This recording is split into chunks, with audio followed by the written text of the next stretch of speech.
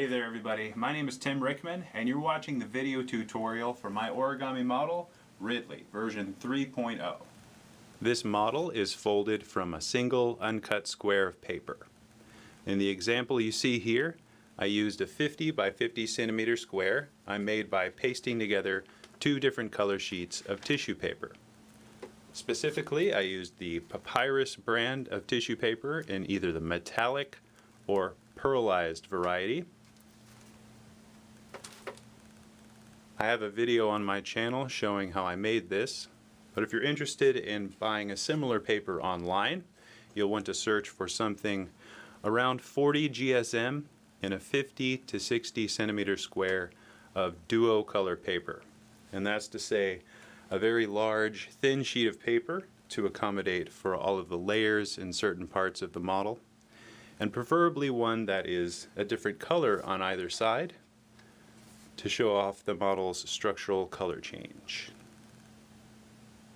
This model does require the use of methyl cellulose paste, commonly referred to as MC paste. It's a little tricky to find this. You can order it online. I'll be using it in the form of this wallpaper paste I found at the hardware store. You'll also want to have a small, thin paintbrush to apply the MC to the model with, as well as some floral wire. This is just lengths of wire coated with plastic you use to bind the model as you're allowing the MC to dry. The time it takes to fold the model is a difficult thing to estimate. It depends on how fast you work, what kind of paper you're using.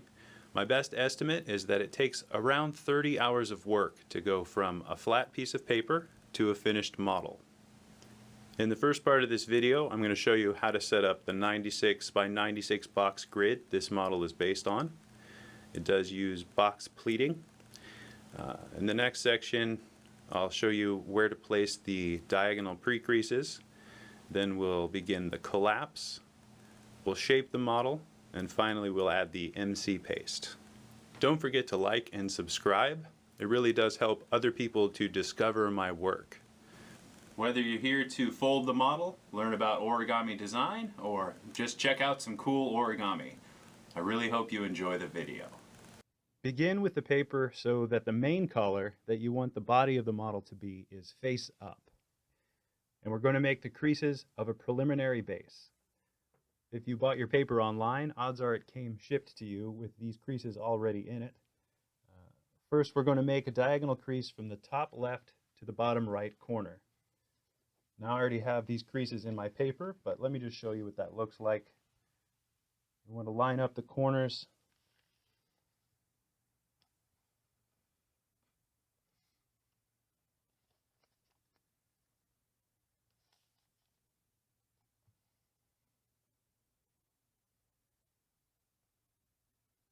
Make sure everything is even and make a firm crease. And open the paper. Next, we're going to make a vertical crease bisecting the paper. So bring the left edge over to the right. Line everything up. And make that crease.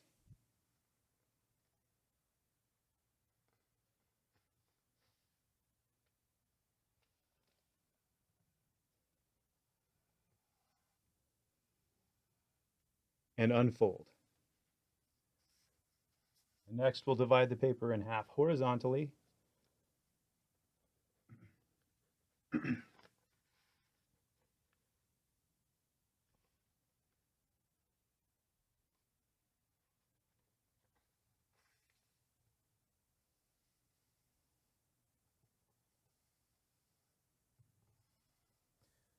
Next, we need to make a diagonal crease from this corner down to this bottom corner here.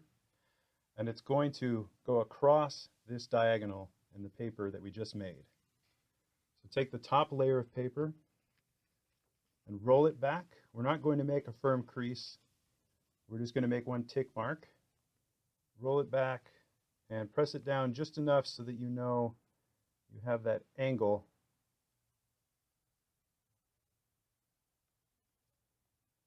and make a tiny tick mark right there where this crease comes along to the edge of the paper here. Hold that back down and flip the paper around like this. And we'll do the same thing on this side. A diagonal crease from this corner down to this corner across this diagonal here. Roll the top layer of the paper back, line everything up,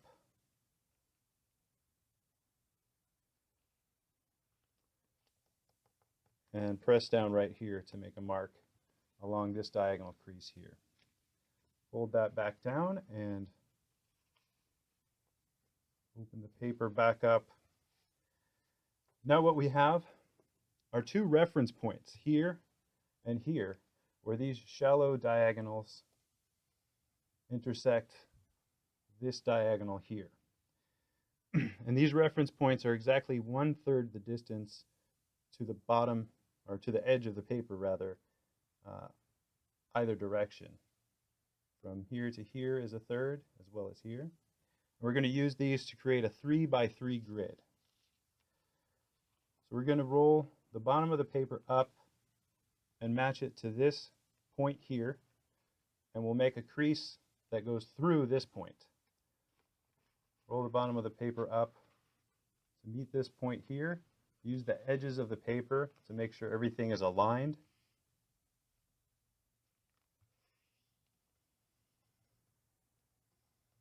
And make a firm crease along the paper. Just like that. Unfold and rotate the paper completely around. Bring the bottom edge up to that crease you just made.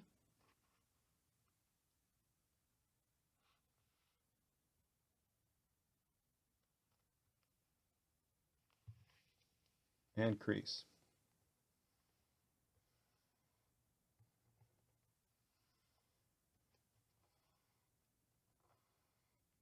Unfold. Rotate the paper a 1/4 turn, and we're going to make a set of similar creases here and here.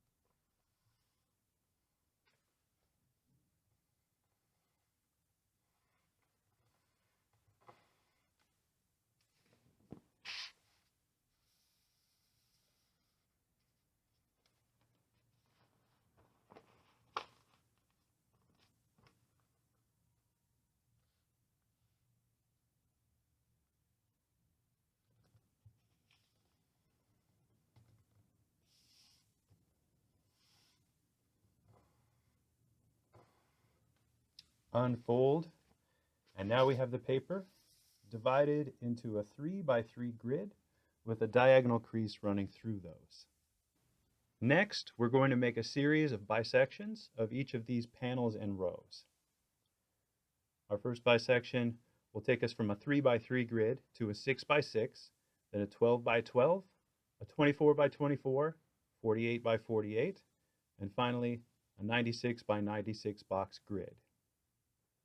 You just want to be accurate when you're folding all of these pleats.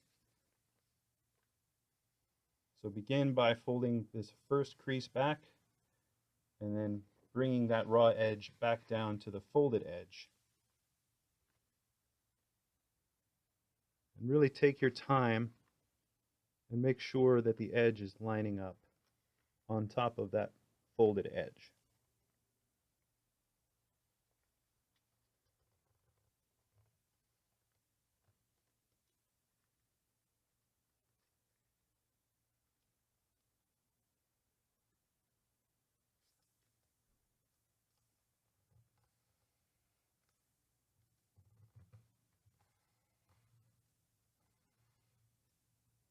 Rotate the paper around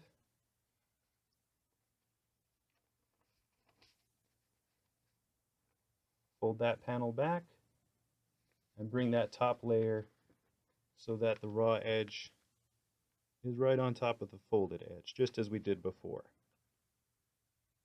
All of this is just a matter of fan folding the paper.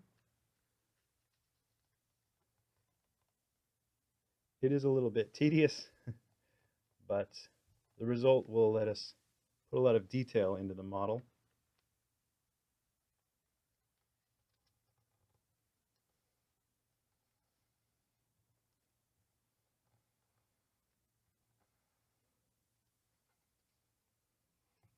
And then finally flip the paper over and make that center crease. And I like to look around the edge just to make sure I have everything lined up correctly and everything is laying down on top of one another very nicely. All right. Open up the paper again, turn it a quarter turn. We're going to continue doing the same thing, going the other direction.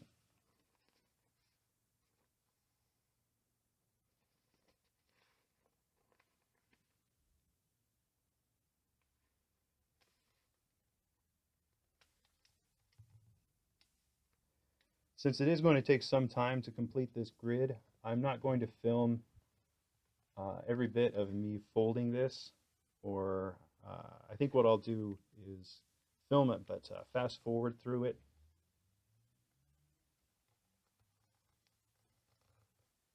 Simply because once you have the concept, I don't think that I need to show you every step of this.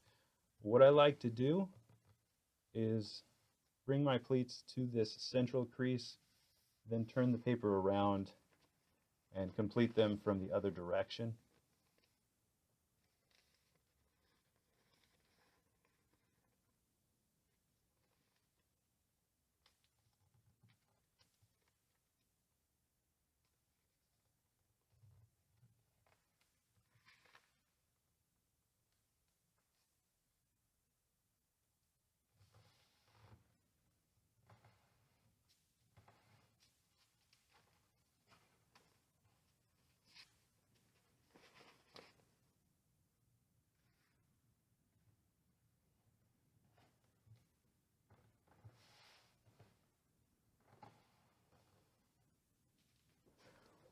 Now if we open the paper back up, you can see that we have a 6x6 grid. Now that we've gotten to this point, we can then continue on with our bisections and turn this into a 12x12. So just flip the paper over and continue on fan folding in the same way.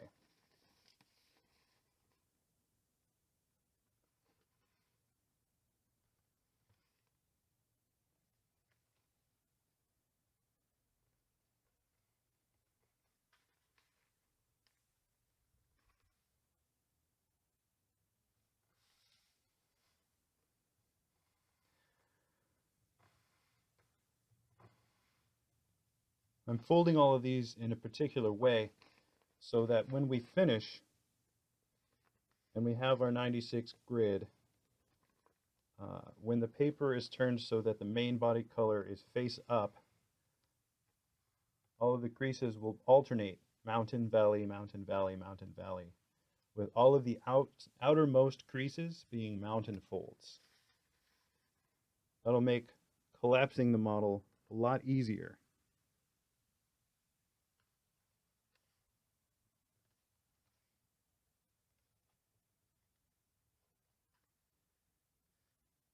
If you get to the end and your creases aren't assigned exactly that way, that's okay. As long as they're all accurate and in the right spot, you can reassign them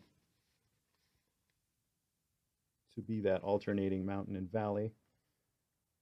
But the way I'm showing you now, if you follow that, you should end up with the paper oriented in that way.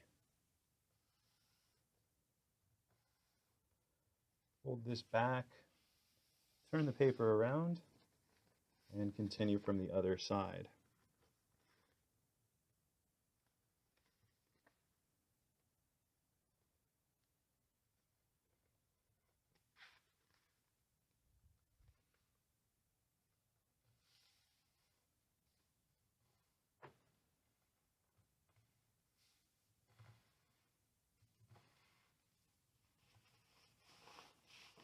reassign this crease from a mountain to a valley.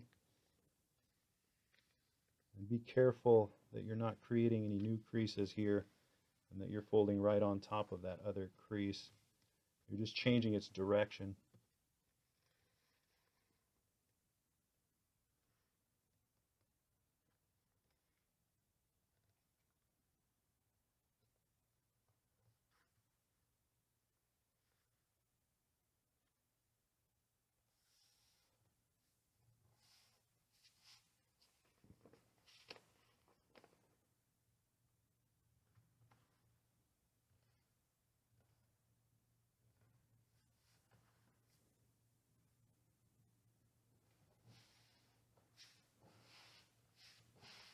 Check around the edges to make sure that everything is lying down on top of one another evenly.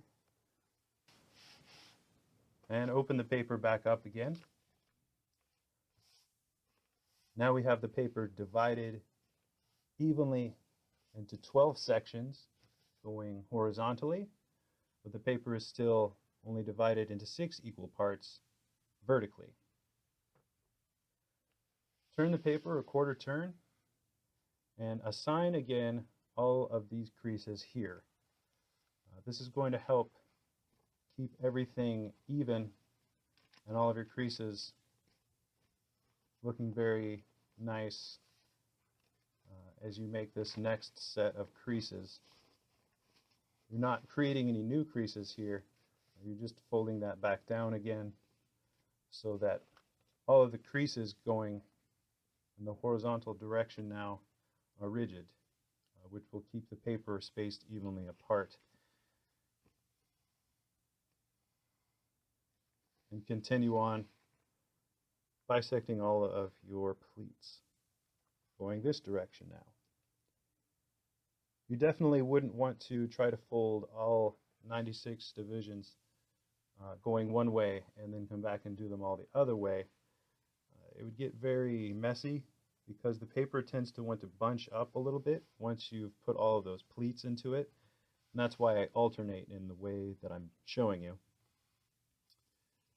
It just keeps everything a lot more neat when you're making high number box grids like this.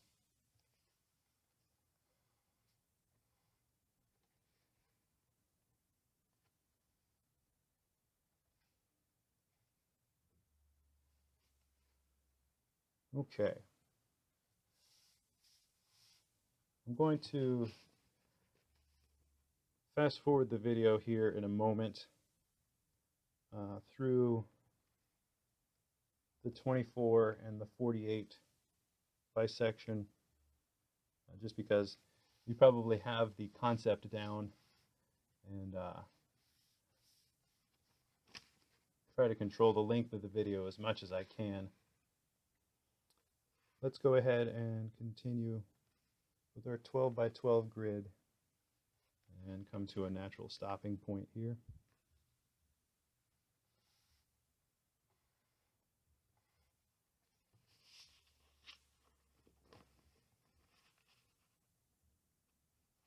It's useful to use the crease above whenever you have to reverse a fold, just to make sure you're not changing the angle of it, creating any new creases.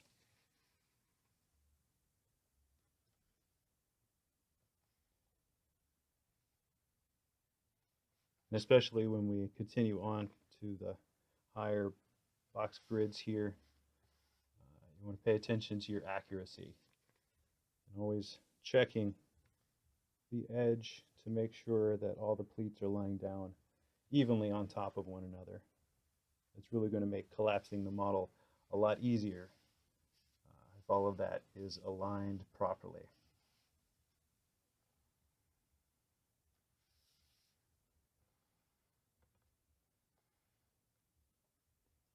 Open the paper back up, and you're going to want the other side of the paper to be face up now, so that when you fold back this first pleat,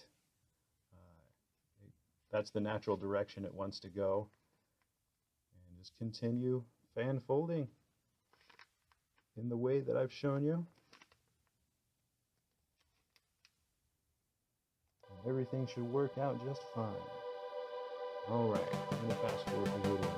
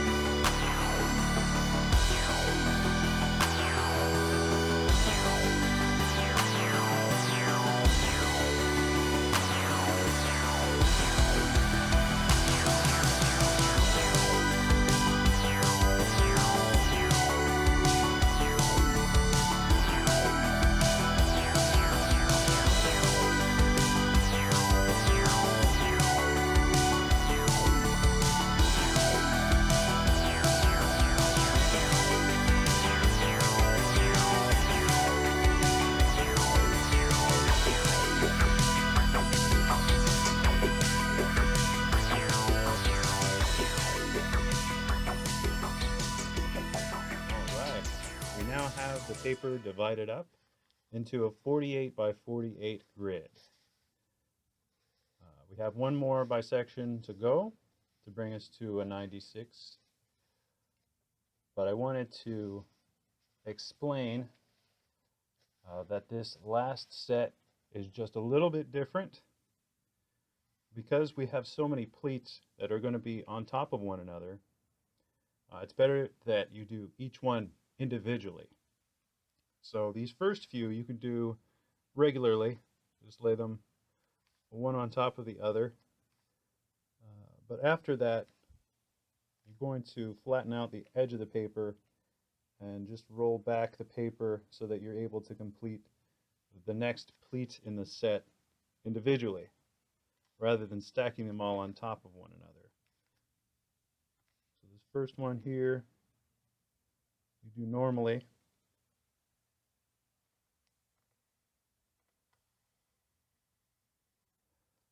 Then unfold that. And then this next crease back, you're going to fold along that. And you should be able to see the next row that you want to pleat here. There's one done above it, and then below there's one that needs to be bisected. So you're going to gather up that crease above it and bring the folded edge down to the folded edge.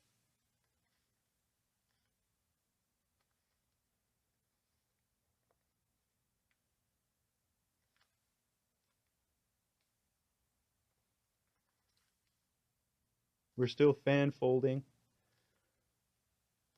Nothing really changed. We're just not able to stack that many pleats on top of one another and fold all of our creases accurately.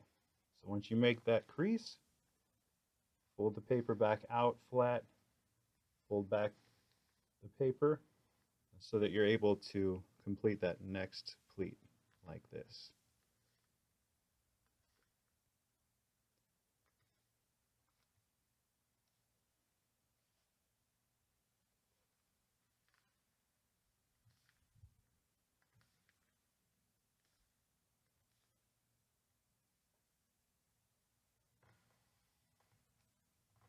And continue on just like this for the rest of the grid.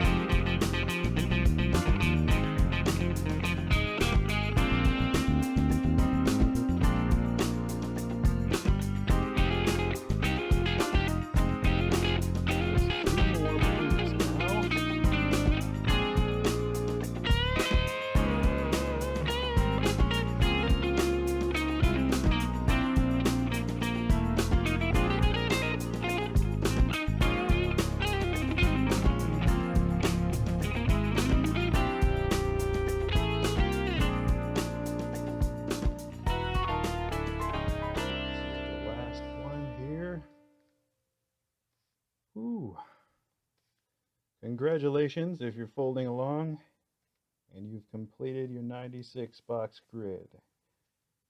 That's not an easy task. Rest your arms, have some cookies, and then we'll move on to assigning the diagonal precreases. One thing you'll want to do that's useful after you finish your grid is just to look at the paper carefully and make sure you didn't forget any of the pleats here, which is an easy thing to do on this last set. All right, it looks like everything is in order here. So in the next section of the video, I'll show you how to place all of the diagonals before we'll be able to collapse the model into a base.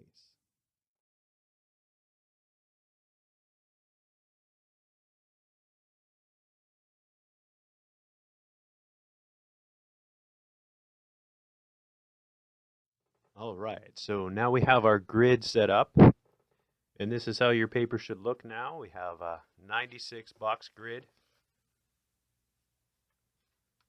Paper is folded horizontally and vertically, fan folded with all of the outermost creases as mountain folds when the paper is positioned so that the main color of the body is face up and the secondary color is face down.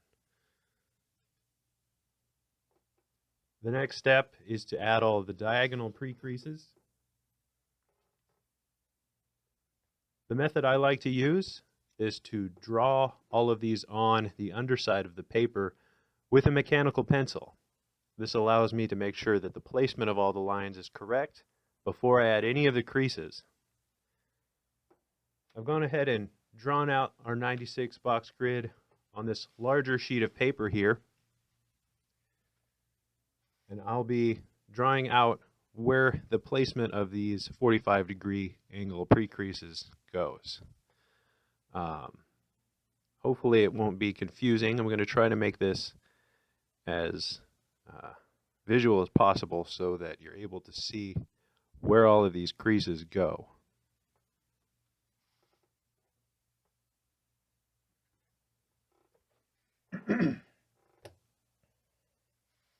We're going to be starting in this lower corner of the paper, and this is where the tail is going to go.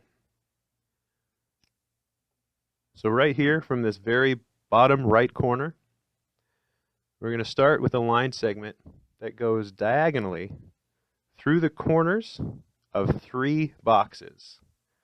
All of these creases will be 45-degree angles, so they'll all be oriented beginning from a position where 2 lines intersect one another through the corners of boxes in increments, which I'll describe to you. This first one is 3 units long.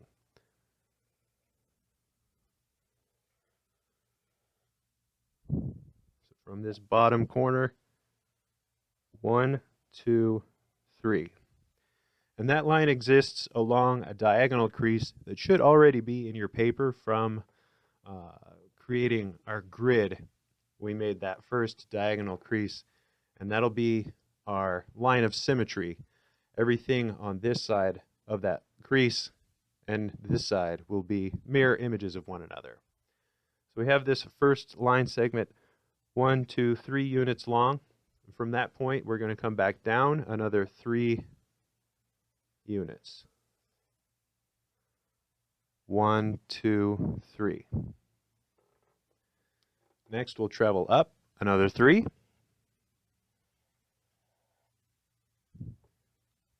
1, 2, 3. And back to that center line, 3 units. 1, 2, 3. Now our next reference point is 26 units from this bottom corner. So we'll go ahead and draw along this line here from the bottom corner all the way up a distance of 26 units. 1, 2, 3, which we've already drawn. 4, 5, 6, 7, 8, 9, 10, 11, 12, 13, 14, 15, 16, 17, 18, 19, 20, 21, 22, 23, 24, 25, 26. So what we've done just now is add the creases that are going to allow us to collapse the tail.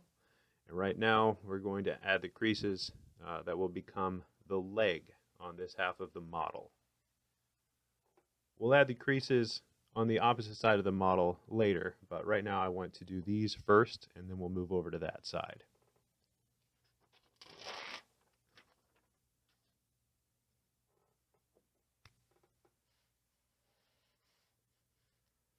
From this point here, which is again 26 units up from this bottom corner, we're going to come down 10 units.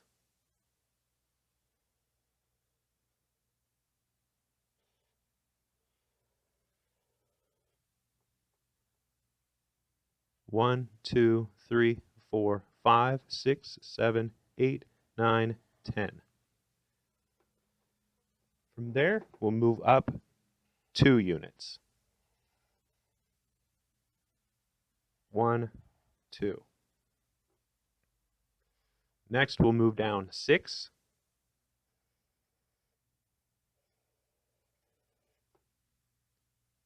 1, 2, 3, 4, 5, 6. And down from there 6. 1, 2, 3, 4, 5, 6. From there, we'll move down another 6 to the edge of the paper. 1, 2, 3, 4, 5, 6. We need to move back up now another 6. 1, 2, 3, 4, 5, 6. And then back to this line 6. 1, 2, 3, 4, 5, 6. And finally back up, you guessed it, another 6. 1, 2, 3, 4, 5, 6. So we've just added the creases that will become the leg. Now we're going to move across to the other side of the paper, to this corner here, where we'll be adding the creases that will become the wing.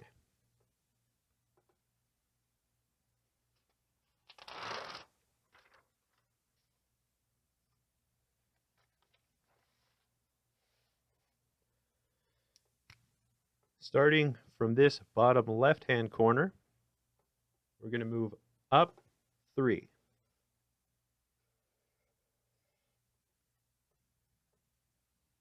1, 2, 3. Move down 1. 1. Up 3. 1, 2, 3. Down 2. 1, 2. Back up 2. 1, 2.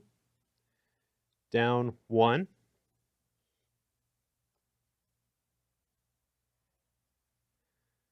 Up 2.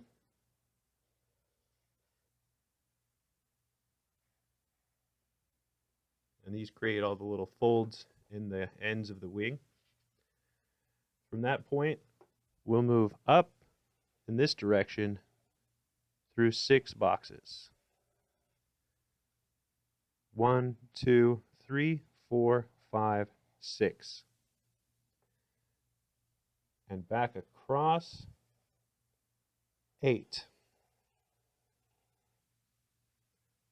1, 2, 3, 4, 5, 6, 7, 8. So we just completed the creases that will make up the wing, and it may be hard to see.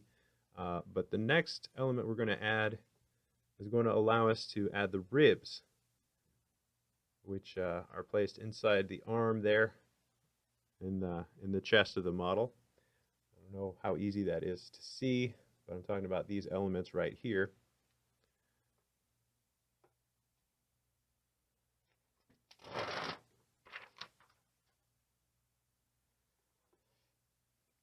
This is kind of a tricky part of the crease pattern, just because it all looks very similar.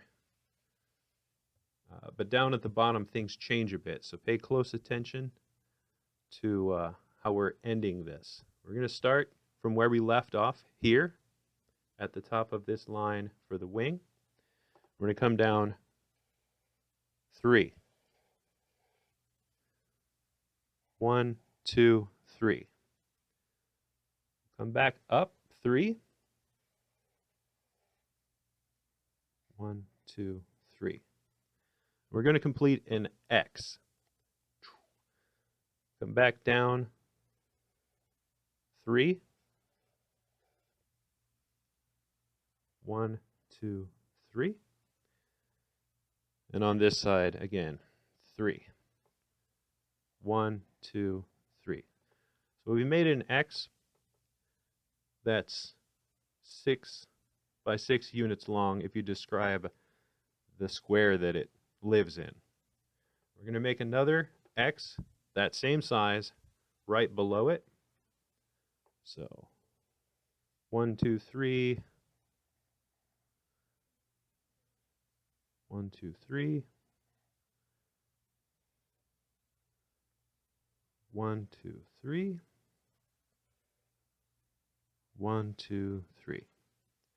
One more right below that. 1, 2, 3. 1, 2, 3. 1, 2, 3. 1, 2, 3. Below that, we'll make 2 tiny line segments here and here that are each 2 units long and will bring us to the edge of the paper. So from this point here, 1, 2, 1, 2. Right beside that, we're going to build a similar set of creases, but it does change here at the bottom. It starts off the same here at the top, though. 1, 2, 3. 1, 2, 3. 1, 2, 3. 1, 2, 3.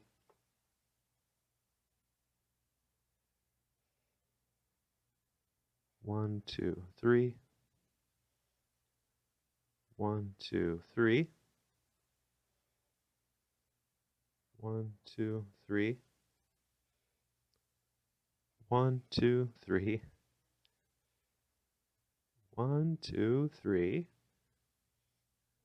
1, 2, 3. From this point, it changes. So from where these lines come together here, we're going to move down on either side just 2 units. 1, 2. 1, 2. Below that, again, 2 lines that each move through 2 units. 1, 2.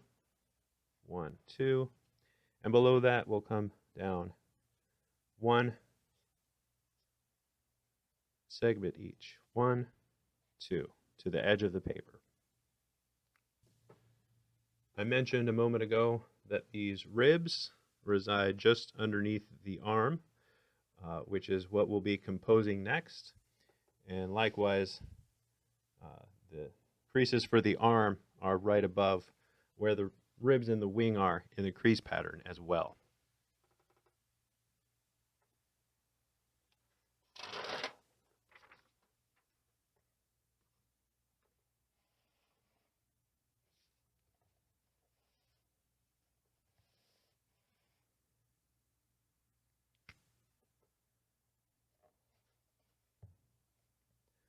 From this point where we left off in the ribs here, we're going to make a long line that travels through 14 units.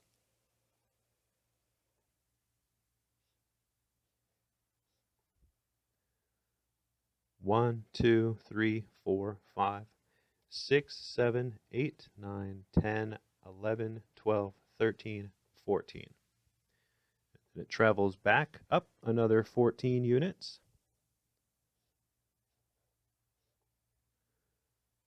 One, two, three, 4, 5, 6, 7, 8, 9, 10, 11, 12, 13, 14. Next, we'll make the creases for the fingers, the claws on the hands. From this point where these two lines come together, we'll move out 2 above and below that. So 1, 2, 1, 2. And again, we'll come back down 1, 2, 1, 2, 1, 2. Completing a diamond shape there. From there, we'll make another set of line segments that are each 2 units long. 1, 2, 1, 2. And then those will come together. 1, 2, 1, 2. And then that changes to 3.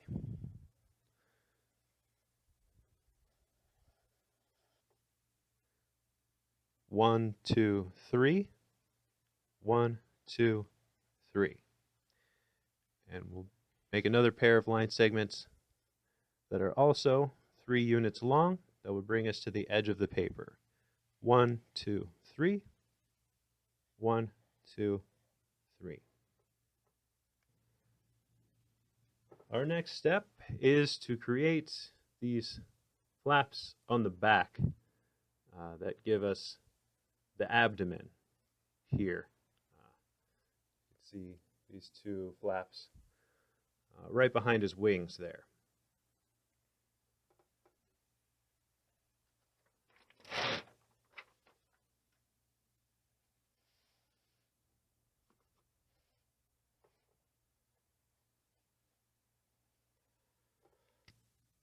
From this point where we left off with the creases for the arm, we'll come down 2 units. 1, 2. Back 2. 1, 2. And forward 4.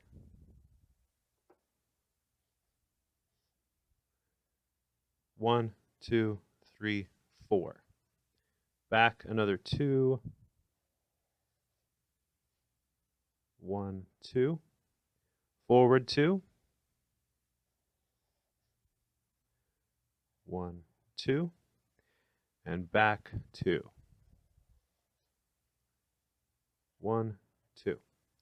Now, if everything worked out correctly, we should be able to connect this point where we left off to this point where we ended with the segment for the leg, and a diagonal crease that runs through 16 units.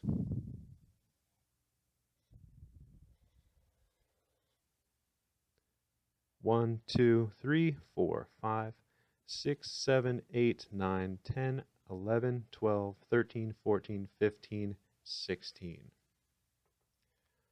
Everything looks good in the crease pattern on this side of the paper. We're going to now rotate the paper a quarter turn and make all the mirrored creases of those on this edge of the paper.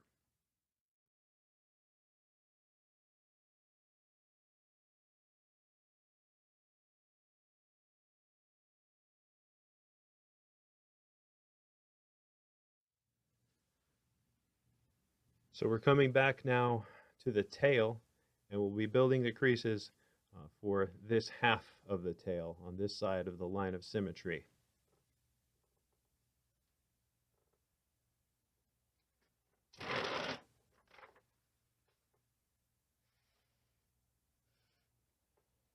And it looks just like it did on the other side. We already have our crease here that moves up through 3 spaces. Here, 1, 2, 3. From that point, come down 3. 1, 2, 3. Up 3. 1, 2, 3. And back to the line of symmetry with a segment that is 3 units long. 1, 2, 3. And again, this rests on a line that is 26 units long.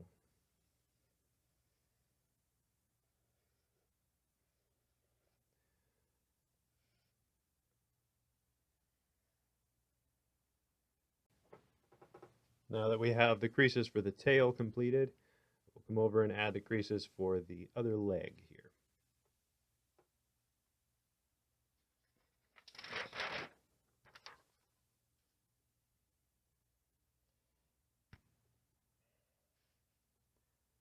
From this point where we left off, we'll mirror what we did on this side and create a line that is 10 units long.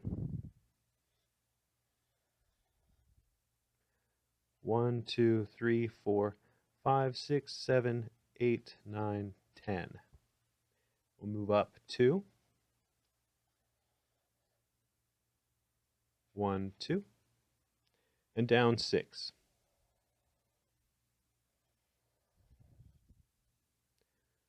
1, 2, 3, 4, 5, 6. Move down another 6. 1, 2, 3, 4, 5, 6. And down another 6 to the edge of the paper. 1, 2, 3, 4, 5, 6. Move back up 6. 1, 2, 3, 4, 5, 6. Back up 6. 1, 2, 3, 4, 5, 6. And one last segment, 6 units long. 1, 2, 3, 4, 5, 6. Just as we did before, we're going to move across the paper to this corner here to add the creases for this wing.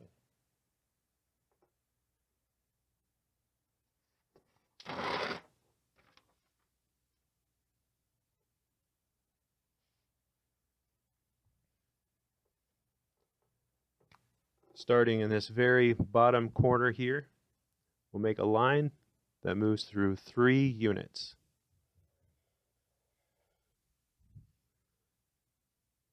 One, 2, 3.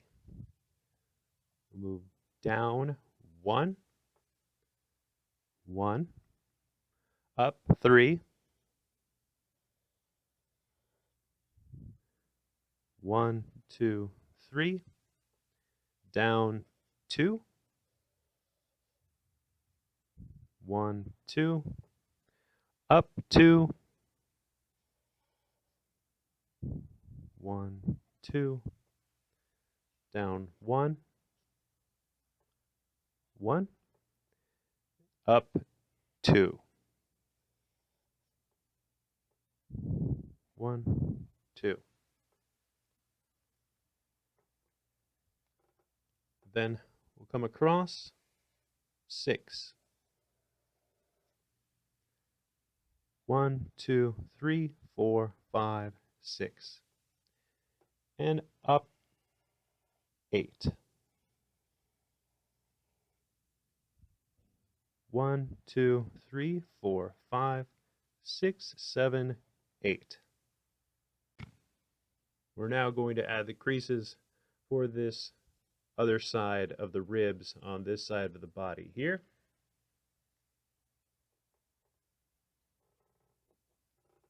Again, this part is a little bit confusing just because there's so many lines crowded in this one area. But it looks the same as it did on the other side. We'll start from this point right here where we left off, and move down 3 units. 1, 2, 3. We'll move back up 3. 1, 2, 3. Down 3 from that point. 1, 2, 3. 1, 2, 3. We'll make a similar box underneath that, a similar X. 1, 2, 3. 1, 2, 3. 1, 2, 3. Complete that X with 1, 2, 3. We'll make another copy of that X underneath that. 1, 2, 3. 1, 2, 3. 1, 2, 3. 1, 2, 3. And beneath that, we have 2 line segments that come to the edge of the paper, which are 2 units long. 1, 2. 1, 2. Beside that, again, there is a similar set of creases, but it looks a little different toward the edge of the paper. We start off the same way, though. 1, 2, 3. 1, 2, 3. 1, 2, 3. 1, 2, 3. 1, 2, 3. 1, 2, 3. 1, 2, 3. 1, 2, 3. 1, 2, 3. 1, 2, 3. And then below that, we have a set of line segments that are each 2 units long. 1, 2. 1, 2. Below that, another set that are 2 units long. 1, 2. 1, 2. And then beneath that, a set that are each 1 unit long. 1 and 1. You've probably already guessed that the next set of creases we need to make are for the arm, which is going to be above this set of creases here.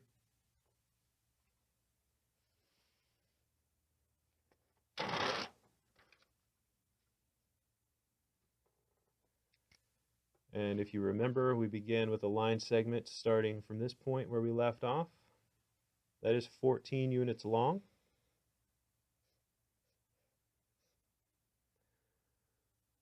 One, 2, 3, 4, 5, 6, 7, 8, 9, 10, 11, 12, 13, 14.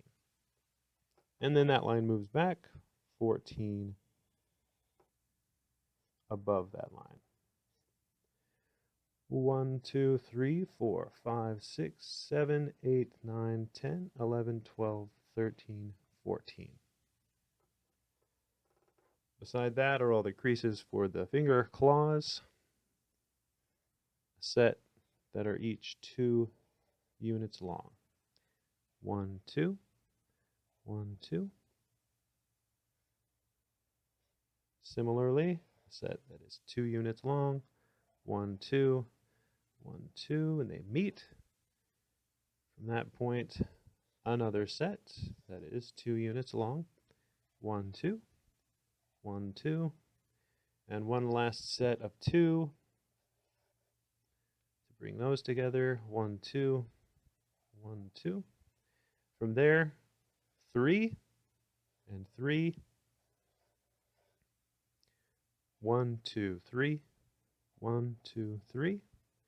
And then a last set of 3, which brings us to the edge of the paper. 1, 2, 3. 1, 2, 3.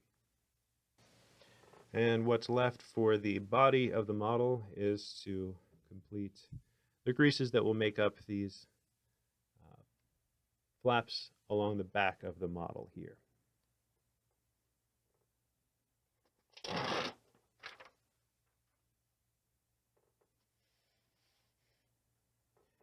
And again, all of these creases will be connecting this point to this point down here.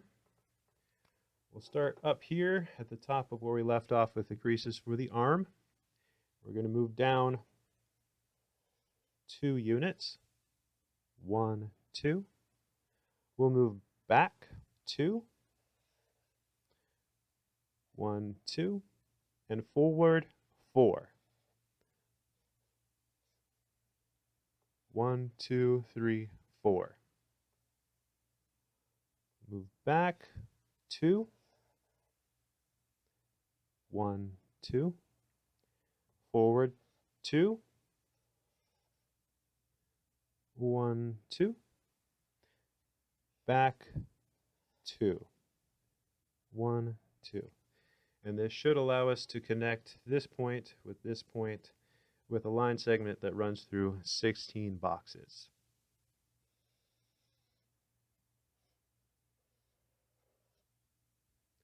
One, 2, 3, 4, 5, 6, 7, 8, 9, 10, 11, 12, 13, 14, 15, 16.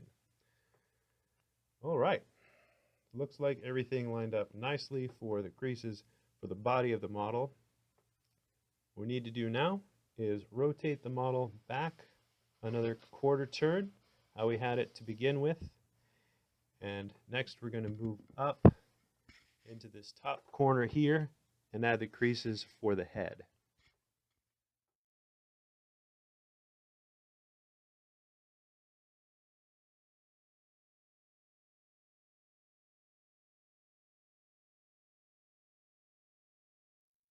And as I said a moment ago, we'll be adding the creases that will make up the 45-degree angles we need to compose the head and neck, as well as the eyes.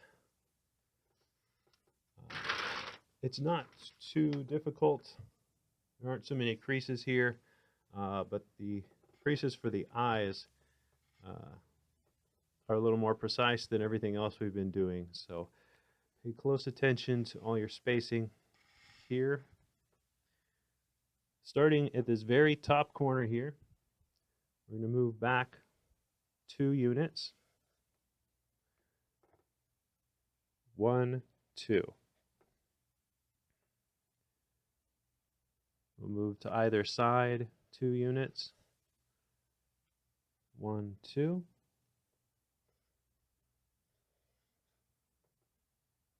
1, 2. And then we'll move down from where those intersect a distance of 9 units.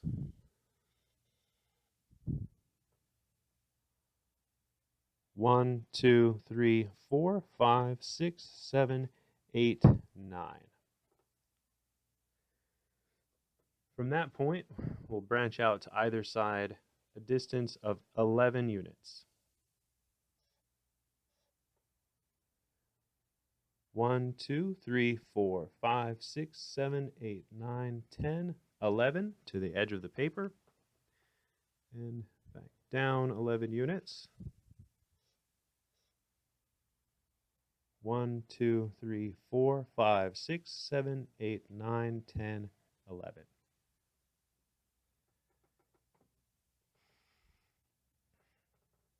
This next part is a bit tricky, but I want to set up where the creases go for the color change eyes, and also the pleats that go along the back of the head, the spikes that happen above the brow.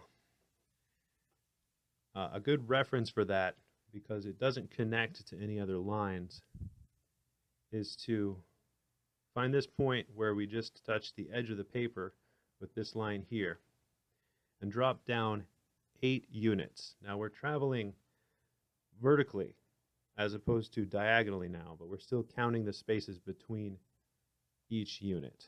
So 1, 2, 3, 4, 5, 6, 7, 8.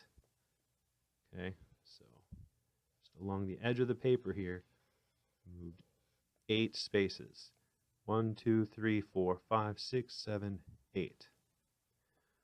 From that point, we'll make a line segment that goes up 2 spaces. 1, 1, 2. and back down 2 spaces.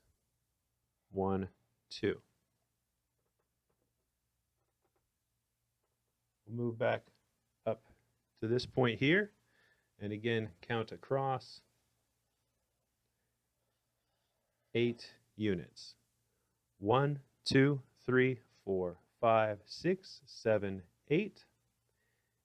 And from that point along the edge of the paper, make a line that is 2 units long. 1, 2. And then move back from that point 2 units. 1, 2. Just to be sure, go ahead and count out from that point where it touches the paper to this point where this line touches the paper, and make sure that distance is 8, because it could really throw things off if it's not. 1, 2, 3, 4, 5, 6, 7, 8. 1, 2, 3, 4, 5, 6, 7, 8. Okay, everything is good. And our last step here for adding in just the 45-degree angles, we'll do the 22.5-degree angles next, is just to add in the creases that will become the color change eyes here, as well as help us collapse the spikes on the top of the head and the back of his head right here.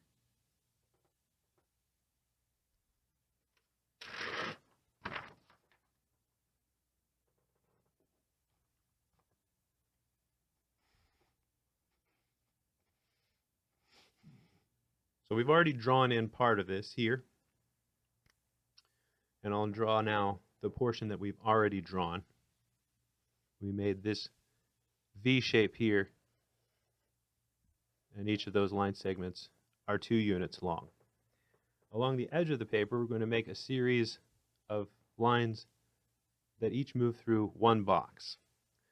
We'll move back down 1, 1, cross to the edge of the paper again, 1, 1, back down 1, 1, and back to the edge of the paper again, 1, 1. We'll move down 2, 1, 2, and back to the edge of the paper, 2, 1, 2, back 2, 1, 2, over 4, 1, 2, 3, 4, up 4, 1, 2, 3, 4,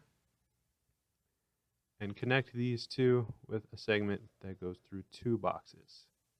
1, 2.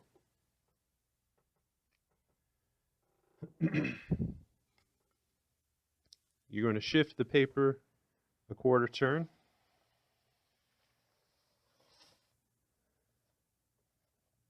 So that we can add the creases along this side of the paper now. We already have our creases here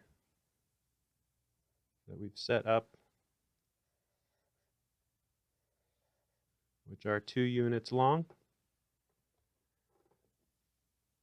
We're going to come back from the edge of the paper a distance of 1, 1,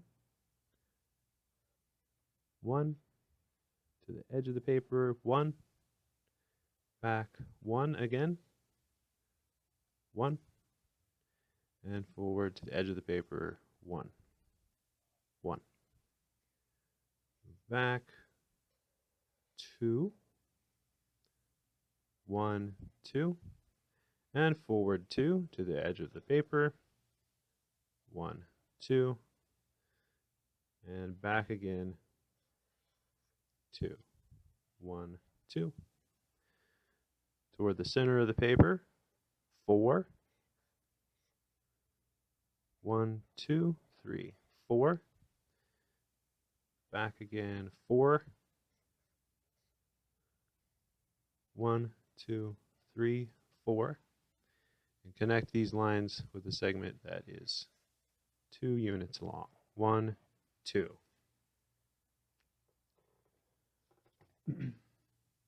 Those are all the diagonal pre-creases that hadn't been added to the paper yet. Let's go ahead and turn the paper a quarter turn back to the position we had it in originally. And the only other thing I'm going to do is to add a crease down the line of symmetry, the diagonal center of the paper. You already have this crease in your paper, so you don't need to mark it necessarily. I'm just going to do it for clarity for when we add in the 22.5 degree angles, just to make sure everything looks nice and neat there. So I'm going to go ahead and add that in right now.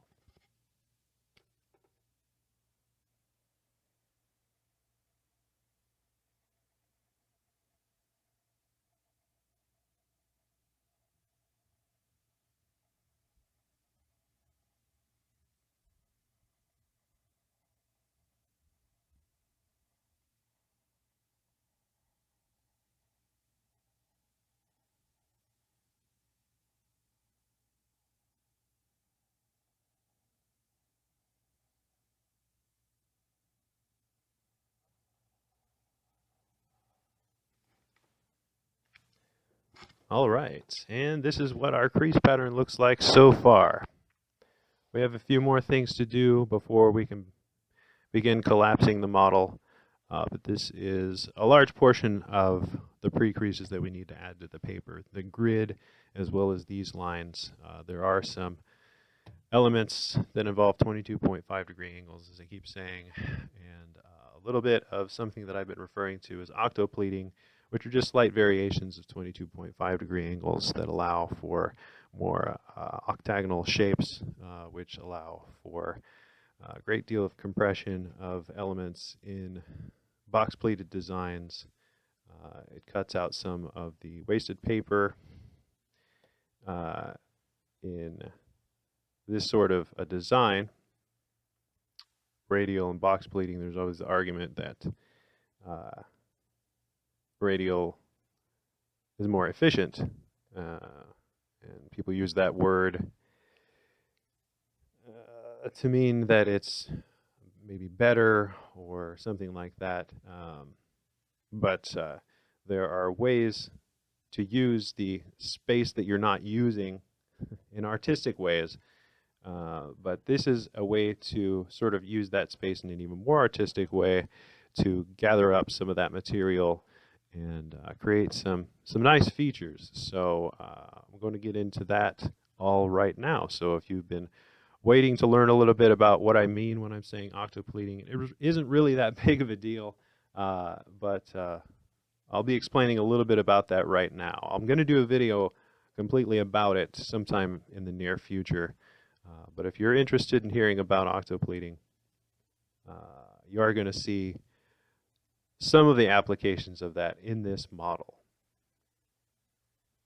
Now that we've identified where all of the 45 degree creases go, if you haven't already, now would be the time to add in those creases. And the method I like to use is to place the paper on a relatively wide surface, like a table, that has kind of a sharp edge to it. I'm going to use that edge to assist me in adding in these creases, like so. And what I'm going to do is add in all the creases that go this way first, and then later I'll shift the paper around to add in all of these creases. So let me show you what that looks like now.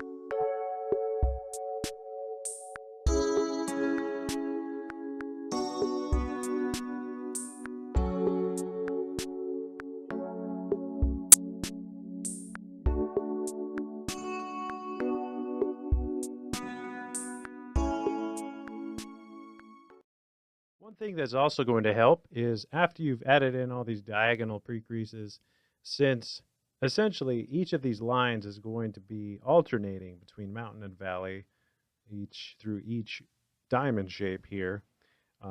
One thing you can do that's going to help for the collapse is to turn the paper around, and from this perspective you won't see any of the lines that you've drawn on if you have drawn on those lines. But if you want to go ahead and reverse the paper back the other way, it's going to make the paper easier to transition between those mountain and valleys.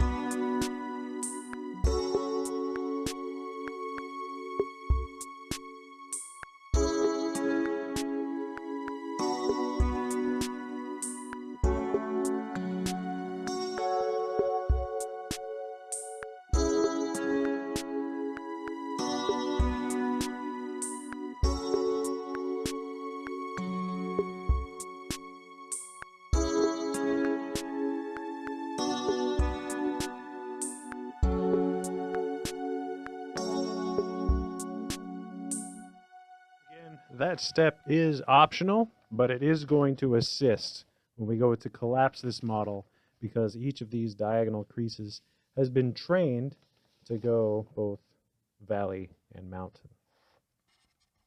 All right, now we're going to reduce everything back down to a flat surface.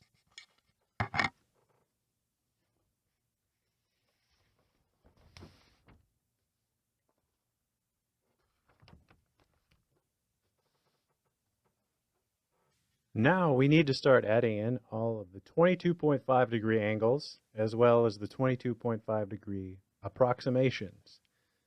And the 22.5 degree approximations relate to something that I've been talking about on my channel as octopleating. So if you're interested in that, I'm going to go over that briefly. I do plan on doing a video about octopleating in the near future, but you're going to see some of the applications of octopleating in this model now. The first 22.5 degree angles are true, and we're going to use those in the tail here. So let me show you what those look like now. Starting from the bottom raw edge, we're going to move up 8 spaces. 1, 2, 3, 4, 5, 6, 7, 8. And along this crease, which is a valley fold in your pleating, we're going to reverse that into a mountain fold here. And just carry that off the edge of the paper. And then 2 above that, 1, 2, fold that back to be a valley fold. And turn the paper. And then 1, 2, 3, 4, 5, 6, 7, 8 from the raw edge. Again, make that a mountain fold, running into this diagonal here, and a valley fold. 2 above that. 1, 2, valley. So we're fan folding, but we're going in lengths of 2 units rather than 1 in our grid. So some of these creases will be reversed. Above that, this is going to be 2 above that will be a mountain as well. 1, 2, mountain, valley. These are all laying one on top of the other. 1, 2, valley, mountain,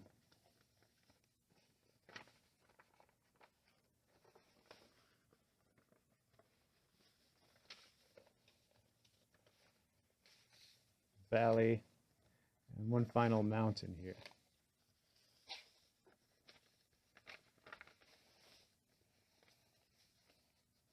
So if we look at this from the top, you can kind of see here that we have 1, 2, 3, 4 mountain creases coming into this diagonal edge here. I we make one last valley crease, we can then make a mountain crease along the remainder of this diagonal crease through the center of the model.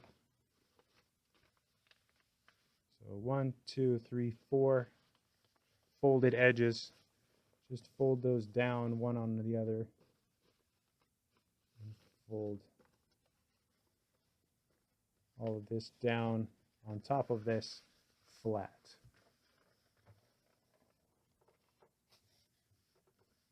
And what we'll be able to do now is to fold down one layer,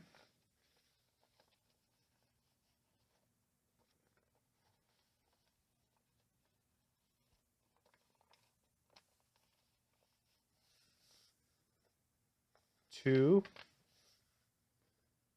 three, and four, which will give us sort of these V shapes here. 1, 2, 3, 4. So 1, 2, 3, 4, 5, 6, 7, 8 from this bottom corner to here is a mountain fold. And then we go back down a valley fold through 1, 2, then back up 1, 2 as a mountain fold, back down 2 as a valley, back up 2 as a mountain, back down 2 as a valley, back up 2 as a mountain, back down 2 as a valley, and then the remainder of the paper would be a mountain fold. Now what we're able to do with this is to fold down one layer at a time. So here it is. Fold down one layer, and actually start over. From here, fold this diagonal crease down to this line here. That'll help us start our crease. Fold that raw edge to this line here, right there. Fold this down. We'll be able to open this up, and you want to slowly flatten this out so that the new folded edge is parallel with all of these creases here, the one right behind it here. You just want to make that as close to parallel with that line as you can, like so. Okay. Fold down the next layer here, and you can add in this crease if that helps you.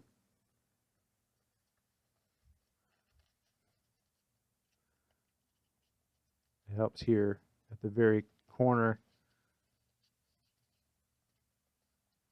Roll that back slowly. Make sure that this new crease is parallel. It doesn't lie directly on top of it, but it's parallel to that crease behind it. Fold this down so that this edge here goes along the central crease running along this flap of paper here, this section of paper, like that.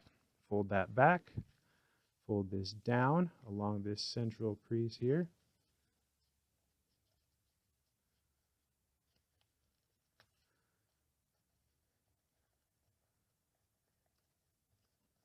And for our fourth,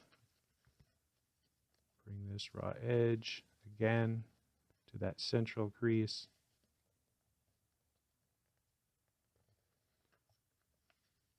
Then bring this down to flatten this out.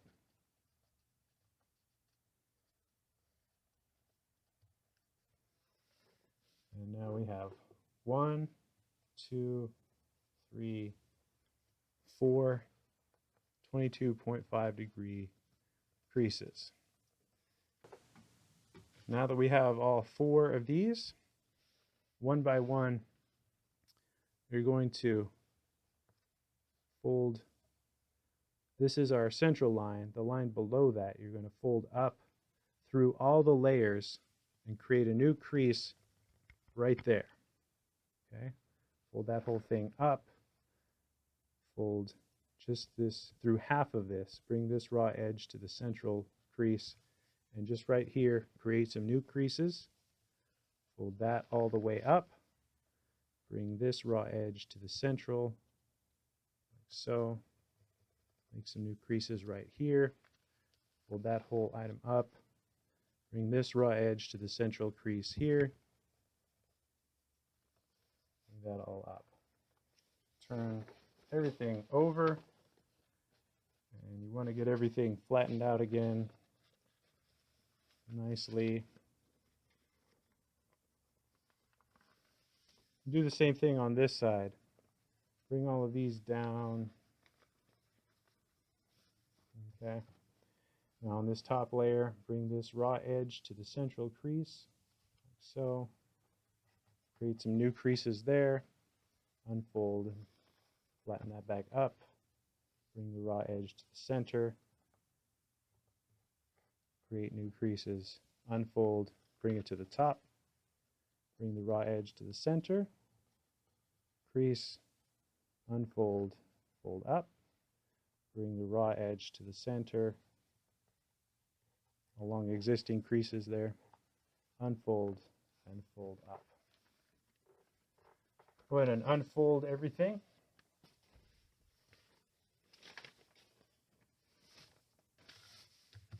Now what we've made here are shapes that look like this. They start, well here, let me start at this one. It may make more sense. It starts from this intersection of these lines here, and it makes a 45-degree angle that goes up about a third, or maybe, I'm sorry, about 2/3 or 3/4 up this line here, and then it comes back to this intersection of these creases here, and mirrored on the bottom here. This, and then we have a crease that goes between these 2 points here, and that last step where we added the new creases in, it creates a crease where this angle here and this angle, this crease in our pleat here, where those intersect, and where this crease and this crease here intersect, creates a line between the two of those. Okay, and similarly on the bottom here, where this crease touches this crease here, and where this crease touches this crease here, creates a line between the two of those. And the same thing all the way up here, from the top of this one over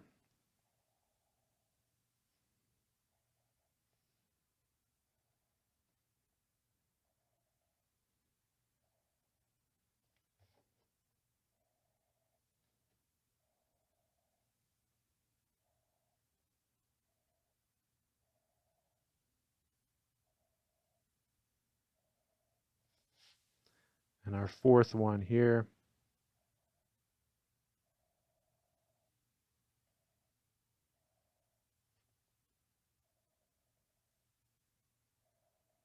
Okay.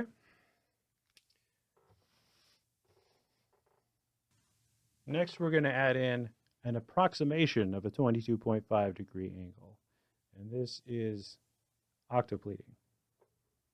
What I'm calling octopleating, that's not really a thing. I made it up. Find my ruler here. So what octopleating is, if you can see here, the top and bottom of this kite shape touch the intersection of two creases in our grid, but the right and left limit don't. They reside on a line, a diagonal, or a horizontal crease in this case, and a vertical crease in this case, but they don't terminate at the intersection. Approximations do. And there are several that work to our benefit, meaning they work well with other approximations. And again, I'll get into this later in another video, but I'll show you how to draw one of these in. Rather than using the creases in the paper to create these, we're going to draw these in or use reference points to freehand crease these in. So if we find this point here, and the creases for the leg, we're going to start here and move up 4. 1, 2, 3, 4. So this is our beginning point, and the shape is going to look very similar to what we have over here, this sort of uh, wide angle here and acute angle here. It's going to come together and look similar along a line of symmetry. But what we're doing here, instead of using the creases in the paper to help us create this, we're just going to count from this point across this line here 1, 2, 3, 4, 5, 6, 7, 8, 9, 10, 11, 12, and then up 5. 1, 2, 3, 4, 5. And at that intersection is going to be the equivalent of this angle here. Okay? And if we move up 5 from that point, 1, 2, 3, 4, 5, and across again 2 to this central diagonal crease, 1, 2, this is going to equate to the top of this kite shape here. And you can draw these in, or you can just freehand them if you want to. I like to use some kind of a pencil or something, just so when I'm freehand creasing these in, I know that they're looking sharp. Like that, like this, and then again, from this point, 1, 2, 3, 4, 5, 6, 7, 8, 9, 10, 11, 12, and then over 5, 1, 2, 3, 4, 5.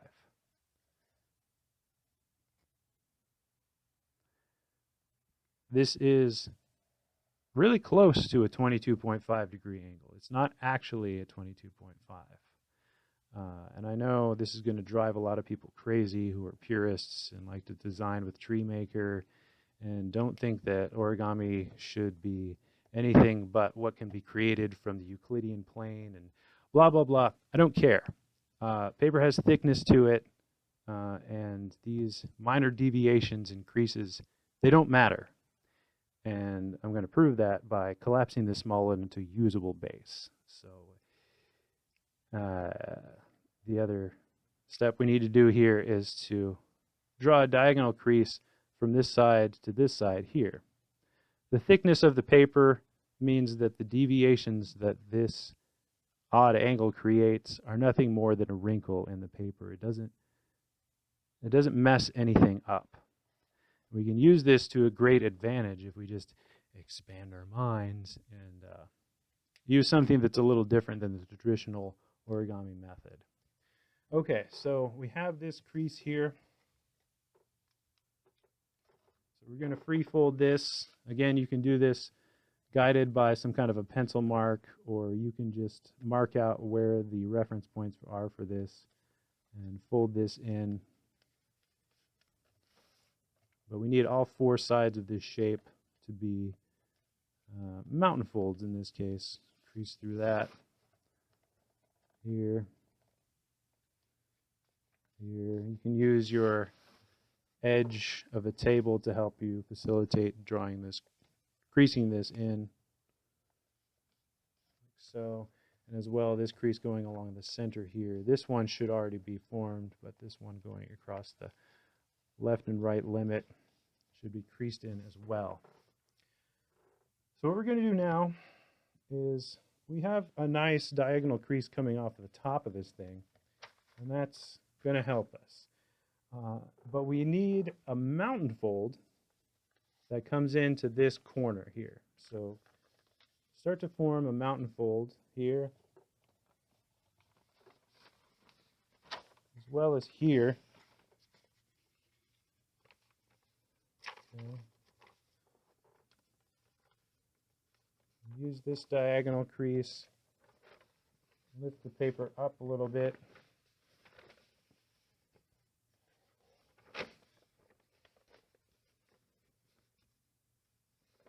And then, hold on a second.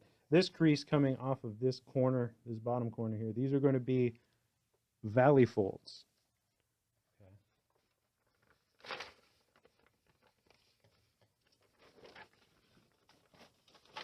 It may help to just bring the paper like this. And then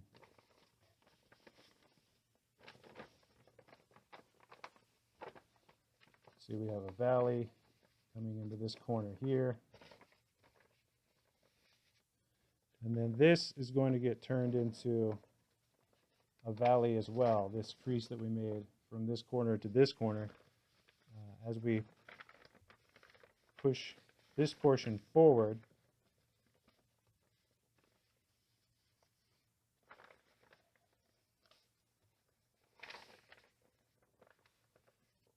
the creases coming off of this point up here, a valley as well. We can fold the paper down from that point. And then just flatten everything down like this. Okay, so we have our shape right here. Fold this back. All right. Get everything nice and flattened down. Now, wherever a crease in our grid comes into here, we're going to fold back along one of those creases. Underneath here, you can follow the crease that goes underneath so that we create new creases here, diagonal to our grid. So we have one, unfold, do the next one below that, two, unfold, three, and four. Okay, we have new creases added. Fold this down, and from the top again, we already have this central one, but one above that. Fold this down. Use the creases on the underside to help you create new creases. One, unfold. Two, unfold. Three, unfold. And four. And we unfold this entire unit here.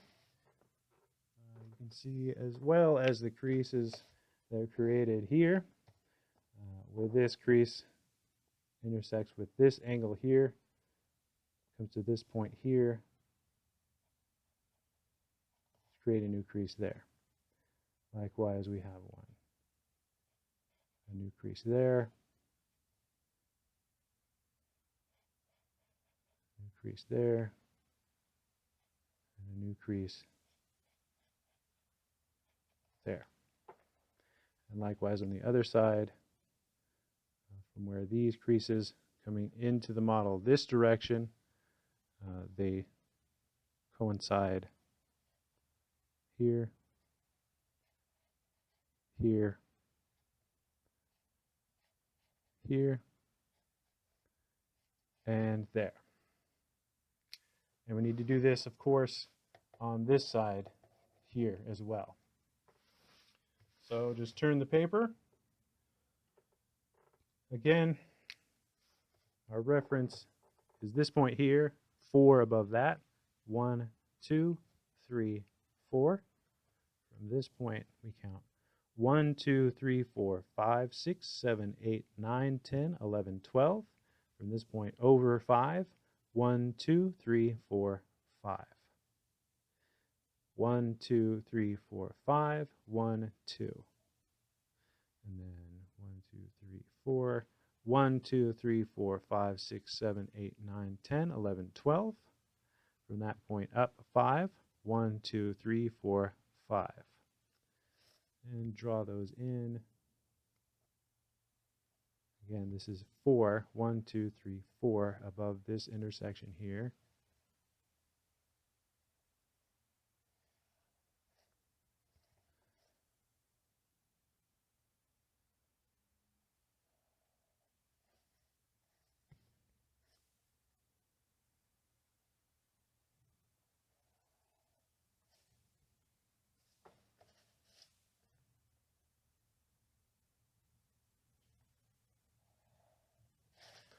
Okay, and then you draw a crease between these two corners here.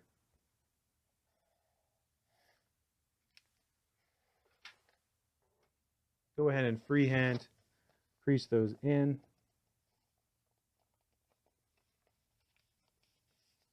You don't have to draw these in, like I said before. If you know where these reference points are,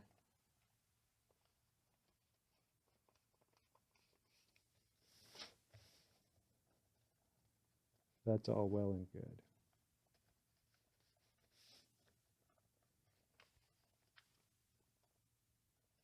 Again, it's the thickness in the paper and the disturbances that that creates that makes these approximations, as long as they're within 1/10 of a degree of a 22.5 degree angle, it really doesn't matter.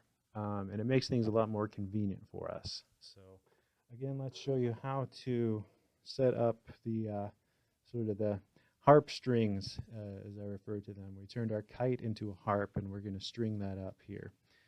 So along this diagonal here, we'll make mountain creases that go into these corners here. We start those so you see what I'm talking about. Go into those, and then mountain creases that go into the top and the bottom from the diagonal.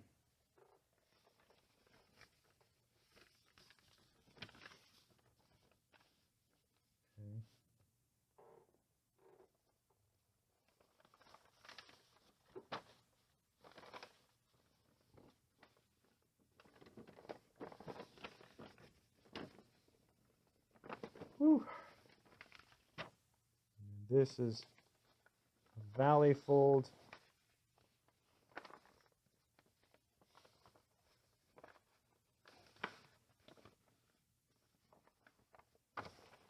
Here.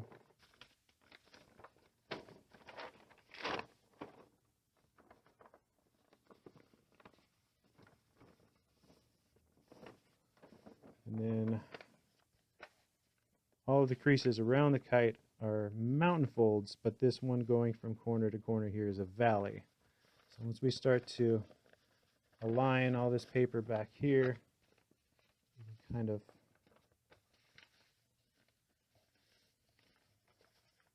start to fold this down like so.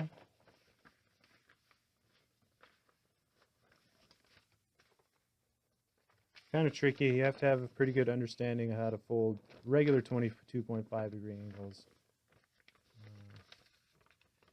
I hope it makes enough sense.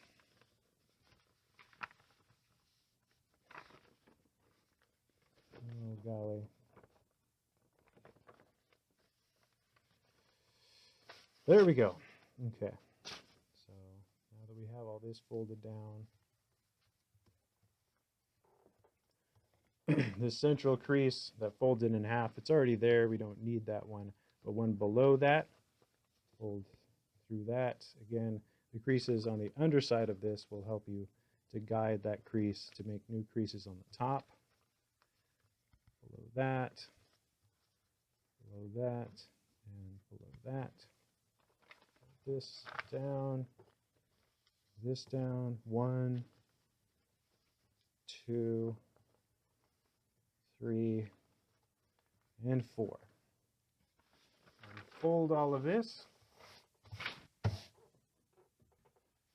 you can see that we created new creases here, here,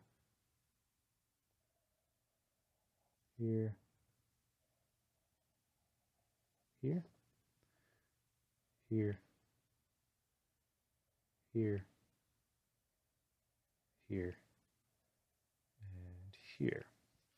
And again, if you look at this, you see that all these creases running into the side from this direction and from this direction.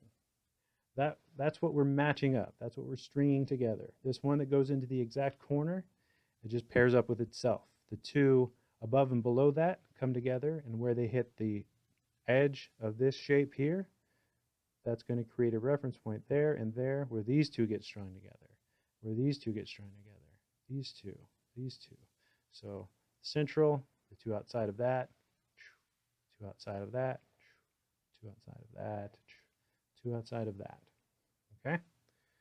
All right. And the ones for the arm look very similar, except that they're going to begin at the exact intersection of these points here, and they're going to be turned around rather than starting from a reference point moving up forward. They're going to start right here. So let's just do this one right here. So on the creases for the arm, you're going to find this section here that's going to create the claws of the hand. And at this intersection here, you're going to count 1, 2, 3, 4, 5, 6, 7, 8, 9, 10, 11, 12. 1, 2, 3, 4, 5. 1, 2, 3, 4, 5, 6, 7, 8, 9, 10, 11, 12. 1, 2, 3, 4, 5. And then 1, 2, 3, 4, 5, 1, 2. It's going to be the top of the shape. So from this intersection here to this point, 12 over and 5 down, you can either free fold or draw in beforehand a crease, and then 5 down and 2 over from that point, create a crease, 12 down and 5 over from this intersection, create a crease, 5 over and 2 up from that point,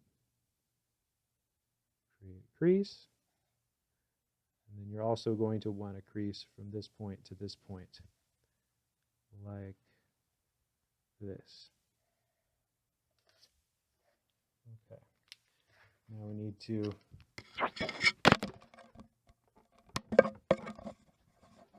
string that.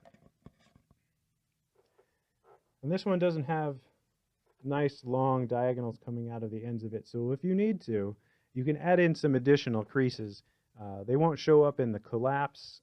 They won't be very visible in the final collapse of the model. So if you'd like to, just continue this diagonal crease here to the terminus of the paper, just to make this a little easier. You don't even have to go all the way to the edge of the paper. Just create some additional diagonal space for you to work with as you, and I'm going to turn this completely around here like this. Okay, so we can see half of our shape that we just created right here. Again, all of these creases are coming in from this angle. So create a mountain fold going into the exact corner of that shape, and then here where it terminates here, this is going to be a valley fold. That's also a valley in your grid, so that should be easy enough to kind of fold over, kind of start this. Also have another mountain fold coming in from this direction, fold down along these two, make sure all these two top creases are mountain folds, and that the one that goes in between the two of them, that just gets folded down as a valley crease, and we can fold all of this to one side or the other.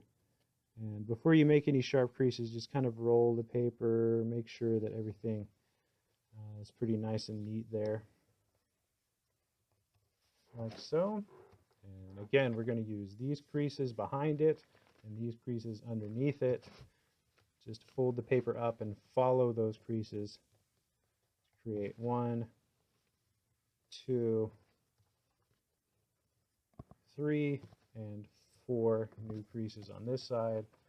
Fold this flap down along the central crease here. Fold back 1, 2, 3, and 4. Turn this all around now, and you can see this is angled. The acute portion of this is angled a different direction here as opposed to this one here. This one's coming down, this one's going up. And if we string this, if I show you exactly where the creases are we just created, there's one here, one here, one here, and one there, one here,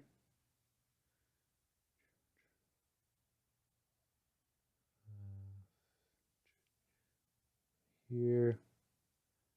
See, this crease is coming into it here.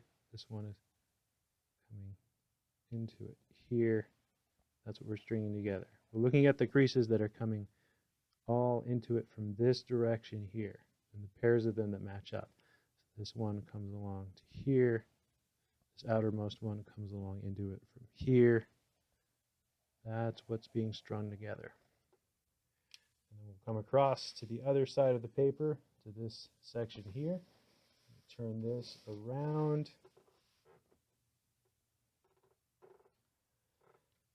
From this intersection here, count down 1, 2, 3, 4, 5, 6, 7, 8, 9, 10, 11, 12, and across 5 from that point. 1, 2, 3, 4, 5.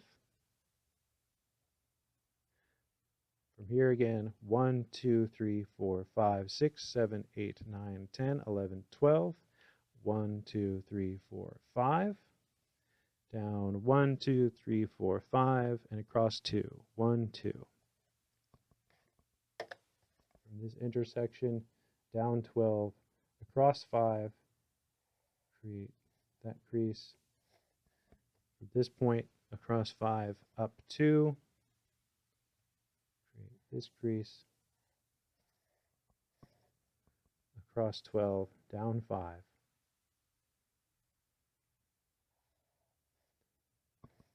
And down 2 across, I'm sorry, down 5 across 2 from here. And then one last crease from side to side here. Now you could draw in these strings now that you understand the principle behind them. So coming from this angle, we have this reference point matched up with this one. We have this reference point matched up with this one. We have this reference point matched up with this one. And we have this reference point matched up with this one. And then coming from this side, we have this matched with this, this matched with this, this matched with this, and this matched with this. So if you wanted to, you could just use, if you can visualize, well, you don't have to visualize it, where these creases come into this line and this line, just match up the ones on either side of this one coming into the center of it. But one last time, let me just show you how to do that. For these ones on the arms, if you want to extend this diagonal crease here, just create some new creases just for the sake of being able to fold it down a little more flat. You don't even have to come all the way to the edge of the paper, just enough for us to work with here. That's probably good enough there. This crease coming in should be a mountain. Kind of cinch up the paper. Let me turn this around here. Turn it around. Kind of, this is already a mountain in our crease pattern. And then this crease here, at the bottom of this acute angle is a valley.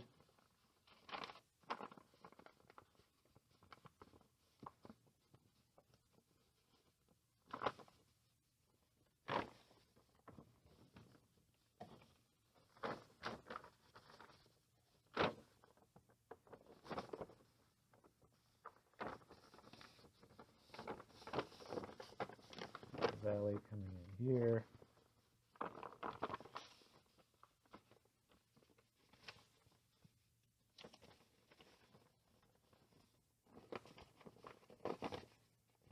And then the valley, which allows us to fold this down.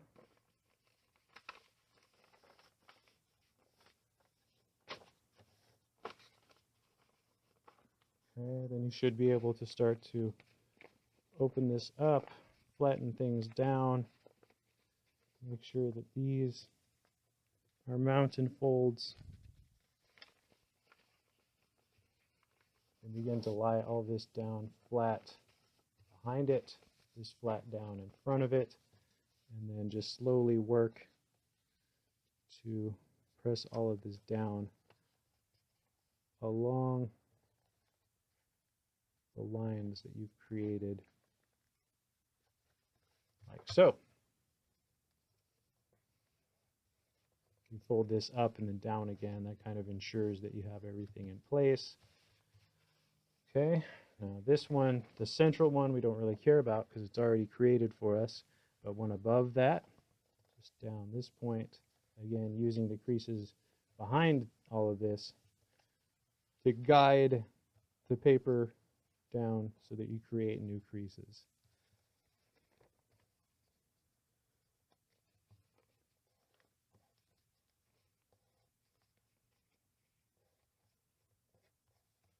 Like so. Open this back up. And then you can see there, these are the creases that we've created. The next step is to add in the creases for the mouth. For that, we're going to come up to the top corner of the model here, where all the creases for the head and neck are. You're going to find a reference point that's 4 boxes down below this top corner. 1, 2, 3, 4. And you're going to make a crease that goes diagonally through that.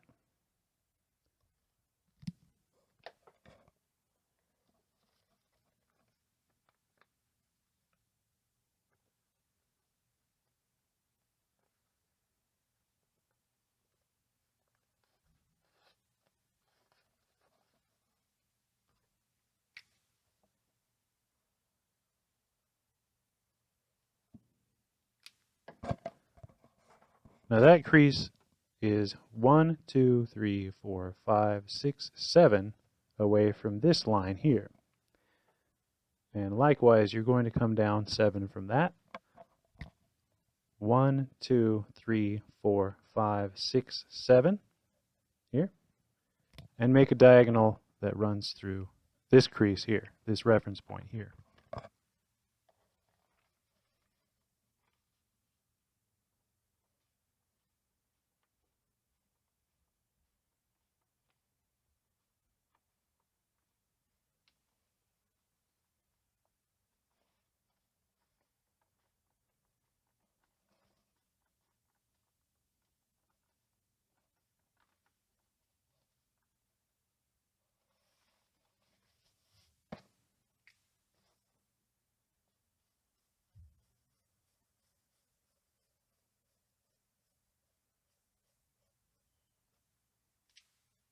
Next, what we want to do is to create some 22.5 degree angles that are a bisection of this line and this line that comes up to this point here. So it's going to go in this direction here on this side and in this direction here on this side.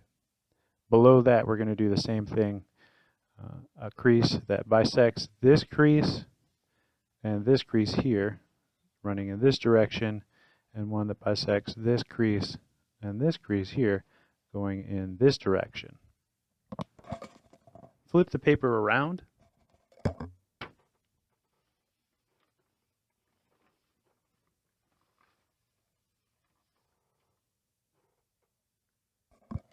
And fold the paper back here.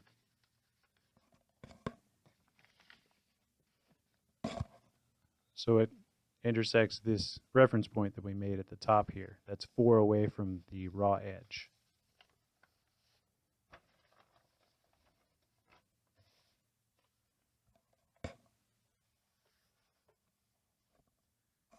Swivel this crease here over to your other folded edge.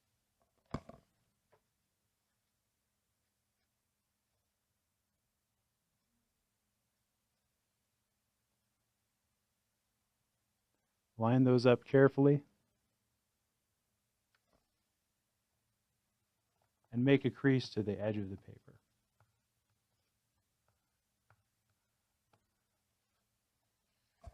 Unfold. Rotate the paper around, and you're going to do the same thing on the other side here. Fold the paper back through 4 panels from the raw edge.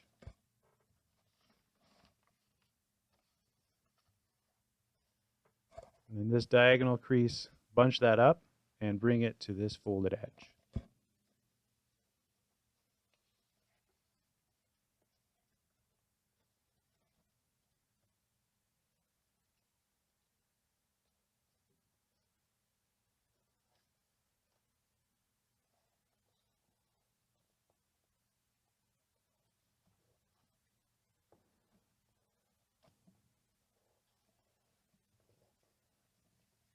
And unfold.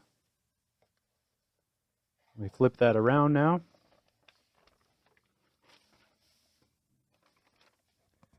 And what we just created are 2 new creases.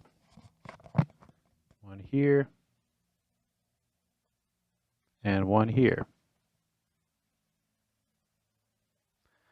And we need to make another set here and here in a similar way.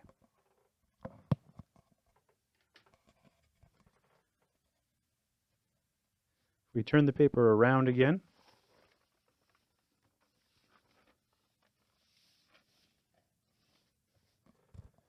Then fold the paper back 1, 2, 3, 4, 5, 6, 7, 8, 9, 10, 11, 12, 13, 14, 15, 16, 17, 18 creases from the raw edge.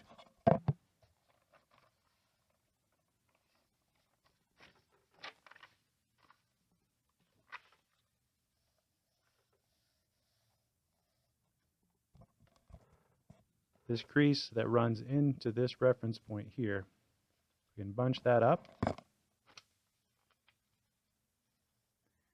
bring that down along that crease.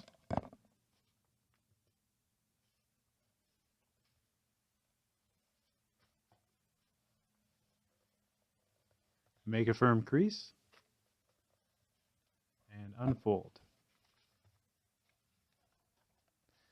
Now bring the paper down through that same reference point.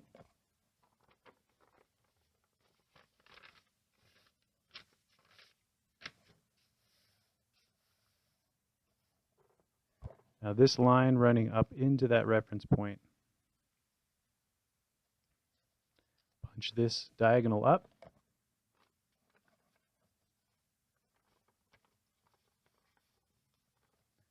Pardon me, punch this crease up.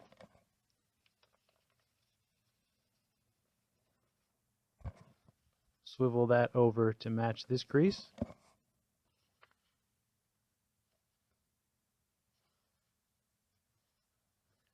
And make a crease. And unfold. Turn this around. And what we've just made now are 2 22.5 degree angles like this.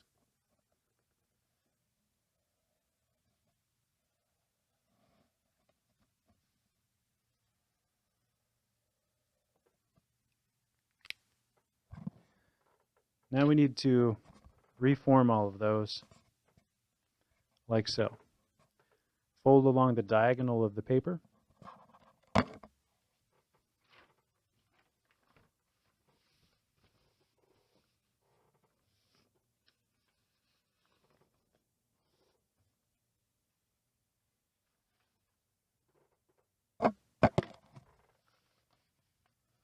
Fold back along this crease that runs into these intersections here.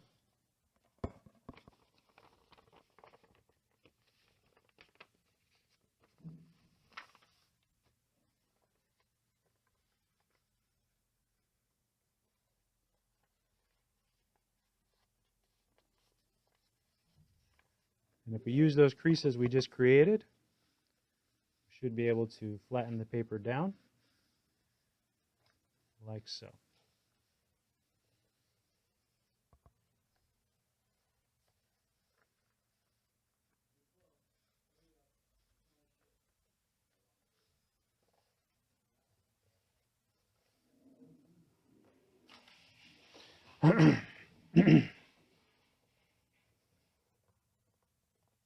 Now, we take these creases down here, fold along those,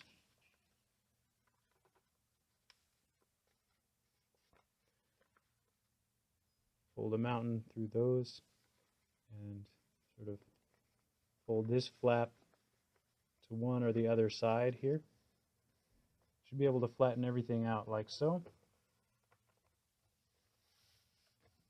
And we need to make a series of creases that are congruous with these creases in our grid here. And the way we do that is to start at the edge here, fold one up, unfold, fold the one above that up, and continue on stringing this like so.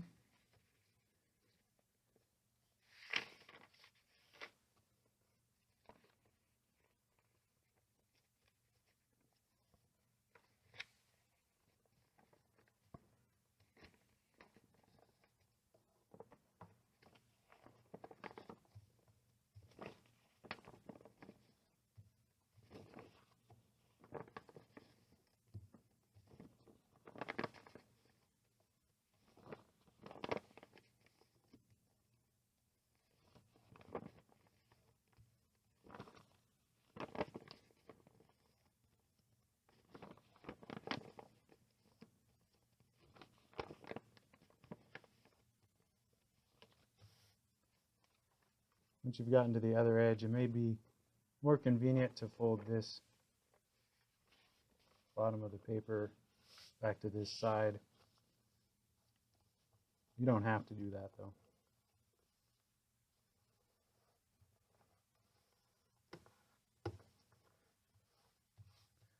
And continue stringing this 1, 2, 3, and so on. Make sure that it's really going along with these creases behind it.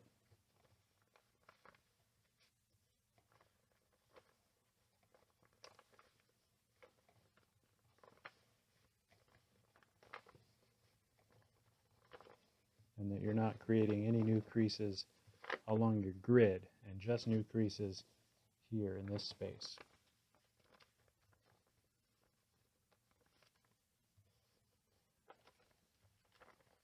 It may be important to start at this top part and bring them back, especially with some of these closer to the central line. All right, and unfold.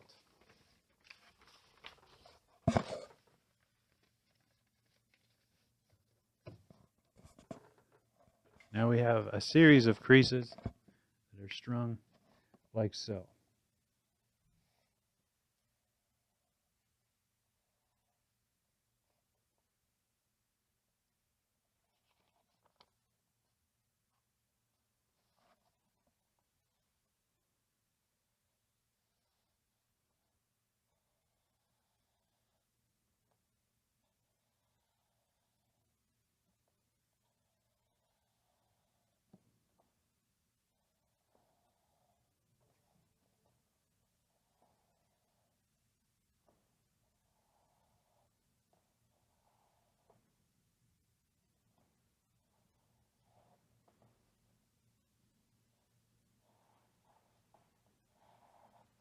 Then some that are parallel to that don't have a reference point above them,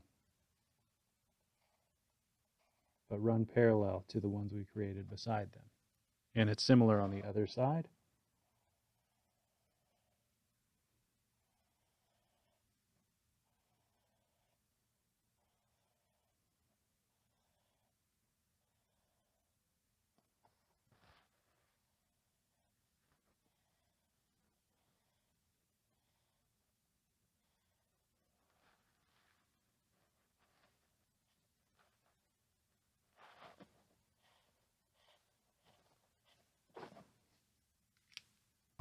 Just like that. And what we need to do now is to create a series of diamond shapes that are exactly the same size as our squares in our grid here. From the very center here, where this crease intersects our line of symmetry here, right there, you can see that we already have two creases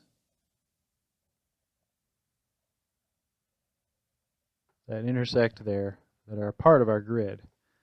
Now what we need to do is to continue these creases at a 45-degree angle back down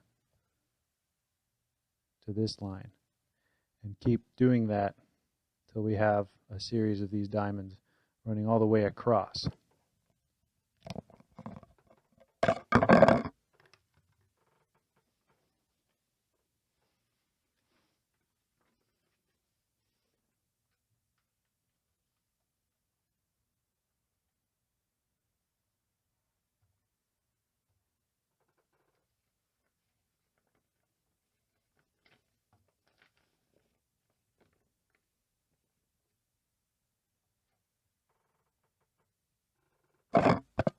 Just make a short little crease right there along the edge.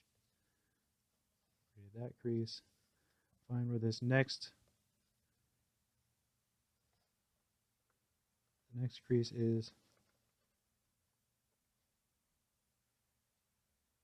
There. And then bring this edge up to that.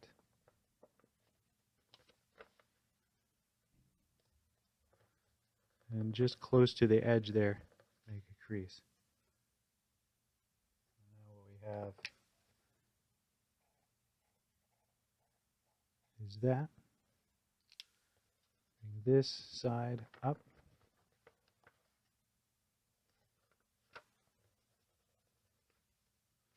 Let's create this. Find that next one here. Bring this side over.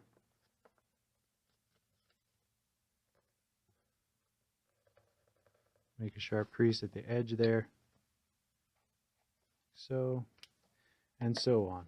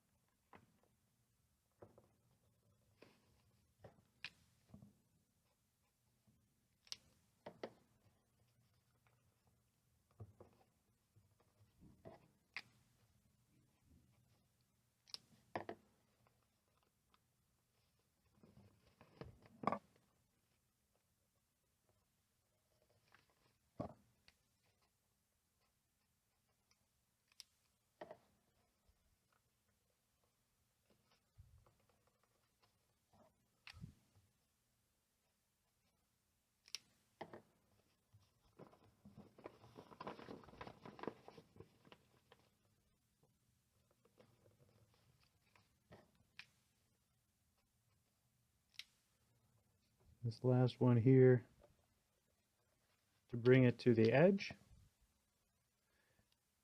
And you want to do that on the opposite side as well.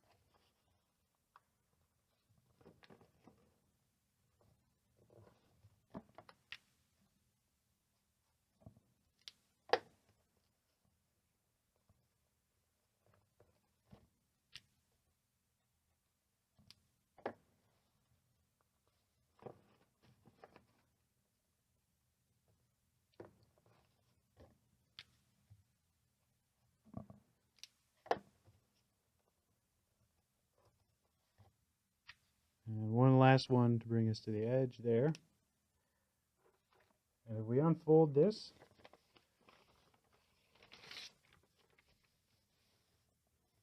you should have a respective line of diagonal creases on this side as well.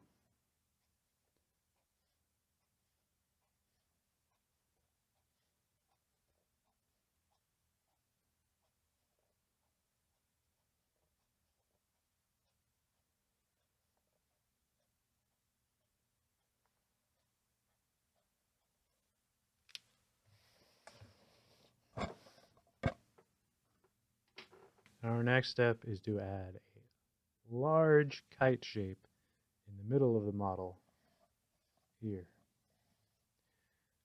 We're going to use this same 12 by 5 angle that we used in these kite shapes for the legs and arms. And it's going to start with the acute angle touching at this reference point right here where we ended with the creases for the mouth. We're just going to stack one 12 by 5 on top of the other until we reach this crease here that's 2 above where this kite shape terminates right there. So if we come up to this point right here and count down 12, 1, 2, 3, 4, 5, 6, 7, 8, 9, 10, 11, 12, and across 5 from that, 1, 2, 3, 4, 5. Make a small pencil mark there. 1, 2, 3, 4, 5, 6, 7, 8, 9, 10, 11, 12. Across 5, 1, 2, 3, 4, 5. 1, 2, 3, 4, 5, 6, 7, 8, 9, 10, 11, 12. 1, 2, 3, 4, 5. 1, 2, 3, 4, 5, 6, 7, 8, 9, 10, 11, 12. 1, 2, 3, 4, 5. We're going to use a slightly different angle to create the bottom part of the shallow angle of the kite shape. So from that point, move over 10. 1, 2, 3, 4, 5, 6, 7, 8, 9, 10, and up 4. 1, 2, 3, 4. Across 10. 1, 2, 3, 4, 5, 6, 7, 8, 9, 10, and up 4. 1, 2, 3, 4. And this should bring you to our diagonal line of symmetry.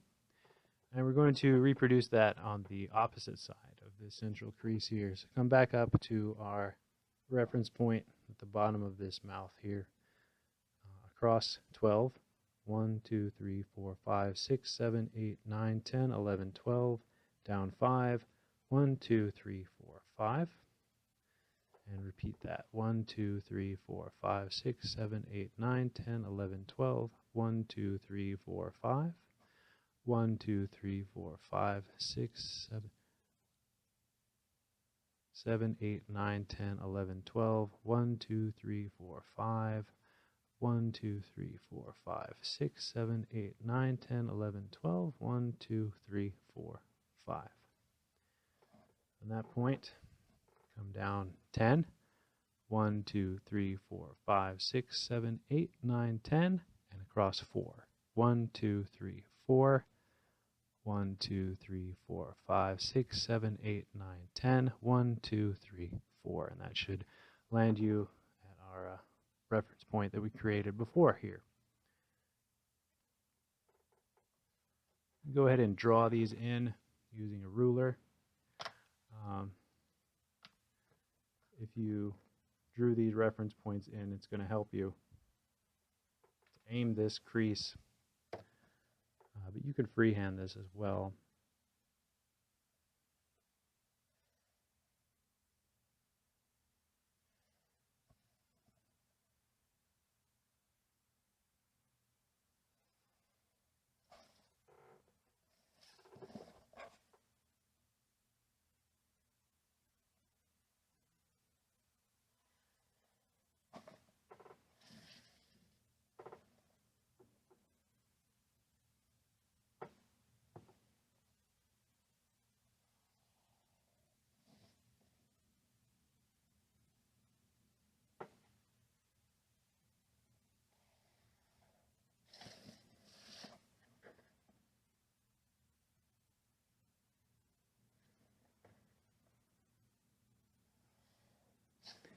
And then we need one crease that extends from this corner to this corner here.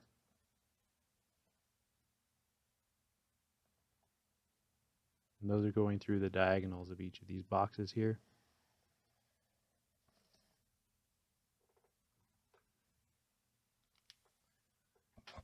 And if you haven't already, just go ahead and add those creases in now.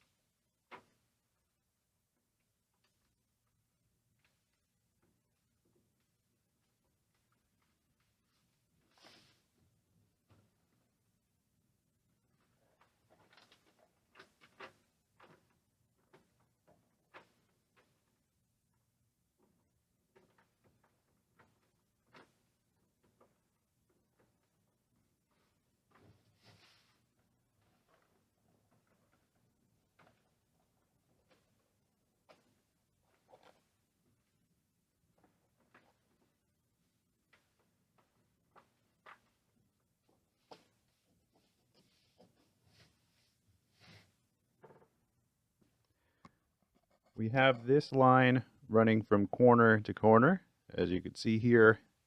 We also need one that strings between this point here and this point.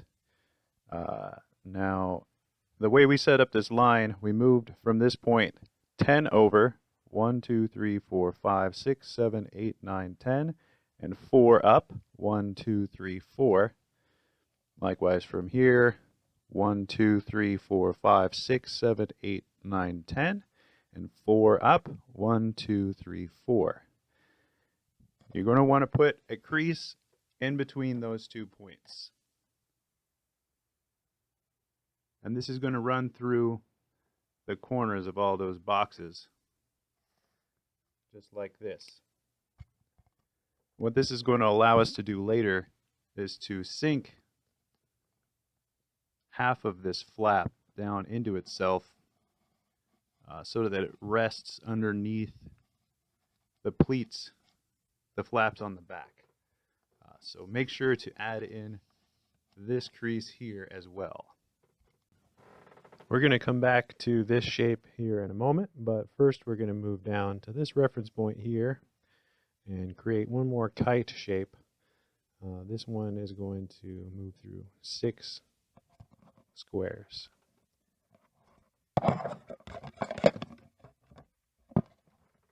First, you're going to, similar to how we built these, you're going to move down 1, 2, 3 and create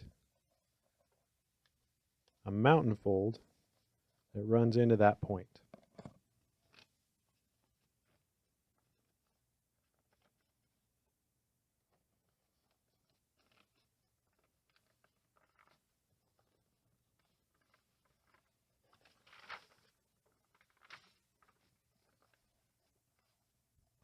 Then 3 below that, 1, 2, 3, a valley fold. And just go ahead and turn this on its side.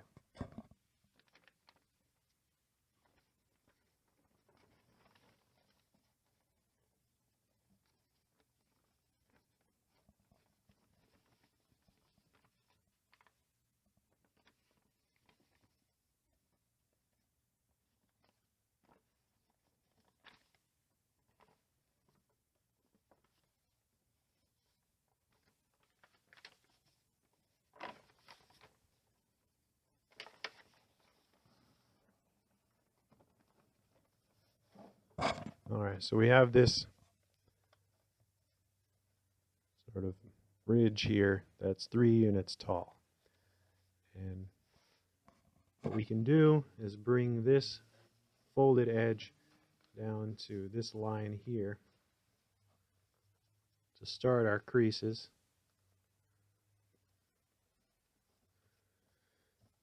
Flatten that back out. Pull this down and open this up. Again, being careful to make sure that this new crease being created is parallel to these lines behind it.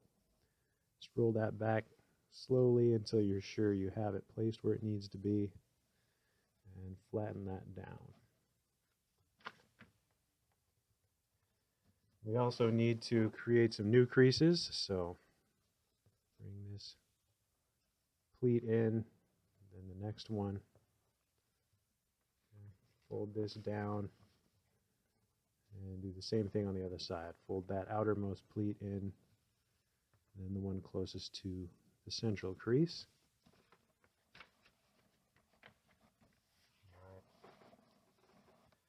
Directly below that, we need to make a small one. So let me draw this in so you see where I'm talking about. This is what we just created.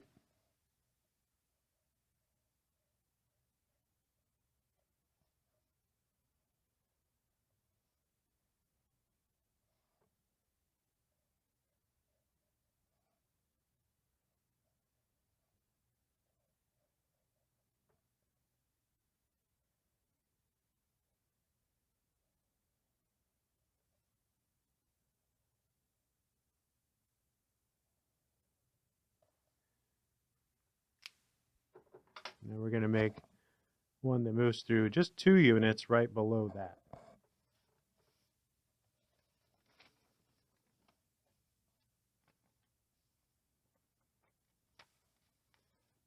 So right here is the reference point where this shape ends. Move one space above that and fold all of this back.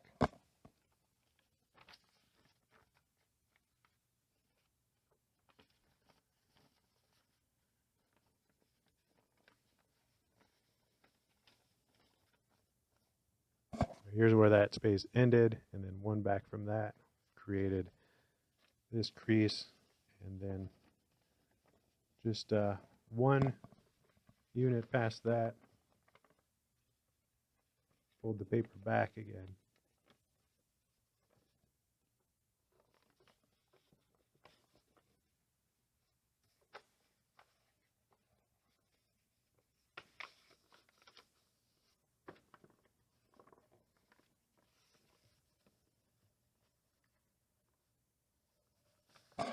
So we have this ridge now that's just one unit tall, and again fold that back.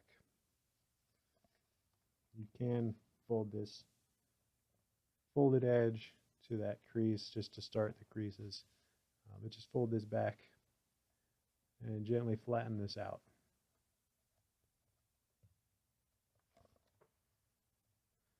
And we don't need to make any harp strings because this one is just 1 unit tall.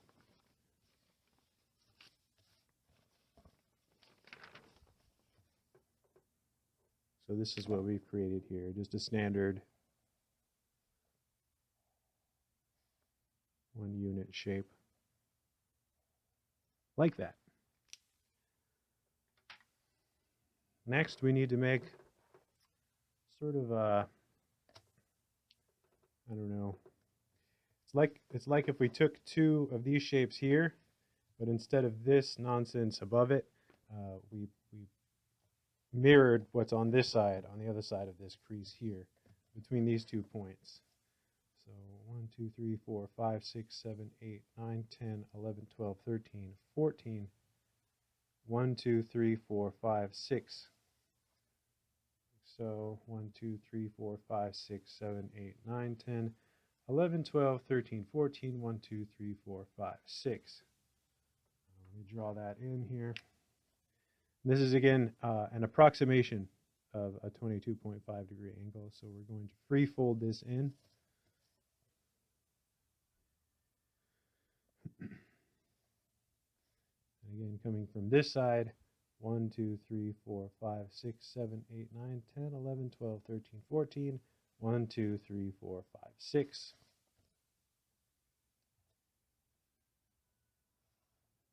From the end of this line here. 1, 2, 3, 4, 5, 6, 7, 8, 9, 10, 11, 12, 13, 14. 1, 2, 3, 4, 5, 6.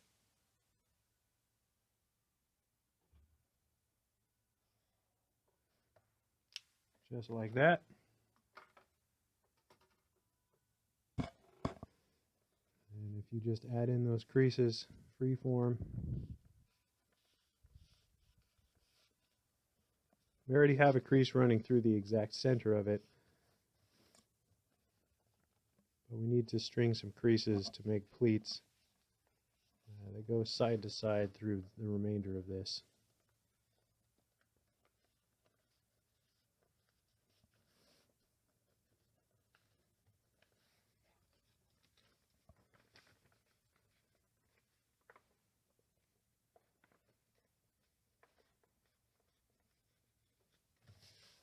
Like so.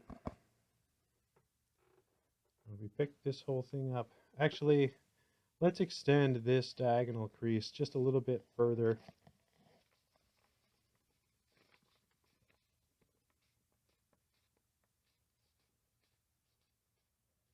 It's probably good on this side as well. So just make it easier to collapse.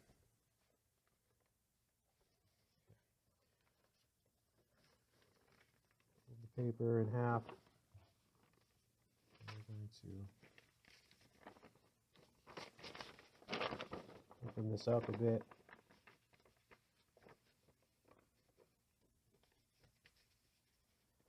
It's a little bit tricky because there's so many creases in the paper already, but we're just kind of making a, I don't know, it's like the mouth of a Muppet or something. Sock puppet. Bringing these two together like that. We have this flap in between the two sides. Go ahead and flatten that down. It should look something like this. You don't need to go all the way to the edge with these. This is just to help us flatten this down. So essentially this is what we have here. And you probably guessed that we're just going to use these creases that run along the back side of it. Let me show you this one closest to the edge. Just use these. Flatten down the paper to create creases that run parallel to the central crease here, like so. Flatten that out and come at it from the other side now.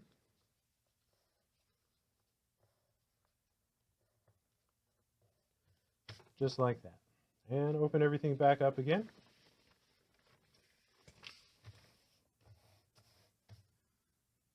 And what we've just done is string this shape to give us these lines here.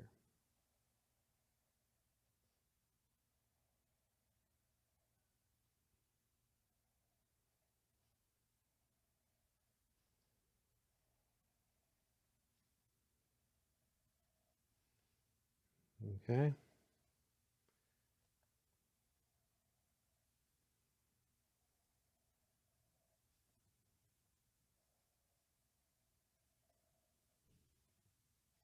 And one more right there. If I'm not mistaken, those are all of the pre-creases that will allow this. Oh, no, no, no. I'm wrong. We need these diamond shapes similar to how we created them here. We need those running this direction on this. So what we're going to do for that is to fold the paper in half diagonally.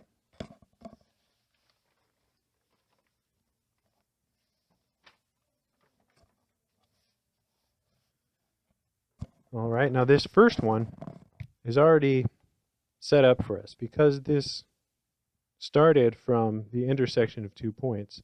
This little line right here, that's already created for us.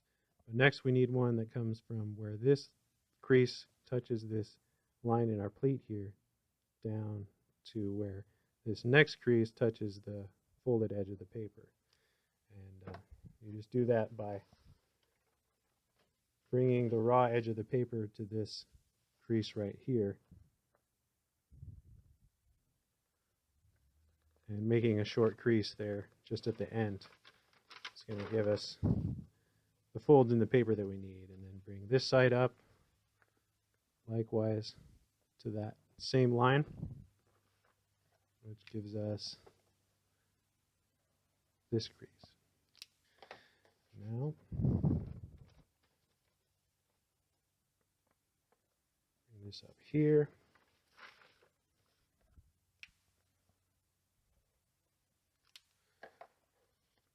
This to that same line.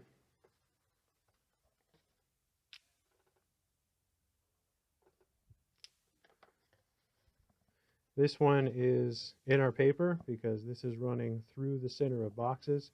So we already have this one as well as that one. So next we come to this line here.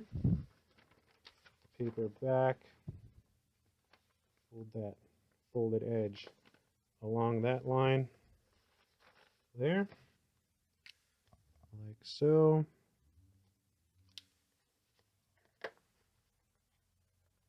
Here.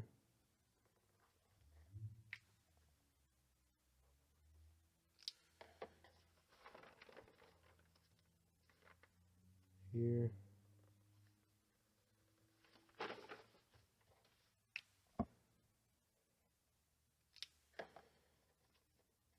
And here. And then again, since this ends at the intersection of two normal creases in our grid, that crease is already there for us. If we open this up, you will have these creases on the opposite side too, because we were folding through both layers. And now, let me take one close look at this to make sure that should be all of the pre-creases that we need to collapse this into a base, besides these here, which all kind of happen as you collapse the model. So that'll be the next step. So now we're going to finish up these last few strings that we need for the pre-creases, but we're also going to start the collapse at the same time.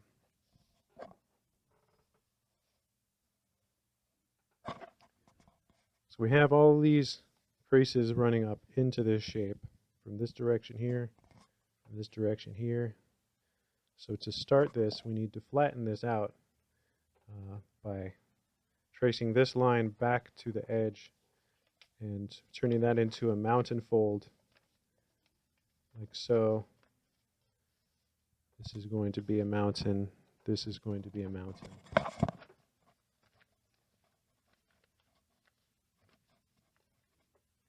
And then just going to lift up the entire paper and work that all down. These are going to be valley creases here.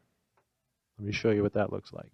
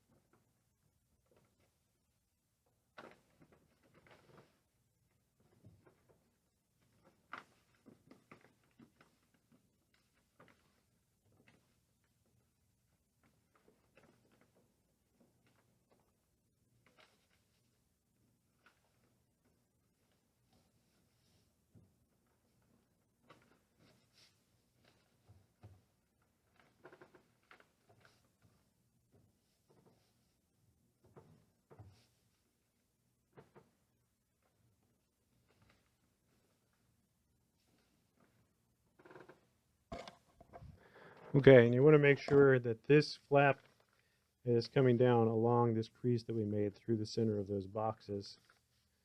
And then you just start from the outside here, fold this up, create a crease there, fold it back, and continue on using these creases in the back to guide all of these to create new creases through this portion of the paper here.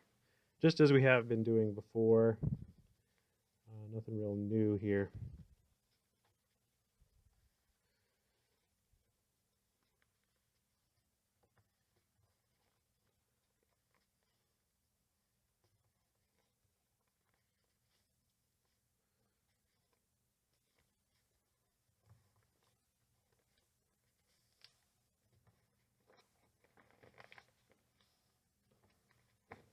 Just as you're going along, you want to make sure that these are lining up and that this is remaining a valley fold underneath all of this. Just take a look at your paper every once in a while to make sure that everything is lined up here.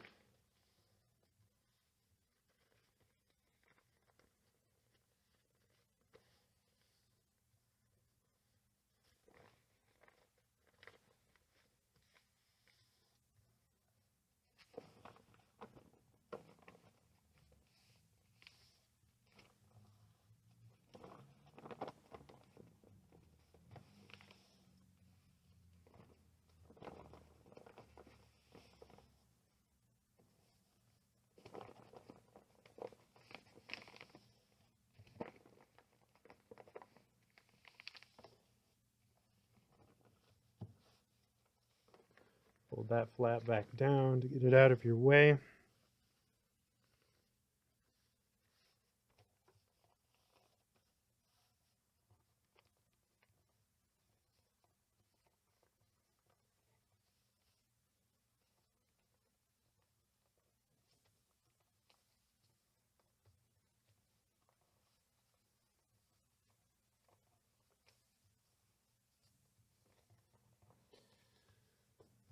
I just realized there are just a couple more pre-creases that we need to put in the paper. In the middle of all of this, go the creases for the spikes on the top of the head. Now that we've created a large area of grid, we can work in a couple of other elements on the diagonal here.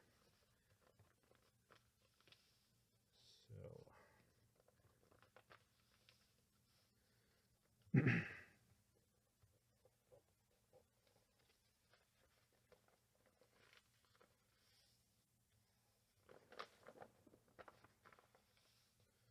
almost forgot one of my favorite parts of the whole design.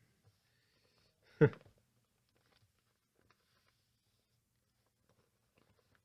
our last one there. Open this back up. Now,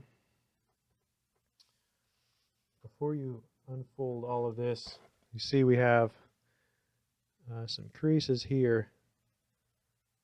This V shape here. This is on this side of this shape here is one horn, I guess you would call it. And then in the middle, there's one that kind of separates the two that gets sunken down.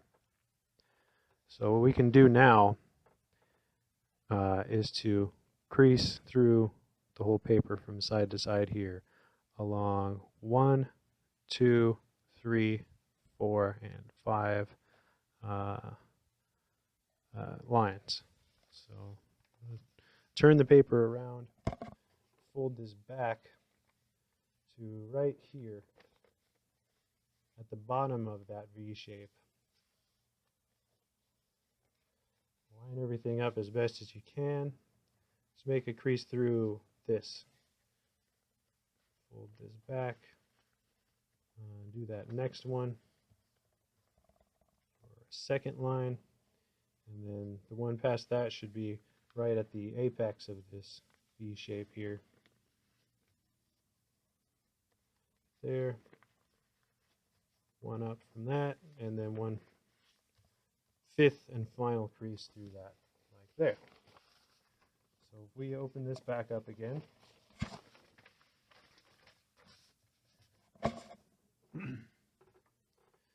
These are the lines that we've just created.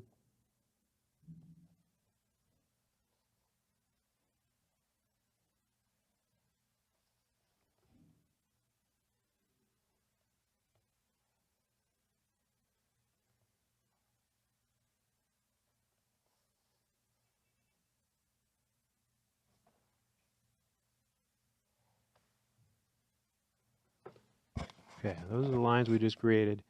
And then the lines in our grid, we're going to draw the whole thing. They come along.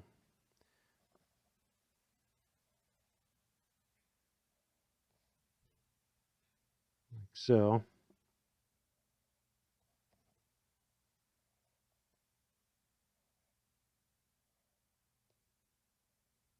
Okay. Now we need to add in some diagonals here.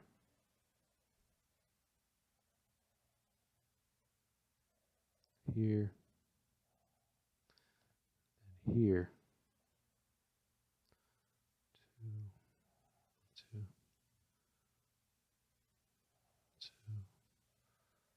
Two. Is that right? I feel like that's not right. Hold on.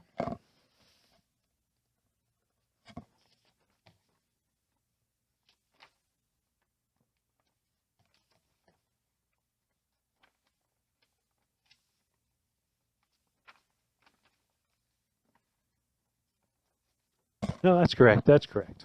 Okay. So, again, this is sort of a grid set to a 45-degree angle from our grid that we put on the whole paper here. But if you just fold that 2 by 2 X here,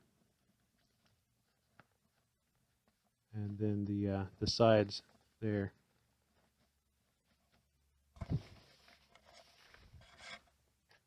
You have a line that's 2 units long here, 2 long here. I'm sorry, 4 long right there, and 2 long right there. And it creates this sort of, I don't know, figure 8 shape. So 2, 4, 2, 2, 4, 2. If you trace this V shape, the apex of that, follow this line across, and then where it touches this line, that angles this direction, and where that line crosses the diagonal line of symmetry, that's the center of that feature there. So 1, 2, 1, 2, 1, 2, 1, 2, 1, 2, 1, 2, 1, 2, 1, 2. Now that should be all of the diagonal precreases that we need to start collapsing this model. And I haven't drawn them in, but we have these creases that we just put in as well. So that'll be the next step, is collapsing this down into a base.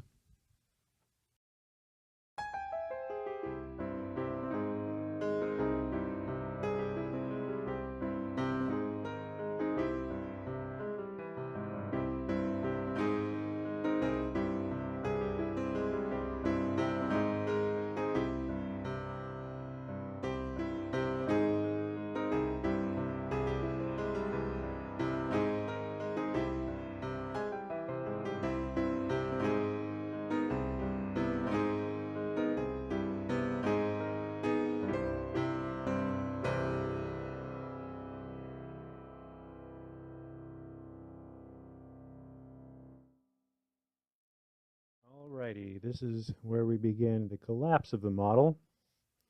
And we're going to start by just collapsing this big section right here in the middle. We're going to come at it from this side, get all of these pleats, and we're just going to go straight through everything that happens below it. We'll get to that in a moment. And then everything that comes in from this side, we'll do that as well. So if we want to collapse this back down again to where we had it when we added in these creases, that'll help us achieve that. So let me show you that now.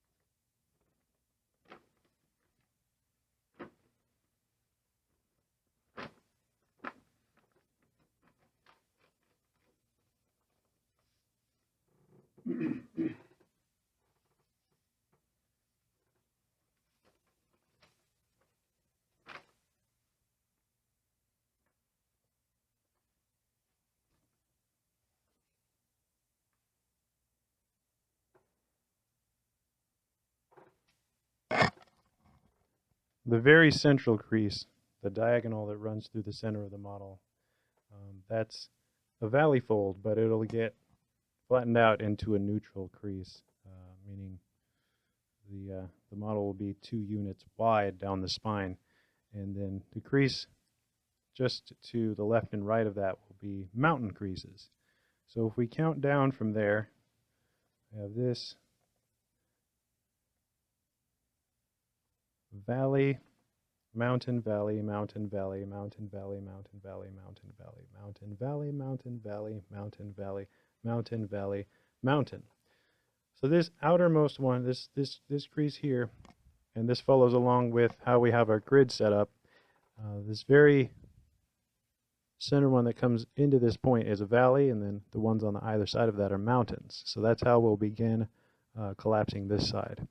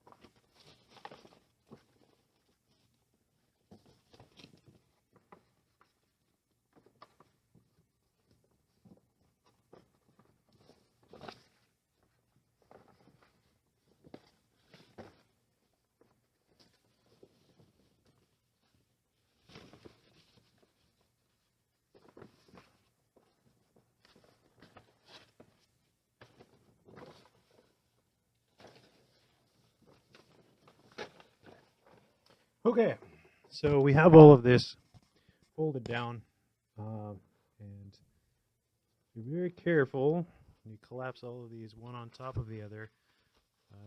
We should be able to flatten this down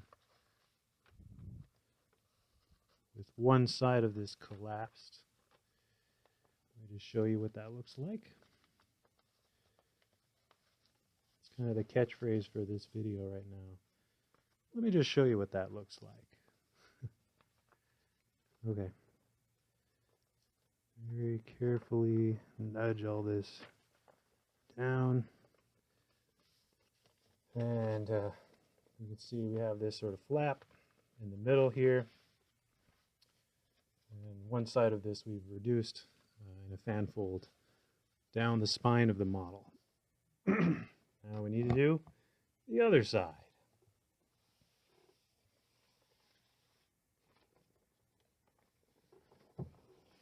Again, this crease running into the exact corner is a valley fold. So on either side of that, we have a mountain fold to start with.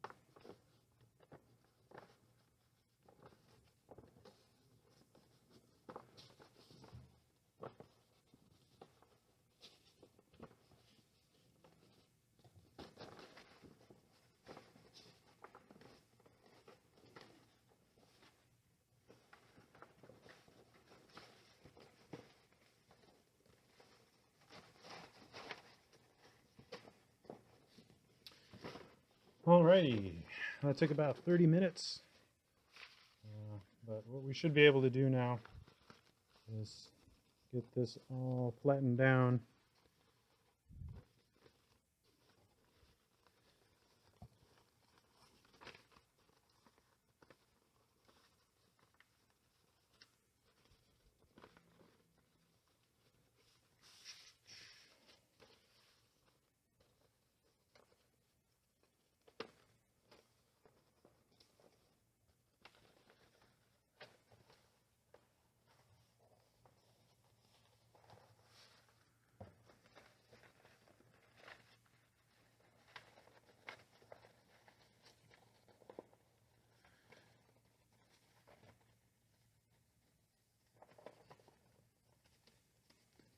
Ah!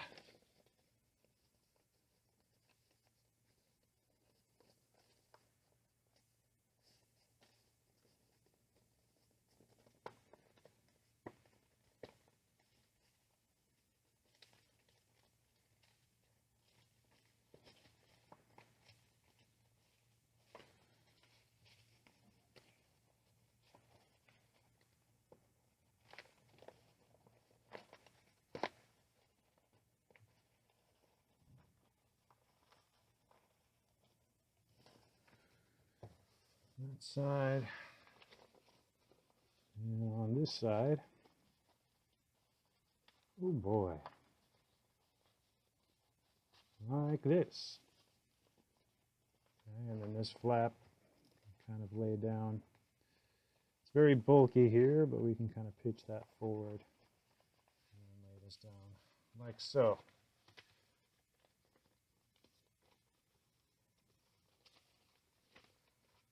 Okay. The next step is to thin down all of the pleats that are going into the creases that make up the mouth, the top and bottom jaw. And you're going to want to have a twist tie or some string, something that you'll be able to wrap around the neck of the model to hold all this in place handy, so that once you've accomplished this collapse, you'll be able to cinch that all together. And it'll also help to have a shaping tool, because once we have this collapsed, we're going to hinge the bottom jaw forward, which will involve all of these tiny diamond shapes here. And it'll help to have something that you'll be able to reach inside the model and kind of work at the back of it with something that's not too sharp. This is a very dull pencil. You don't want it to poke through the paper, but something that'll help assist you with that. So what we need to do is to fold along these 22.5 degree angles here. So just fold this layer back here, and you can see into this. We're just going to fold this one down. It's going to create this flap here. Just lay that down, and then we're going to fold the rest of this down as well, like so. Now we're looking at this from the inside. So this outermost crease is a mountain fold. We're looking at it from this perspective. So this first one we fold in, and we're going to fold through all the layers of the paper here. So fold through everything right there, and then accordion fold this, fan fold this, with a mountain fold looking at it from this perspective. Fold that back, and just fan fold this down all the way to the central crease.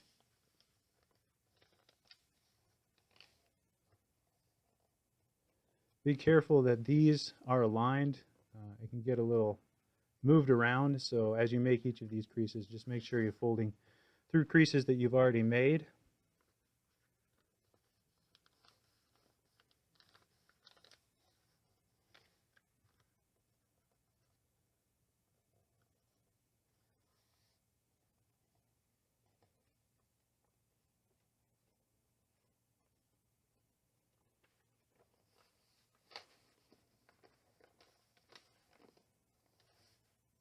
This end of it is going to want to rise up a little bit, and that's okay.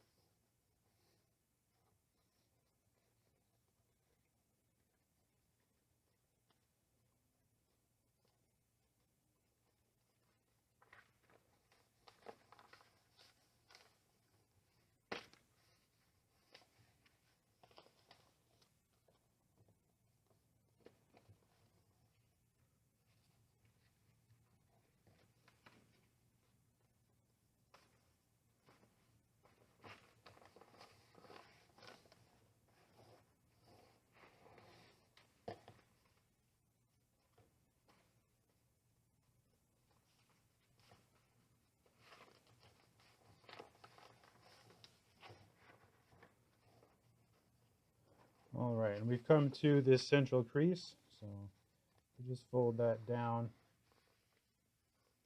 This side of the paper is moved away a little bit, but that's riding right along that folded edge. And then we're going to turn this around and then move all of this paper back to the other side. Turn it around like this, and then fan this side as well. So again, looking at it from the top-down perspective, this crease here is a mountain fold. So we're going to begin by folding this back and fold through all the layers on that side. And just continue to fan fold this all the way to the central crease.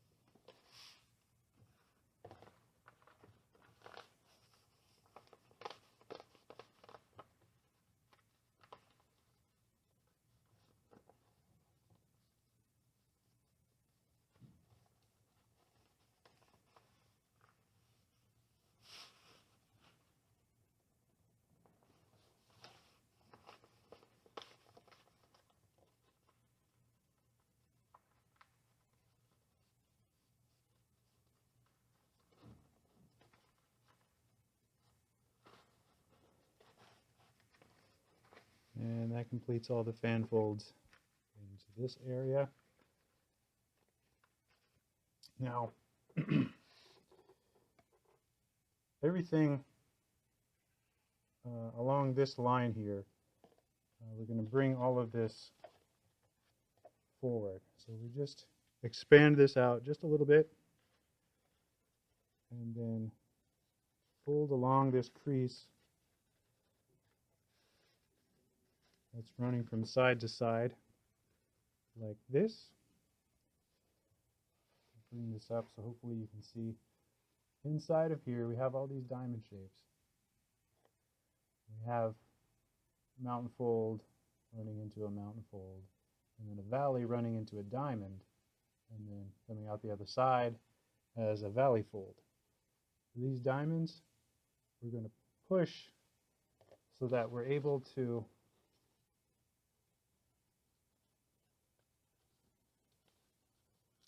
push those together. You see on this side, we sort of push that paper in like so. So along those valleys, it's going to be a valley, and then continuing through that diamond shape is going to be a mountain fold if you're looking at it into the mouth. It may be easier to do one side and then the other, but what you can do if the paper is cooperating with you is just one at a time, kind of push these together.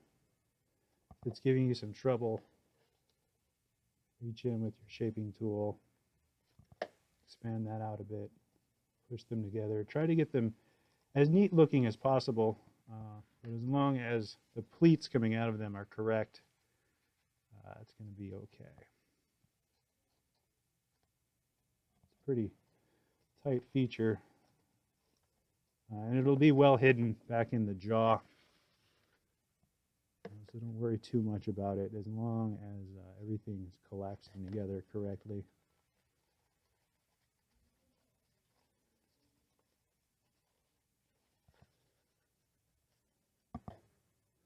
See, this one's giving me a little trouble because there's an existing crease in our grid that's riding right alongside of it. But there, we've got that one.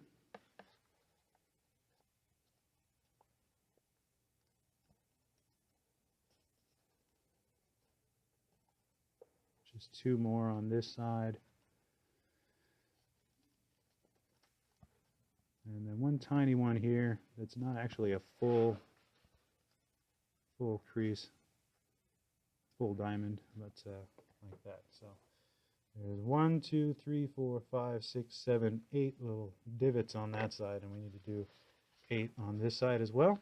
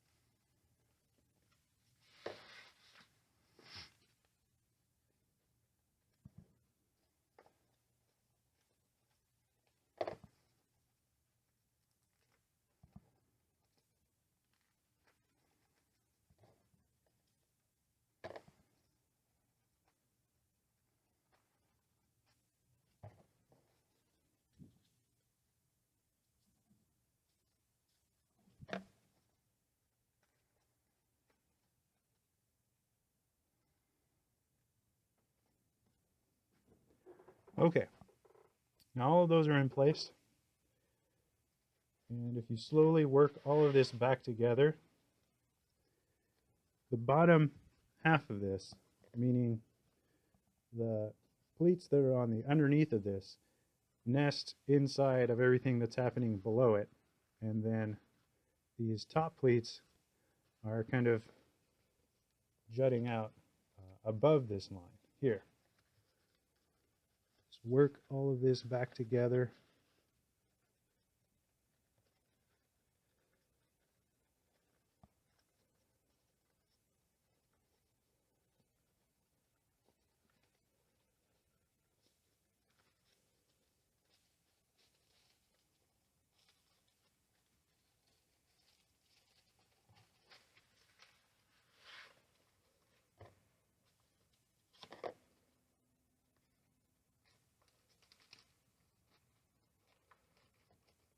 This little triangle in the middle just kind of floats there.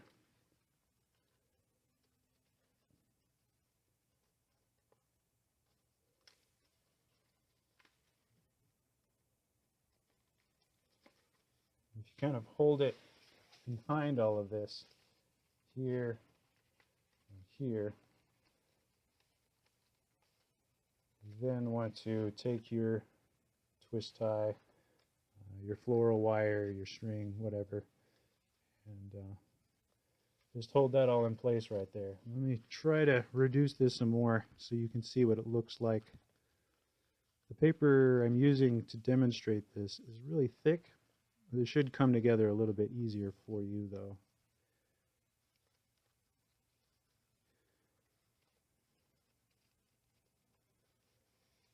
That's essentially what we're going for. We have sort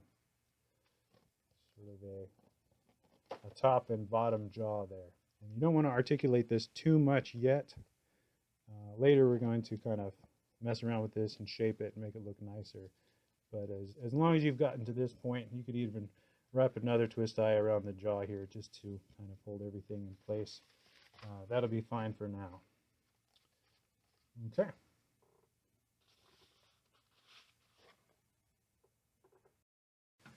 We're now going to get into some of the more interesting parts of the collapse, being all of the tail, leg, wing, and arm, as well as the flaps on the back of the model.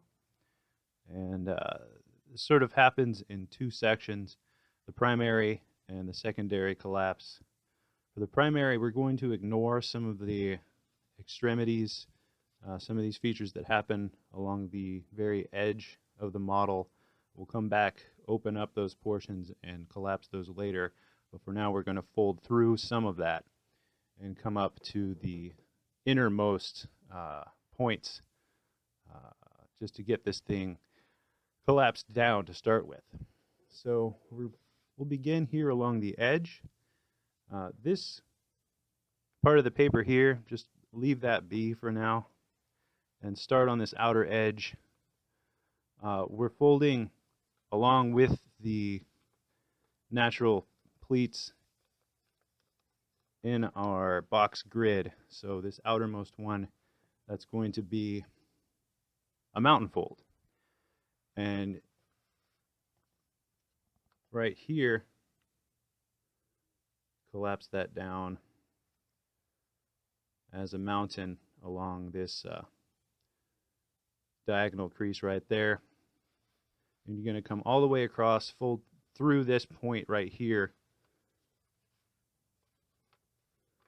continue across here, fold, ignore these creases for now, and come all the way to the edge and start to shape the tip of the wing here. Fold this in and come back.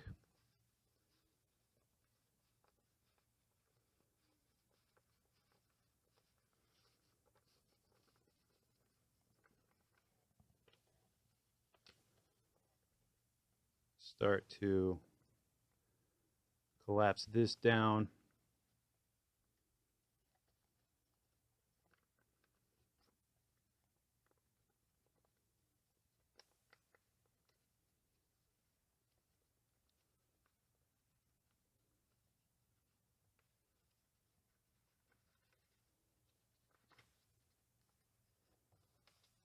Come back across again.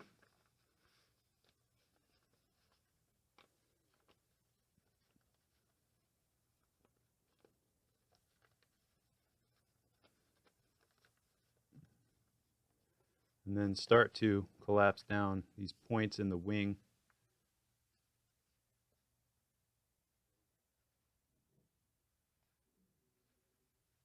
Like so.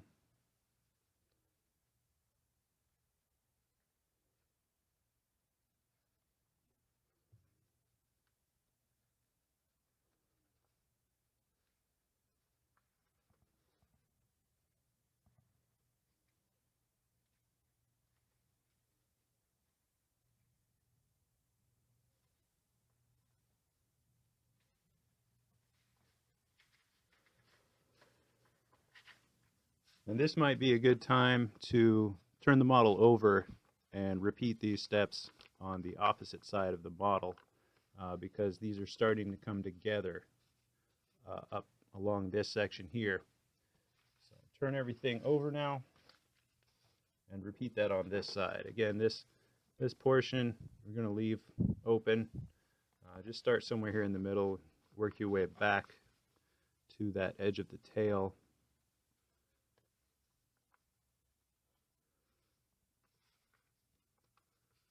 Run through these creases. We'll get to that in a moment. Go all the way to the edge and start to work in the tip of this wing.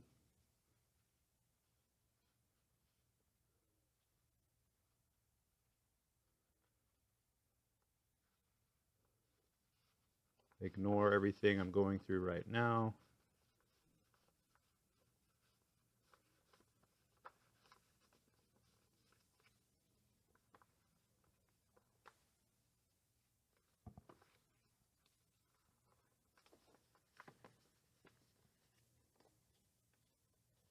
Now you should be able to fold this to one side or the other and sort of flatten down this portion.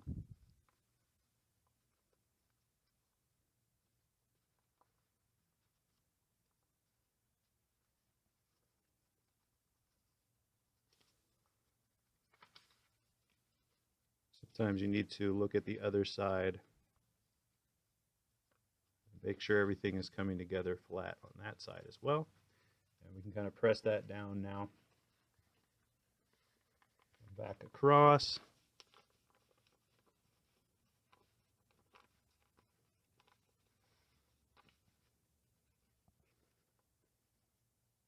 And start collapsing down the remainder of these points in the wing.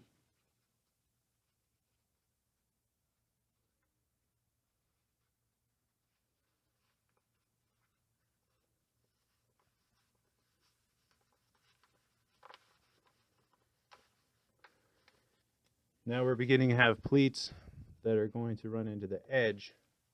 And what we do now is use these diamond shapes, these four here, and start flattening those down. So this crease that's folded now along the diagonal of the model, that's going to get flattened out into an area that's 2 units wide all along the spine of the model, like it is here. This is 2 units wide. I'm just using these shapes here to flatten that out. And then you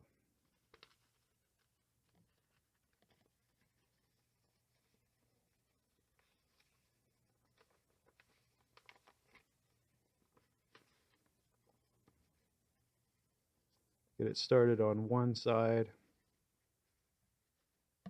like that, have it sunken in, turn the model over, gather everything up because it wants to open up on you.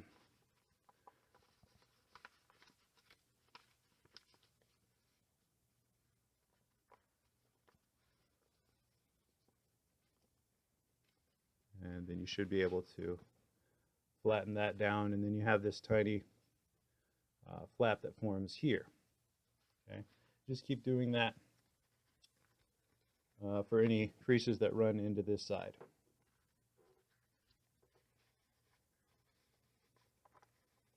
Carry this crease across. Again, we're still ignoring anything that happens right here for now. And then this starts to double back. So just go ahead and temporarily add in creases there. Create a new one above that.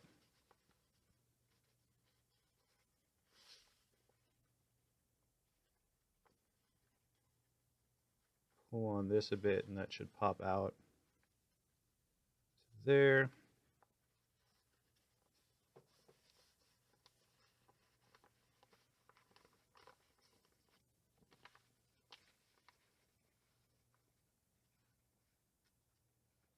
Turn the model over, work at it from this side again.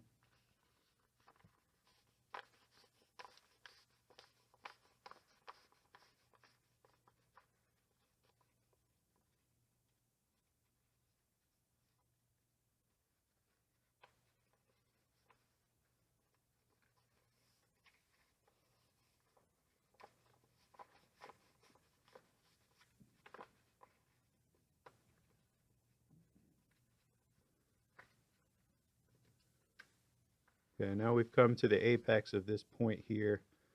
We could just kind of fold that down a little bit, ride this all the way back to the center line. And we do one more above that.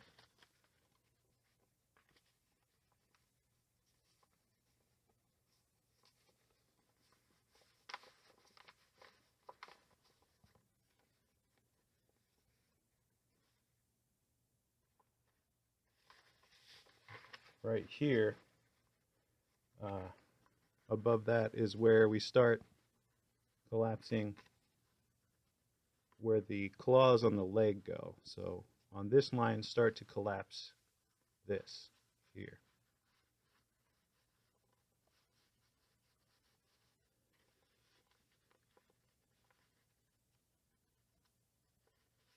Like so. Come to this side.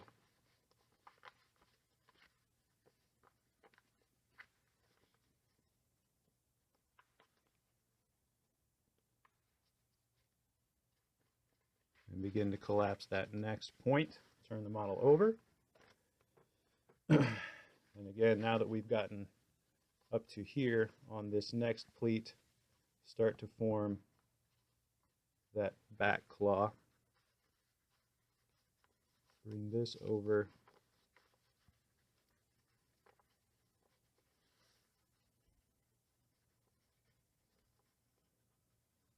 Pop this out.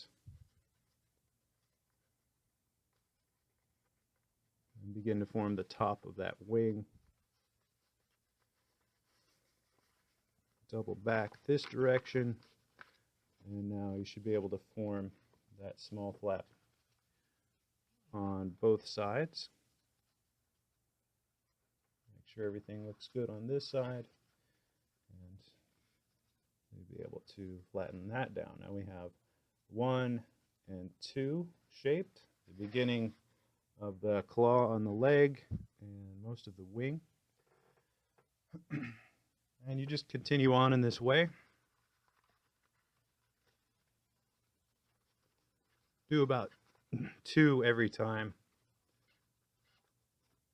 so that we're able to complete a whole shape back here. And you can see now we've come to the top of these shapes that form the ribs. So we'll begin to make points here as well, similar to how we have here. Except the crease running into that point is a mountain fold, so they look a little different, but it's the same principle.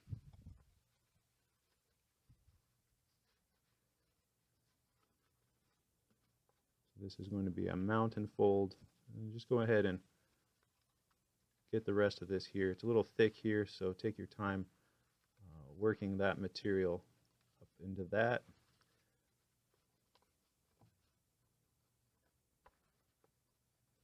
We're ignoring these shapes here. We're just folding straight through those for now. The bulk of the material kind of wants to shift this crease that runs along there. Just make sure you do that carefully. Come back across and collapse down a little more on this side. And then here as well, this point that's going to form the back heel, once you get up to there, start to work that detail in as well.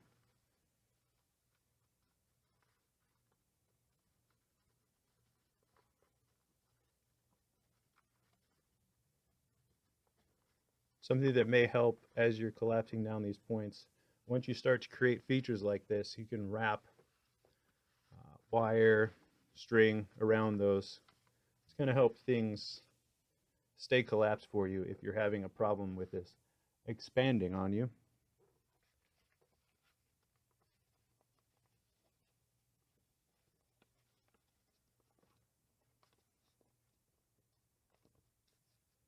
Put this bit here and then turn the model over.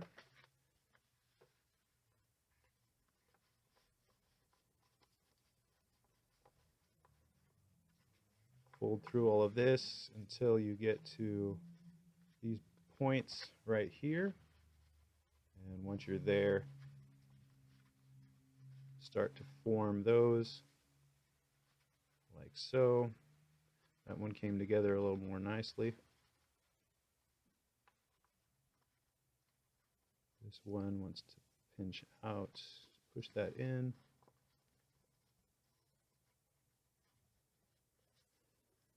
Okay, this is the wing, these are the ribs.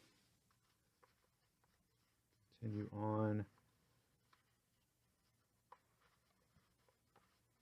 Get that collapsed like so. And then this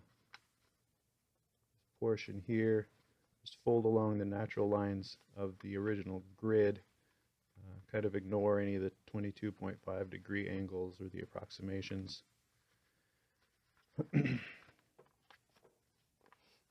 Working your way over to this edge, pop this down, and all of this should lie down flat now. From this point over, about 1, 2, 3 points now.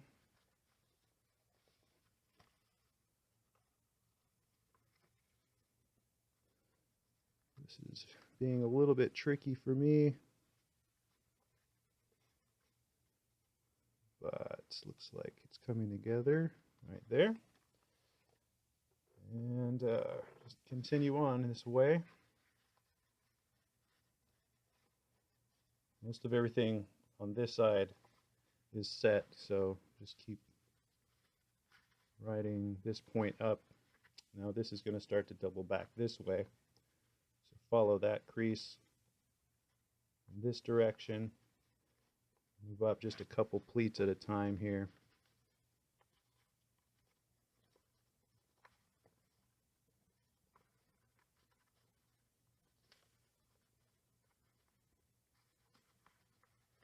That's good. And now we can mainly work and focus on this portion here, collapsing all of this down, which is a little bit tricky, but it's nothing we can't handle.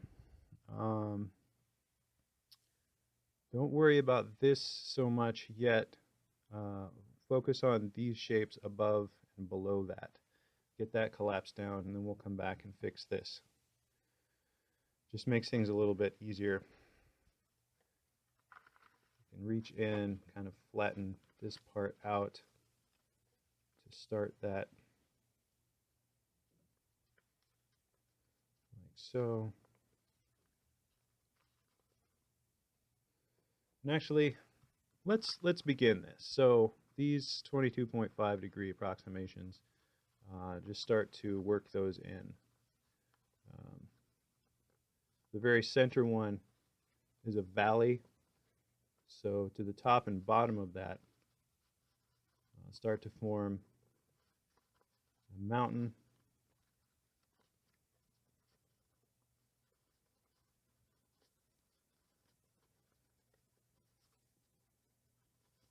It's a little bit tricky. You've really got to work at this. Okay, forget that. We're going to just fold through the grid, and we'll come back to that. So these lines are going to start to come up now, and we could start to flatten down this portion here.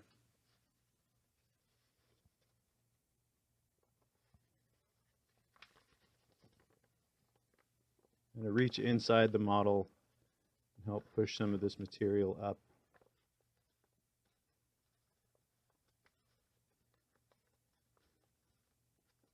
Once you get that sort of started,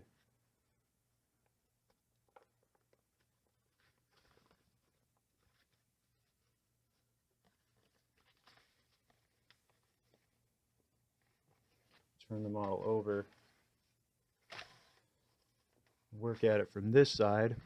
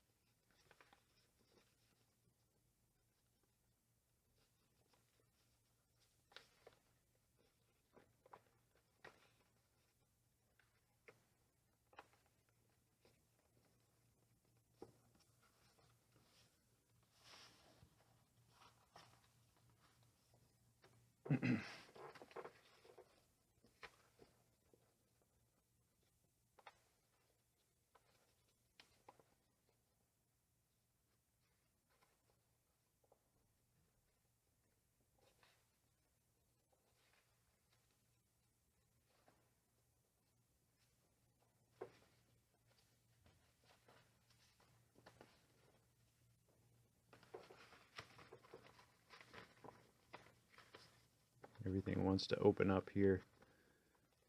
It's a little bit tricky to get all this because of all the pleats, but it looks really nice when it gets done. you need some more room on this side, go ahead and collapse some more of this down.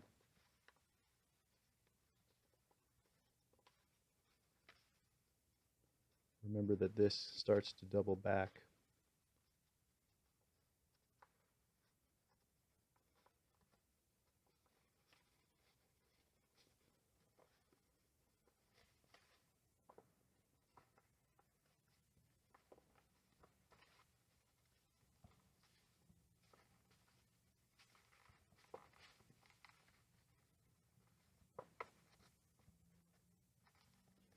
There we go.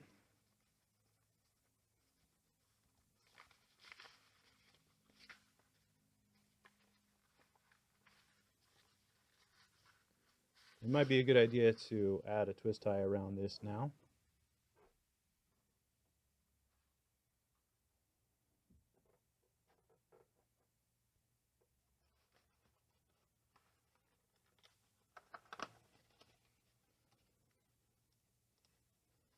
And move those around as need be.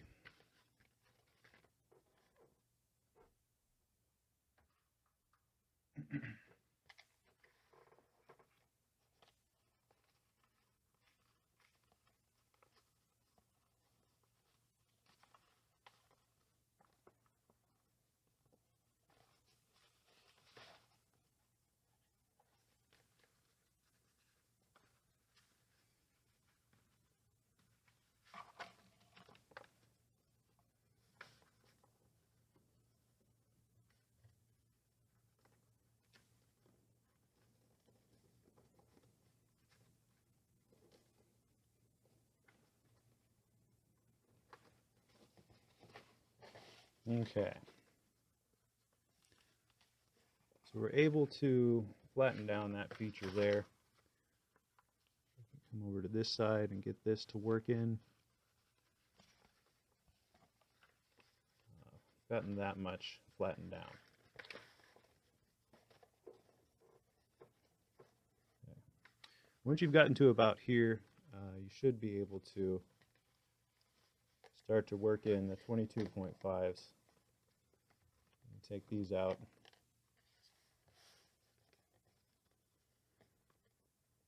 So again, this one to the left and right of the center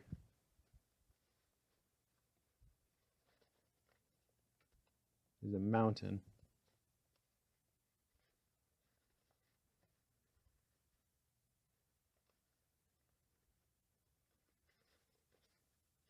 And then similar to how we collapsed the jawline up here, I'm going to push in on these. It helps to have a tool to kind of reach into the model to expand those.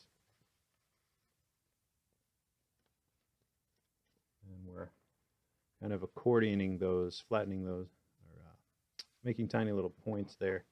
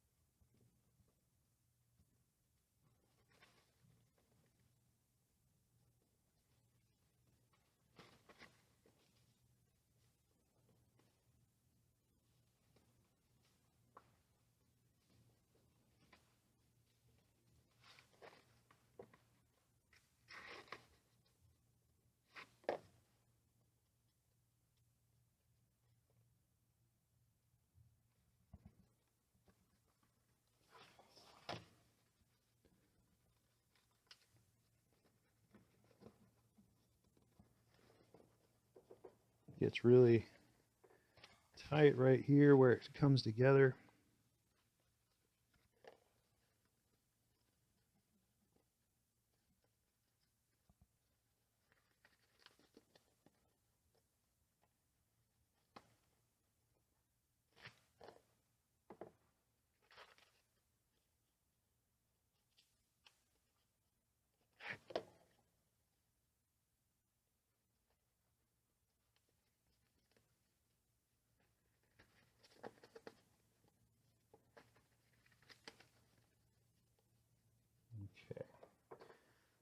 This last little bit, really take your time. Sink in that.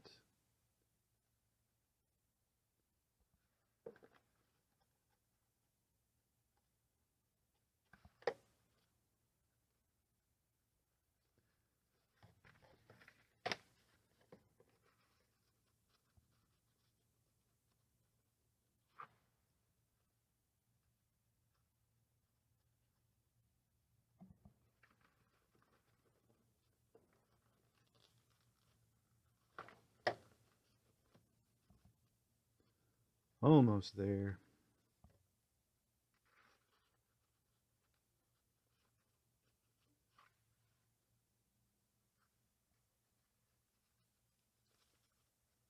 That should just about do it. Check my other side. Oh, this popped out again.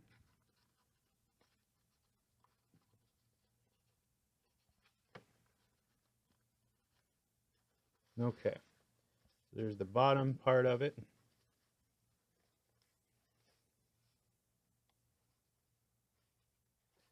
And do the same thing above here.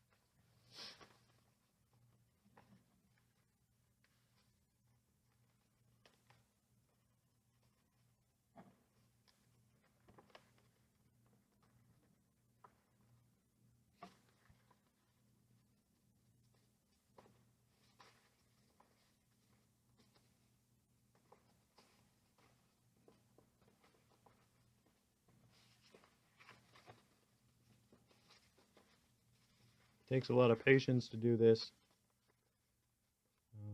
Might be a little less frustrating if you're not trying to film it at the same time.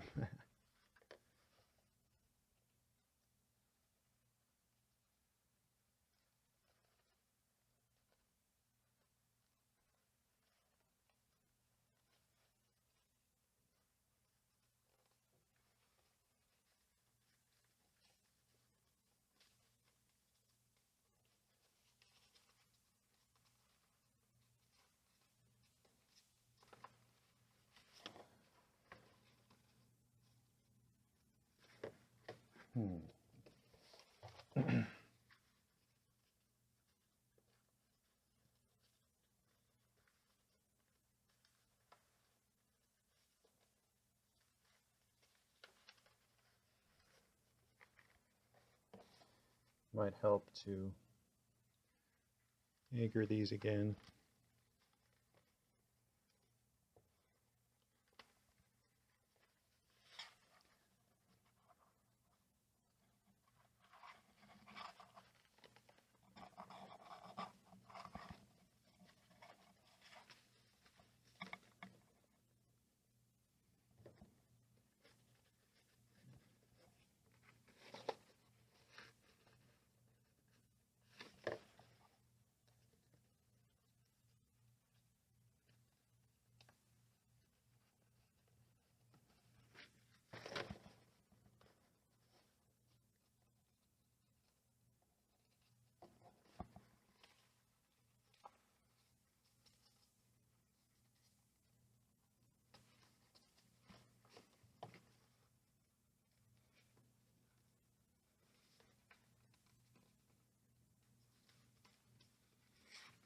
Very nearly there now.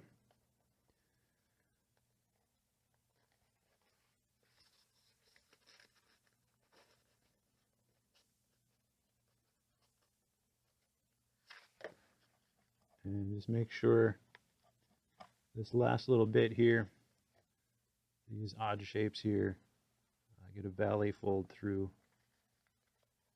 to complete that.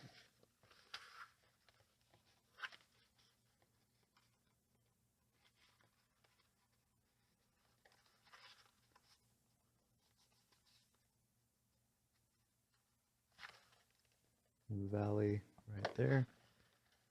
And that should come together now.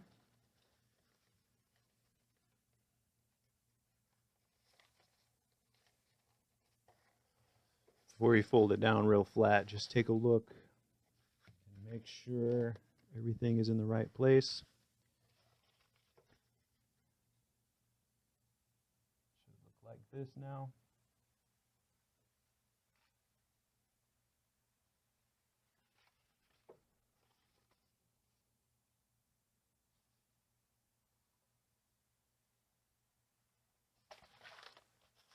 All right.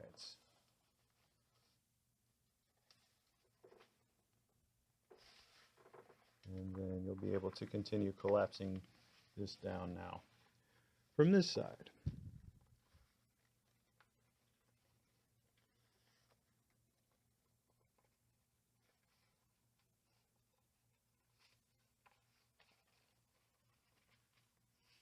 Now might be a good time to anchor these again. Mine came loose.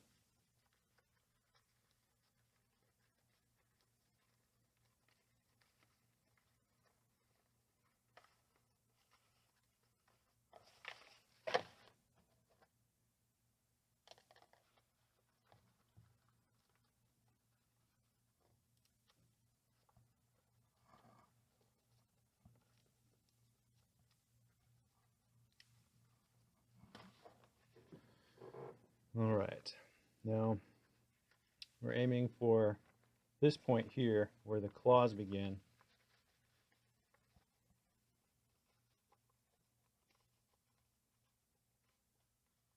Start to push everything up into that direction.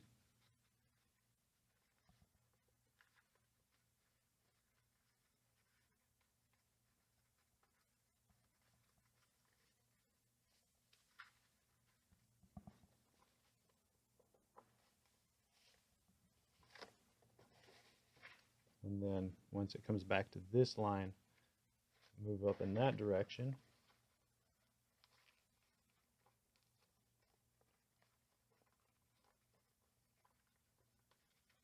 And as you move along, you can slide these up to better hold all that in place, like so.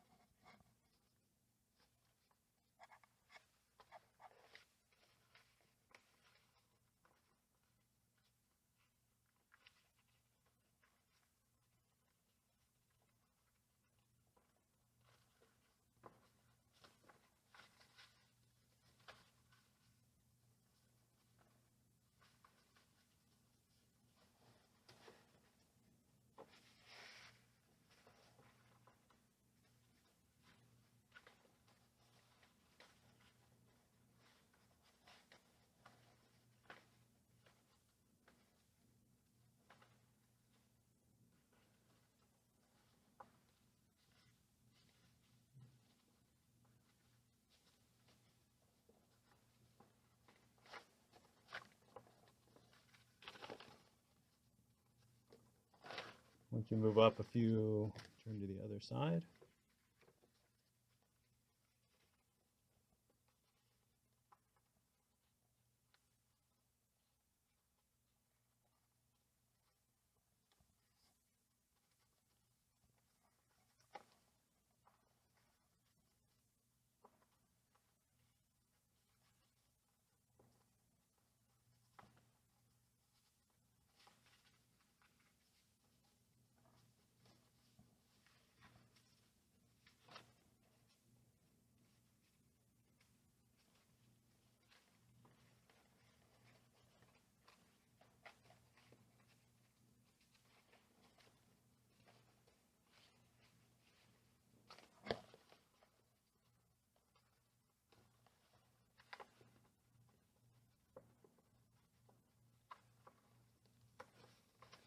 slide this up, hold that in place better.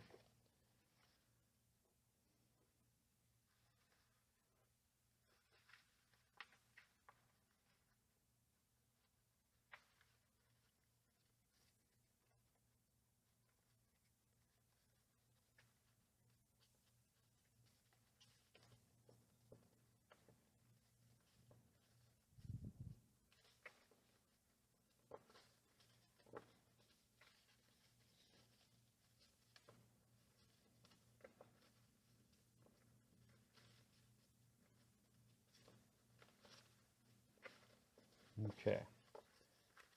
Now we reached the top of where the arm, sort of the wrist, everything beyond that is going to be the fingers, which we haven't formed yet.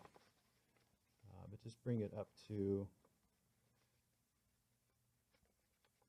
this point right here. Come around to the other side and complete them. The pleats on this side.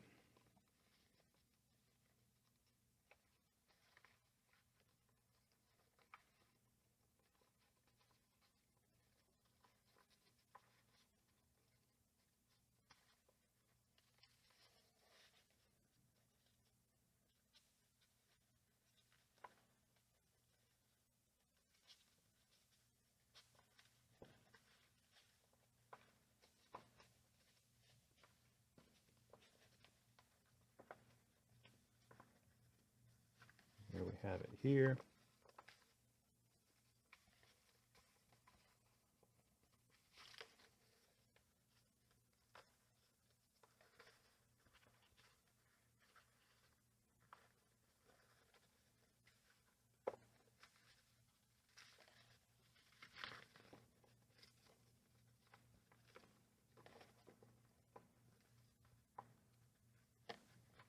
Okay, now it should look the same on both sides now.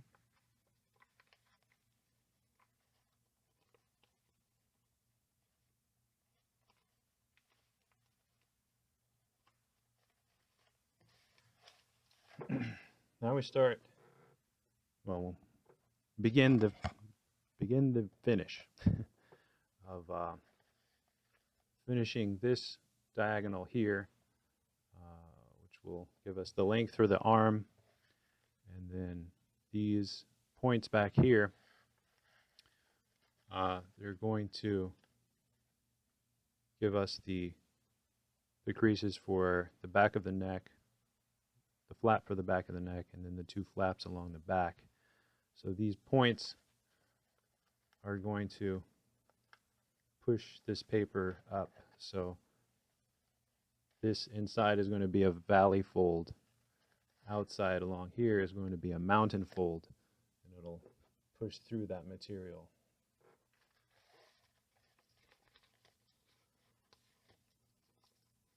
Sometimes it's easier to start from the outside here and get your creases moving into those first. You really want a lot of support behind this as you're forcing those flaps.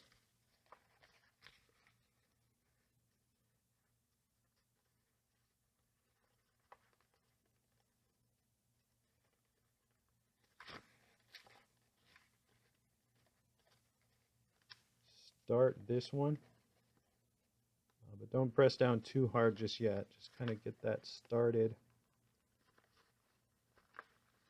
on this side. Helps to have something to kind of push into that. Just that much. Come around to this side.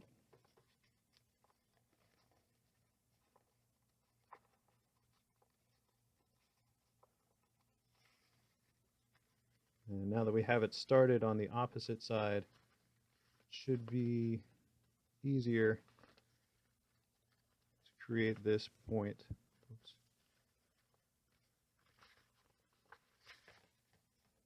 Take something and kind of push it out like that. It should allow us to flatten that down. Like so. And don't make anything too sharp just yet. Just get things moving in the right direction here. There's a lot of layers there, and we want to make sure things are laying down the way we want them to before we add any real permanent creases. Just kind of get things folded down. And again, these next two are very similar. Just start moving some creases into the side of it. To about here, pull up a little bit, not too much because we don't have anything supporting it on the other side yet. It's about halfway. Get some of these moving into it as well. It'll let you. We're almost done with the primary collapse. It's probably good enough. Turn it around. Work at it from this side now. This paper is very thick. I used it because it's easier to draw on to show you where the creases go. But it might be a little easier if you're using thin paper. Still frustrating, but not quite as fiddly.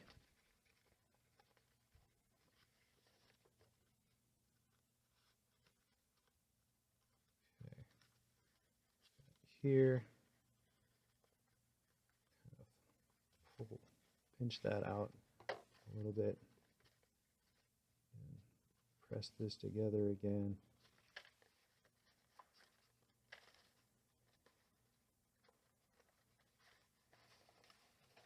Keep moving up.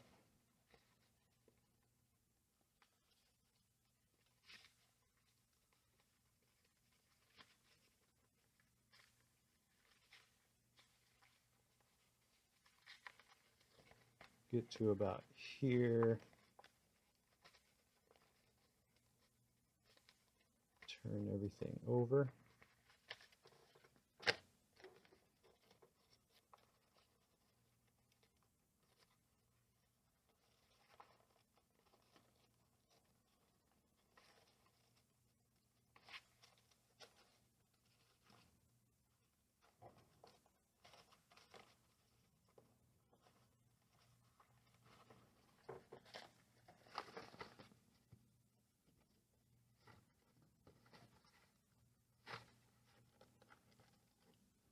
Now you can kind of hold the entire model down below here.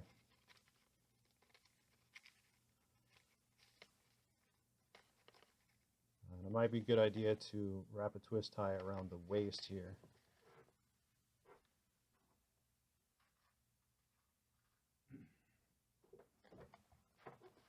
Hold those pleats down.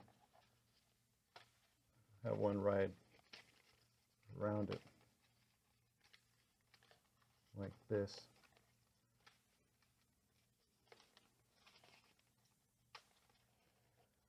So hold those down, come in here, push up a little bit there, start to move this, which forms the back of the neck.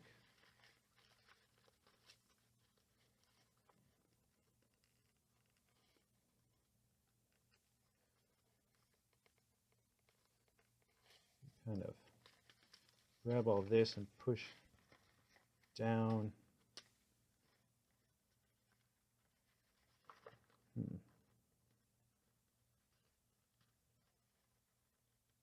There we go. Starts to cooperate with you. And once it starts moving in that direction, right about like that, turn this around and complete the primary collapse on this side. Find this layer.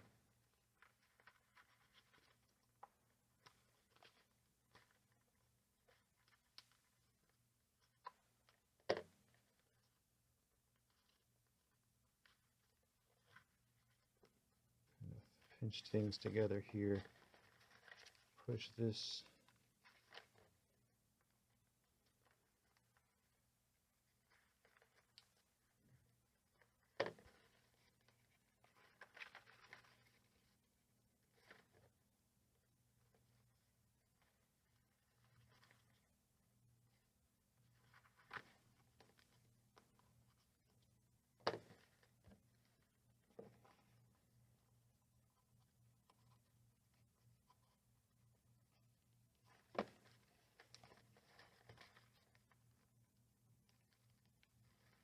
all right.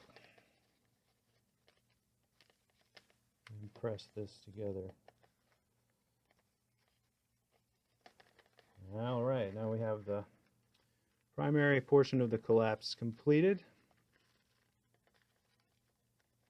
Just kind of press everything down, look inside these pleats and make sure everything is coming together smoothly and you're not creating any new creases.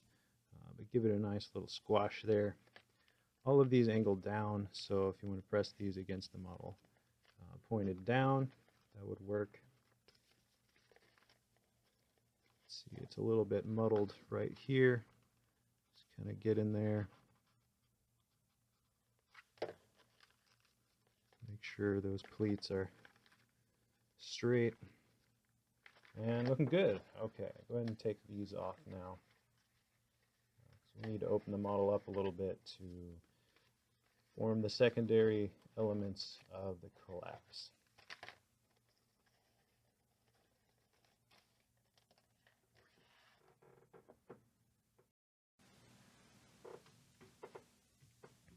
We're going to start the secondary portion of the collapse now. We have some elements in the claws of the feet, the heel, this area here on either side. We also need to sink this flap that's coming up. We're going to sink half of that down into itself and then fold it into this portion of the abdomen. We need to shape the ribs on either side as well as the claws, and this portion here that becomes the shoulder, and some elements up here at the top of the head. So we'll start by opening the model up on either of the legs here.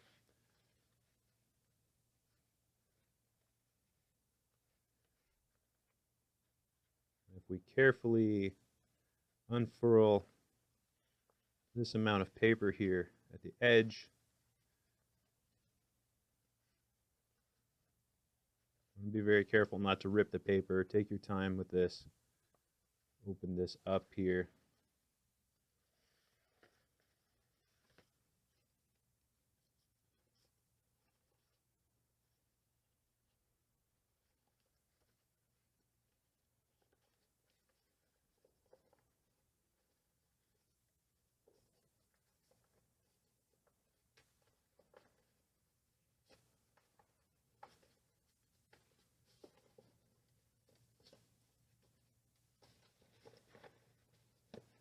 Okay, we have this element that needs to be collapsed down, as well as splitting the difference here. And see here, I realize for some reason I didn't get to this element here, so if we follow from this point down to above, there's also a little shaping element right there. I thought I covered that in the video, but maybe I didn't. That's going to be there as well. Not super critical. You can add that in right now. Just put in some pre-folds right there. Okay. So as this comes together, we start it from this side to start to collapse this side down here. Pretty standard, easy stuff. Right there. And then from this side, just move right through that piece there.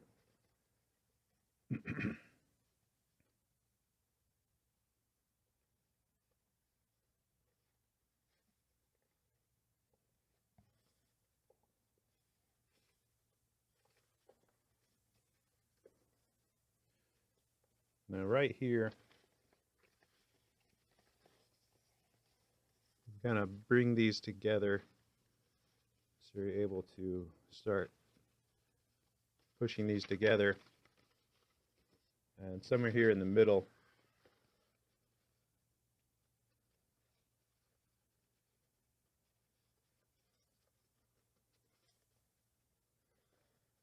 right here, on either side of this, it's going to be open. And as we gradually bring all of this together,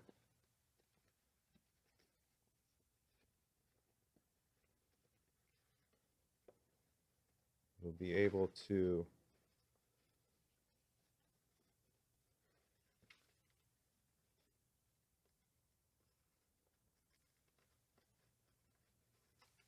separate either side like that and use this point to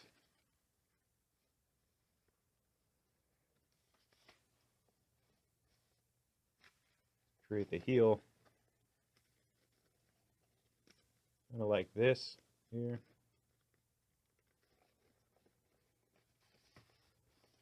And if we open up the paper here, you can force this other side of the point into that angle as well.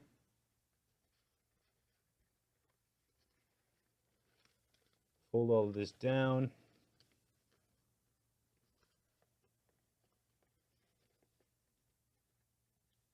Yikes.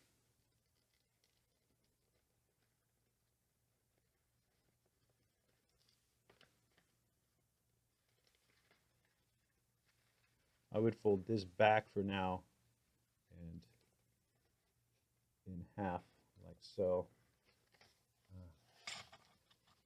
As long as it's mainly collapsed like that for now, that's good. One's kind of resting inside of the other like that for now. We'll shape that up more nicely later. But we also need to get this shape here. So open this back up in just a little bit so we can get at this shape here. We have this crease running along the very center, which is going to open up flat. This will be a neutral crease running through the middle, but to either side of that will be a mountain fold.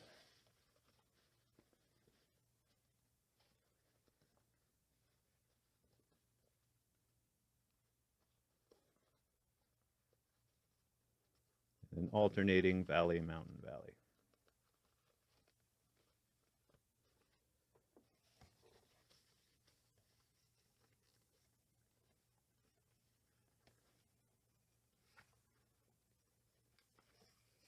And from this side as well, crease on either side is a mountain. And it collapses down. Mountain, valley, mountain, like so. Okay, we kind of bring all of this together.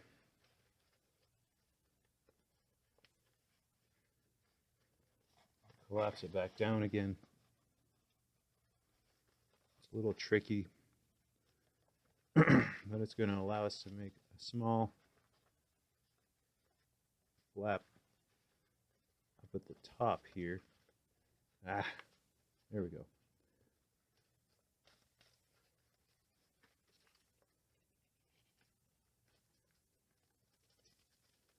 Push that down and then fold this in half. Fold this up here. Push this down. Okay. Now you can see this isn't going to lie flat. So we want to make that wide so it's opened up on either side. And we're going to try to add some tiny 22.5 degree spreads right here. Get this collapsed down as much as you can so that this is kind of lying flat against that. Then open this up here that leads into that point and spread that out.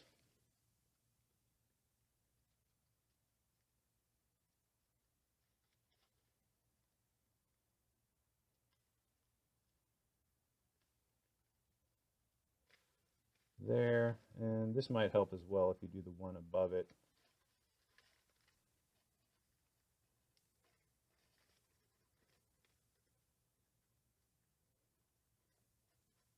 That looks nice there.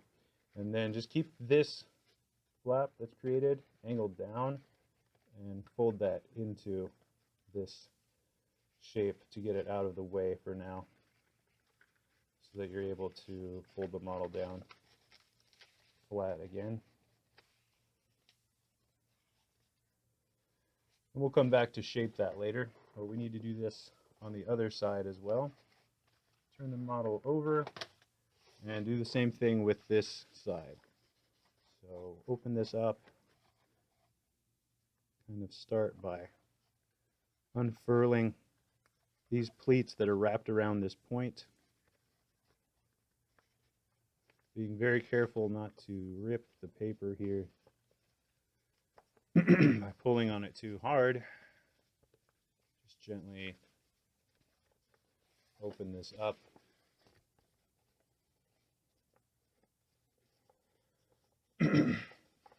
See on this side as well, I don't know how I managed to do it, but I forgot to add these V shape on this side as well. So where we have this, oh, get out of here. Where we have this shape coming down, follow that line down, and then 2 above the raw edge, just make a V shape pointing down through 2 spaces to the edge there, like so. And,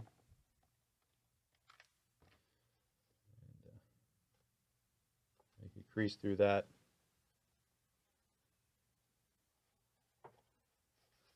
Okay, and again, we're going to collapse this down.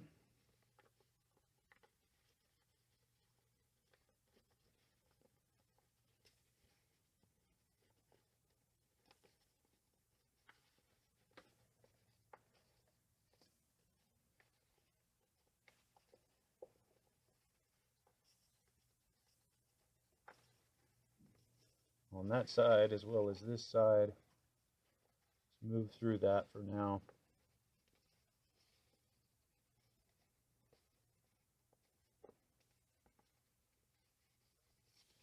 Get that going. Bunch these together. This wants to right up into the underneath of that, so just kind of pull it back down. Kind of gets in the way.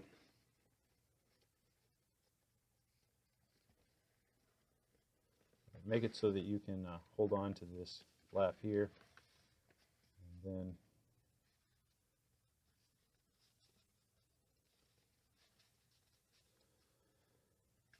maybe a good idea before we collapse all of that down to go ahead and get this here. So on either side of this is a mountain. Go ahead and pare this down.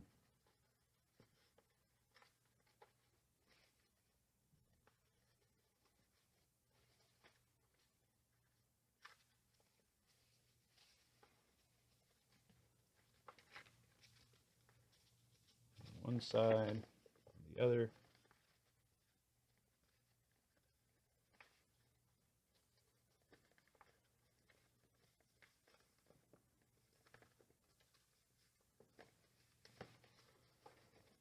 Kind of bring all this together here.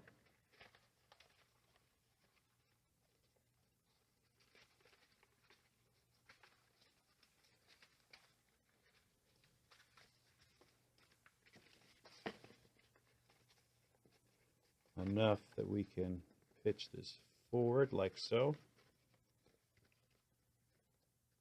flatten this area out just behind the end of that.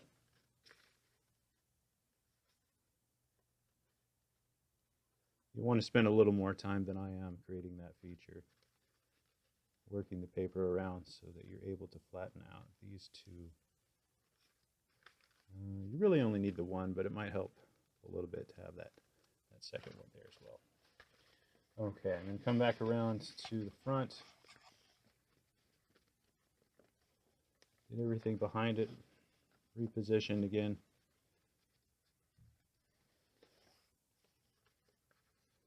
And then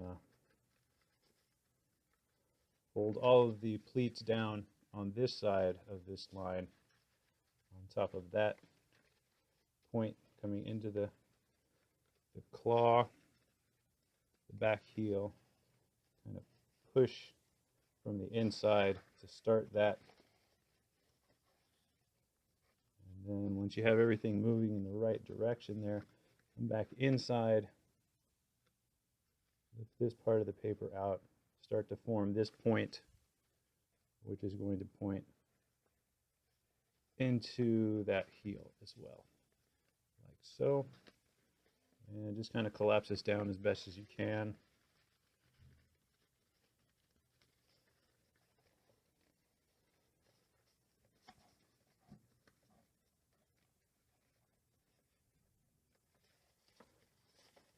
Okay, like so.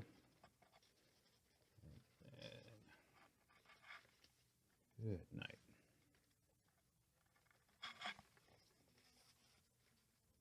Push this back.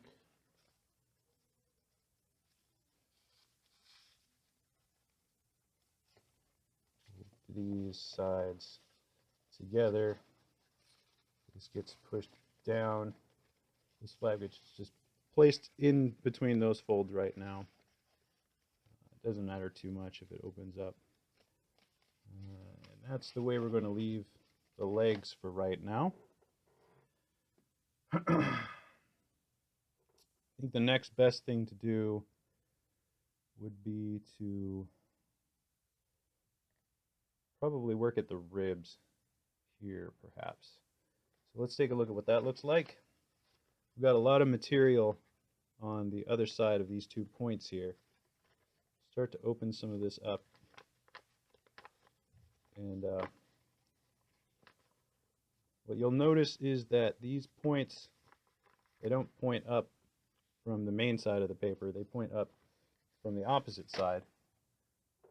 And this gives us a little bit of color change inside the chest. You can see that it's pink inside of here as opposed to this purple color. And that's because these elements are coming at you from this direction. So this is pretty tricky, especially considering this wing on the other side wants to fold down on top of what we're doing here. But if we kind of give ourselves a little room to work with, maybe even start from the bottom, start to form these creases here.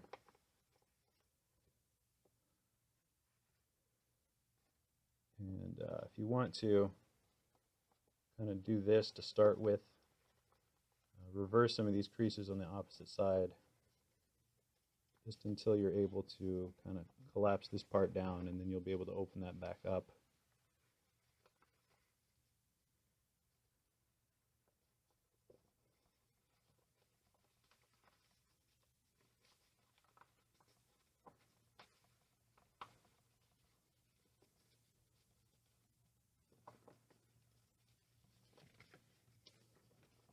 Okay.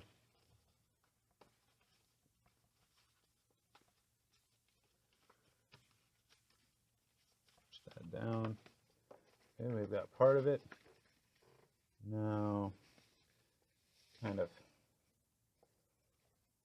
I'm going to do myself a favor and tie this down like that. Then come here and rotate the paper down like that, which is going to allow you to get these moving in the right direction.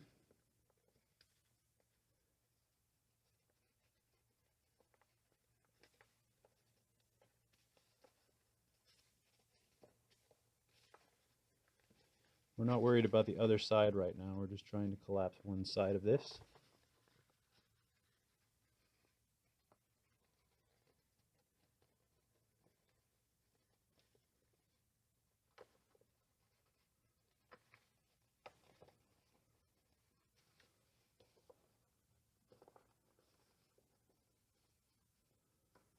Okay, and once we have that, open this back out, start coming at it from this side.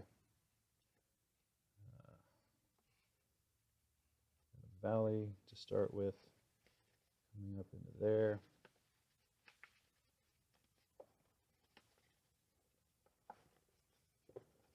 We get those creases started, and we can come back into the middle, kind of push down the middle, and hopefully get these other creases to link up to the other side.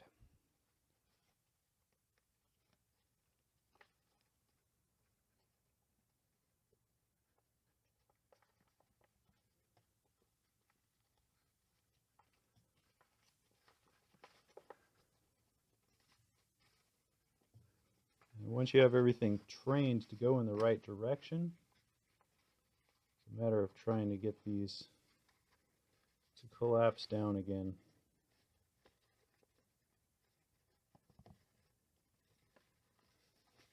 Which is kind of tricky.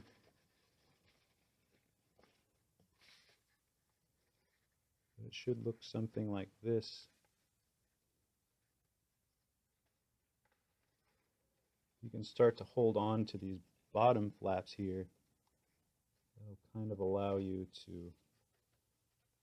fold everything up as you go. You create a couple new creases through the paper so that they sort of sit next to each other.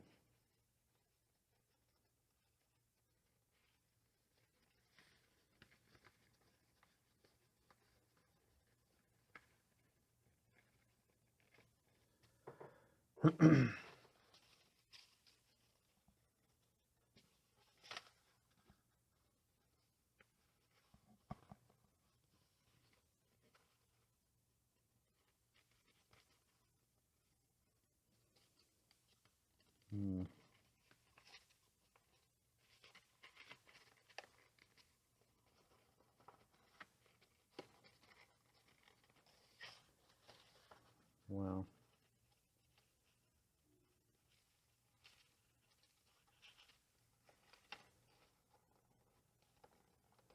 It's really tight.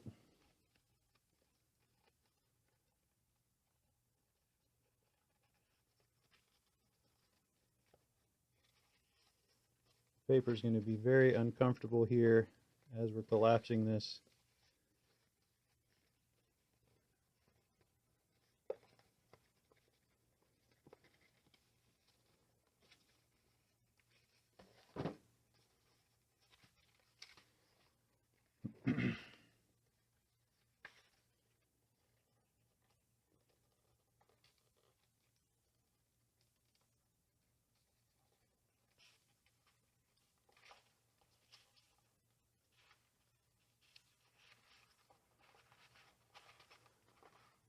You sort of get everything lined up side to side here, and kind of open things up in the middle like this.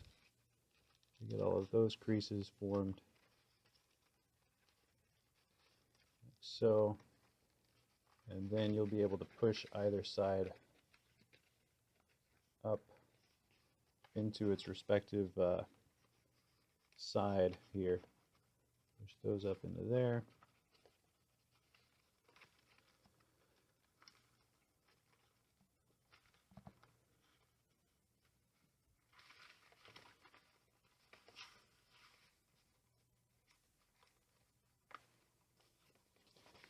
Turn this around. That's probably good enough for right now. Everything is kind of moving in the right direction here anyway. So let's more or less how it needs to be for right now. We're going to have to open this up a little bit here anyhow, because we need to do the creases for this arm feature. Kind of turn it around and we'll focus our attention on this. Again, you need to unwrap the layers that are around this front claw. So carefully sort of unfurl these layers that are wrapped around the wrists. All of this is going to form the fingers, claws on the hand. This is a little easier to collapse than the leg because there's not a heel, there's not a palm. There are more claws on this appendage. That doesn't really make it more difficult to collapse, really. It just takes a little longer. To get it out to this point, kind of fold that together and then kind of work at it from either side. Get that side done around here. This side should be able to, from that point, grab onto one of the claws, which becomes the thumb. The outermost one does. It's longer, so I put it on the edge so that it would take up less paper. Cutting the CP for that item in half. And you just continue to squish these into each other. And this is the last one here, which will allow us to form two at the same time.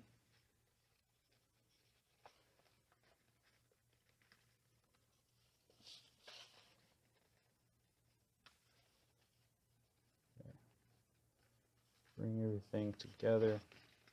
Again, you've got this wanting to interject itself into what you're doing, so just kind of get this out of the way. Fold that together, and then these all just lie one inside another like that. And if we open this back up again, kind of like this, just a little bit to give us enough room to come in here and collapse this part. Just like on the legs, on either side of the central line is a mountain fold.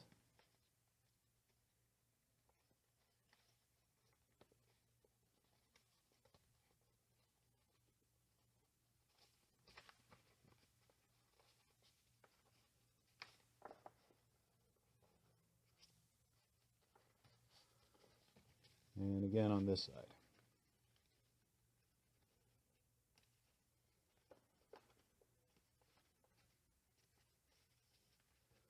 It's a little tight right here because we started the pleats for the ribs, but there should be enough space in there for you to collapse this down.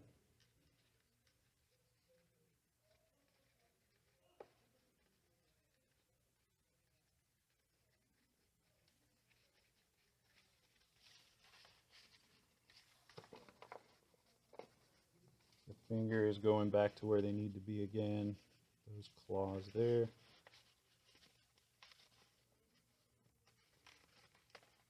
Sure everything's coming together. These undid. So get back in there. Pull all that down again.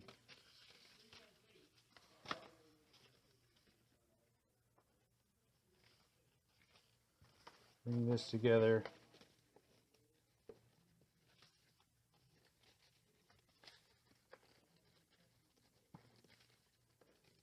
And once you have that flattened down, fold this point down toward the end. Open this up here. And flatten this out right there. And then fold that together.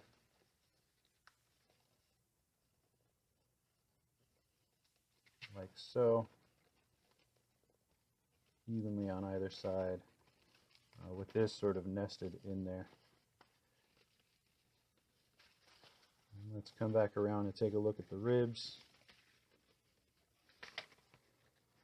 Okay, they just kind of hang out there for a moment.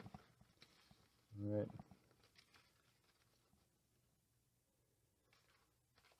Holy moly. Try to get this to lay down a little more evenly.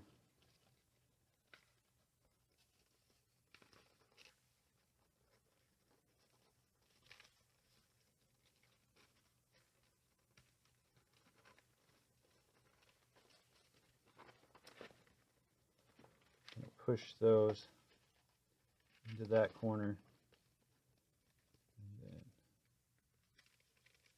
And then these up into that corner. Yeah, just like that. That's fine for now. Back around to the other side. Let's undo this here. Start to work at this. Start with the ribs. Open this up.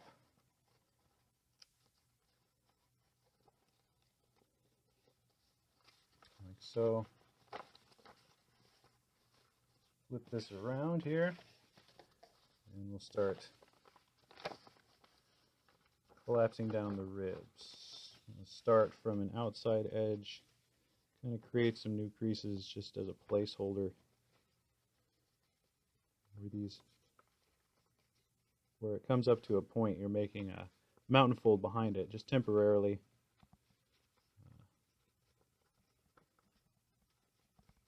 To hold this in place, just to train the paper to go in the right direction here. Just have that side come around. Get these.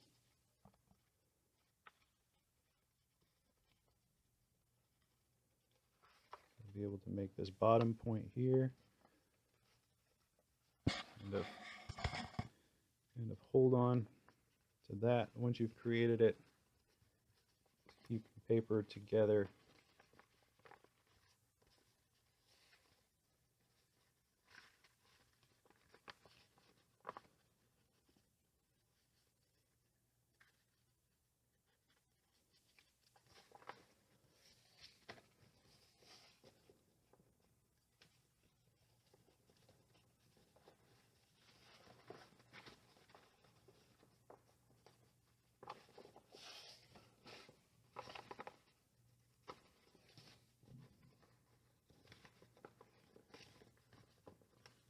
Whew.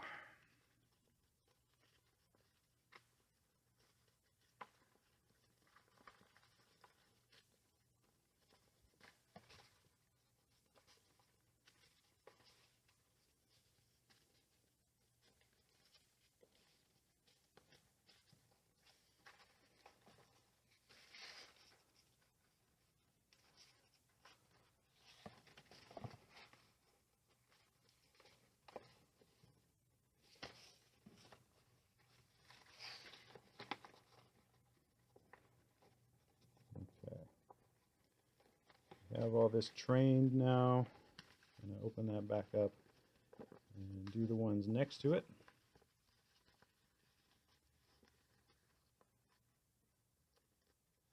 From the outside, these going.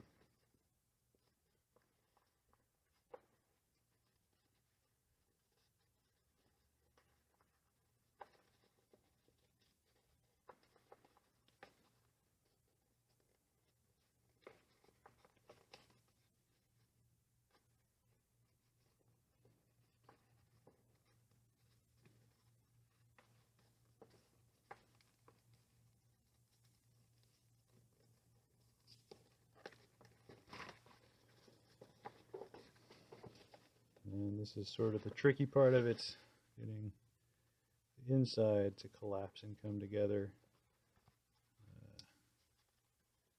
which it does through the creation of some additional sort of shaping creases, kind of putting those next to each other.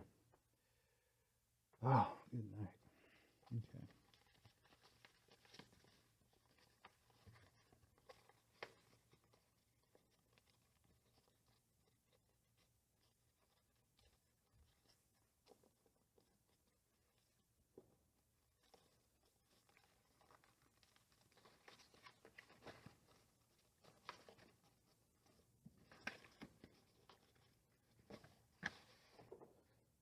Okay, so we kind of grab these at the bottom here, form these up,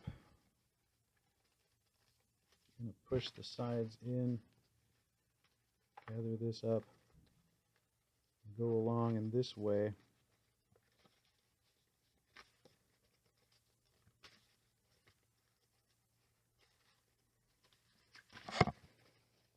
The two sides of the paper kind of want to interfere with one another, which makes it difficult, but you kind of get to a point like this and then kind of tilt them forward like that. That helps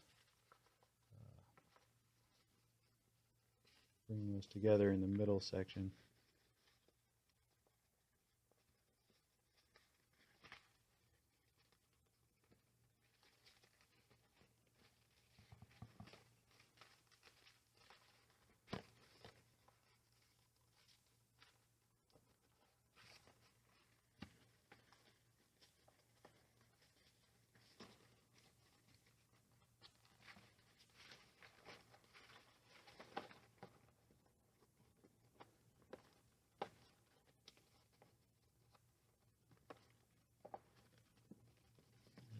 Just kind of get everything squashed down here.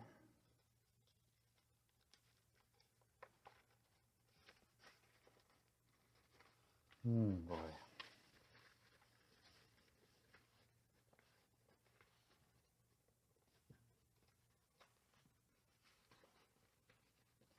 All right, that's as far as I want to go with that right now. I want to turn this around and start going for the other set of claws on the other hand. Unfurl this carefully.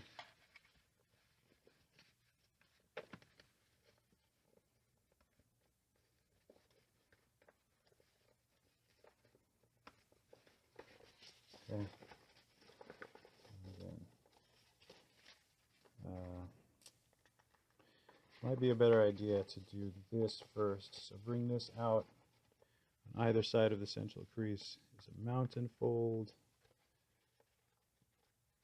Start to bring this together.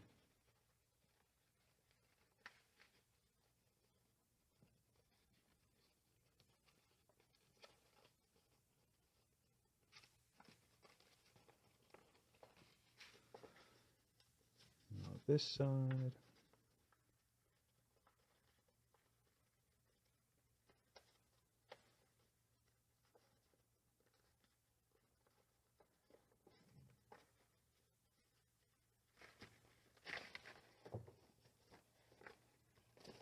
And let's go for this now.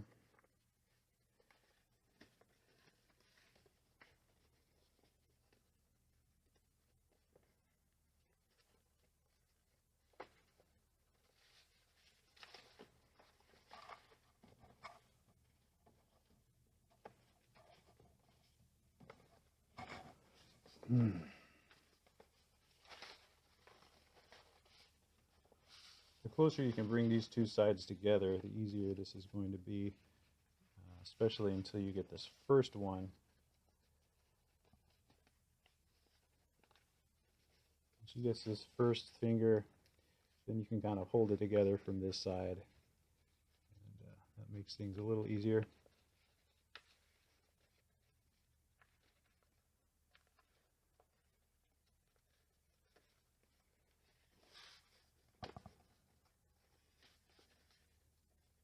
Make sure everything is coming together neatly.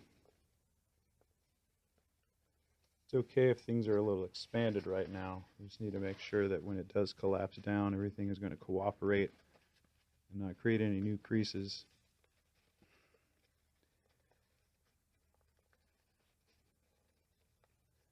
And we'll keep the final model looking nice and sharp.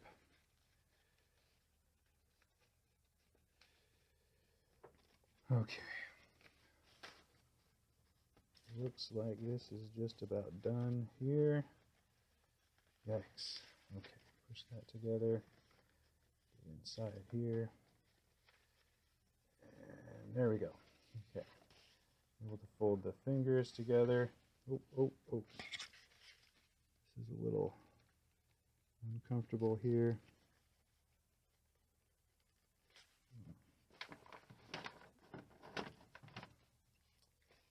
reach in from the inside and pop that out with the shaping tool. There we go. Okay. And then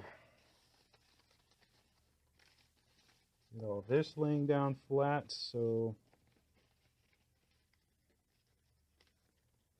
we can flatten down this element up here. Bring this together.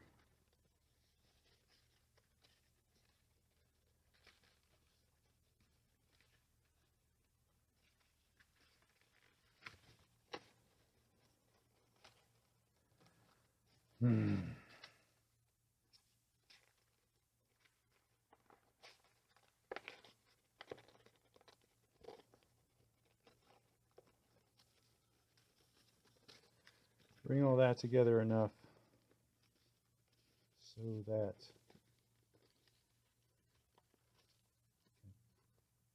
flatten that down, push this forward, open this up, get this together just a little bit more. Okay, then open this up on either side. Hopefully be able to flatten this out. So let me.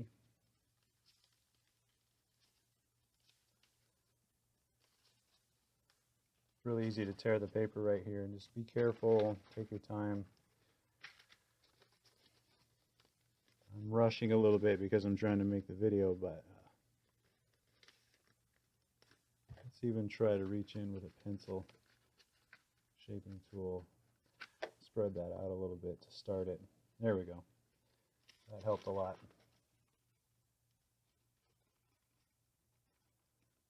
There we go. Okay. That one's a little messy, but flatten that down like so, and then bring the two sides together. Get that element folded down in there, and kind of work everything back together here. Sort of the end goal, I guess, is to be able to put a twist tie around the midsection of the model. Actually, you know what? Let's take a break for just a moment. Let our arms rest because we need to sync this flap that's coming up.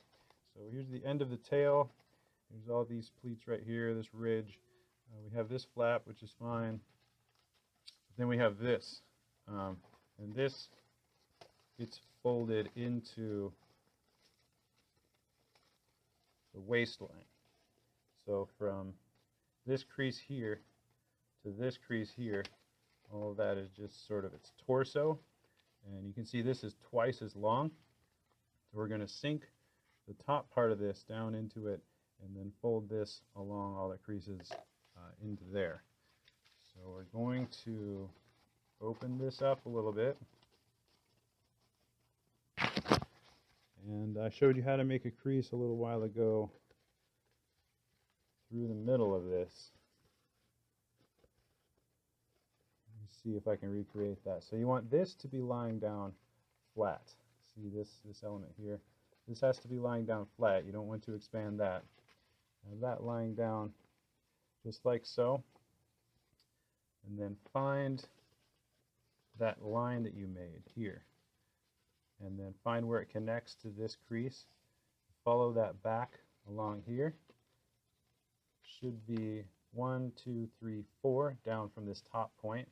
And it should be a valley crease. You're going to make that a mountain. So start to sink this, and you're creating a new crease here along the back as you push that down along there. And then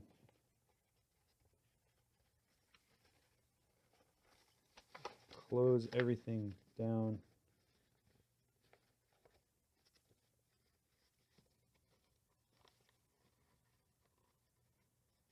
into the model like this. And if you take a shaping tool or something, you should be able to push that point down into it.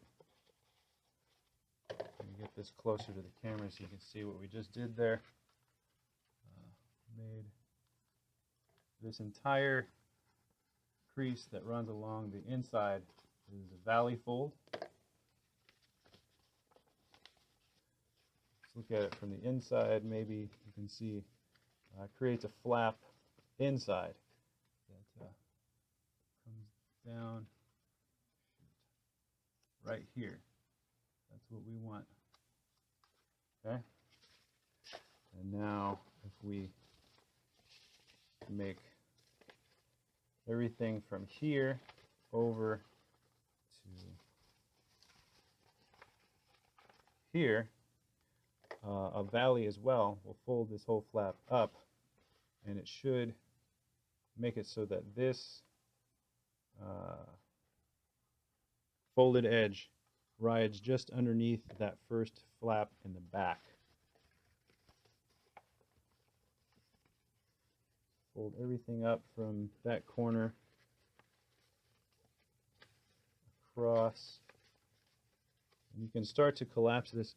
We're going to fold all of these layers into one another and recollapse this. You can start to come at it from either side here.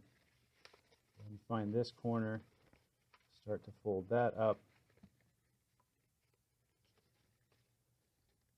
Okay.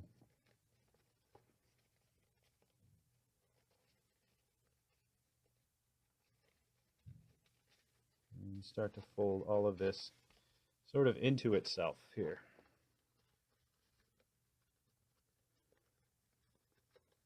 As this.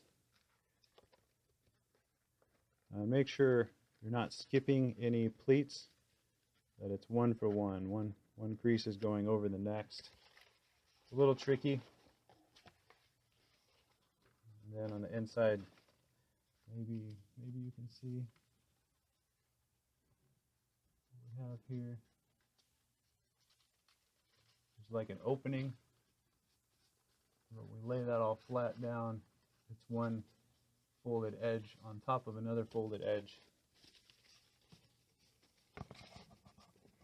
Just keep coming at it from either side, because in the middle there'll be some extra layers.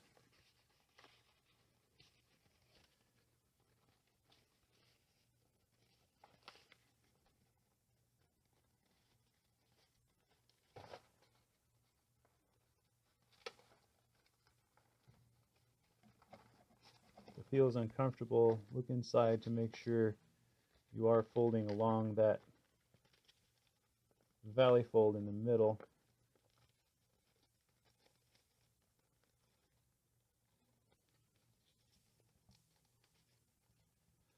I've never seen anything like this used in a model before.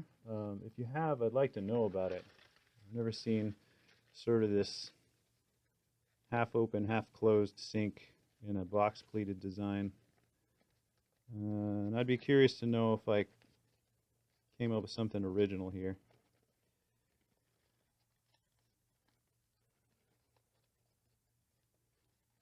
I'd be curious to know any thoughts you have about this model if you want to leave them in the comments below. I really enjoy interacting with my viewers. I love talking about origami, so if you have any thoughts about this, let me know. This one doesn't want to cooperate. Here we go. Push this one over, get that in. Oh boy.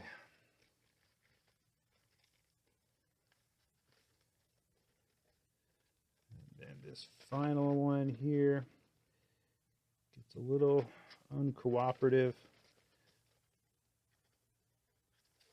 But this should wrap around that exact end there. Hopefully, paper I'm using is pretty thick here.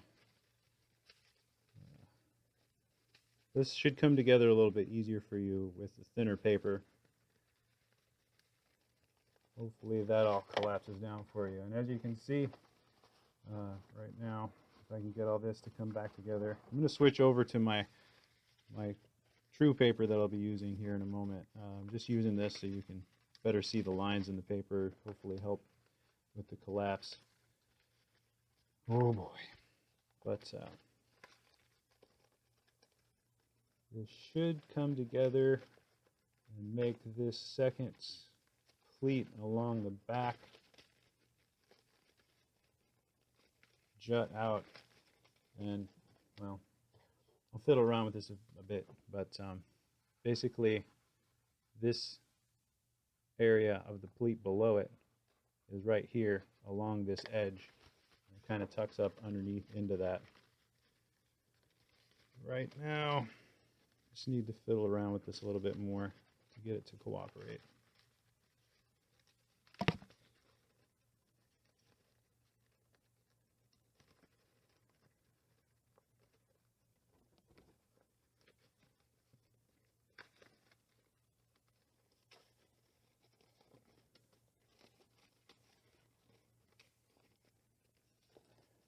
Okay, you kind of start to see what I'm talking about. This is going to come forward, and then this will angle down over that.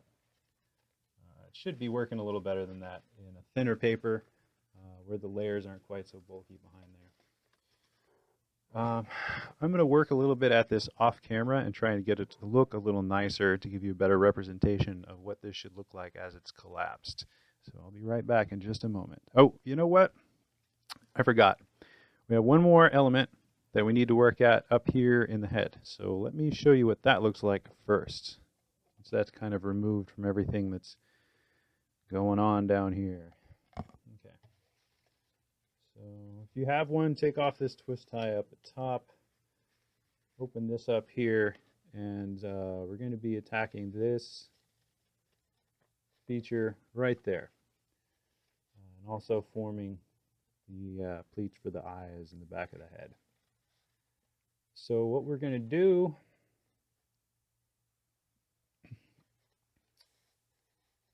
is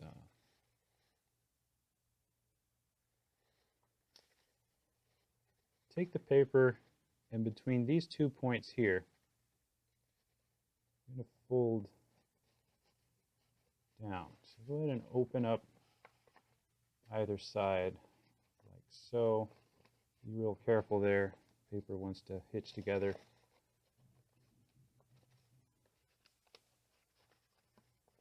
Good gravy. Okay. So kind of fold the paper in half between those 2 points a little bit and start to work together these creases here. It's a little hard to see because this is running through the grid.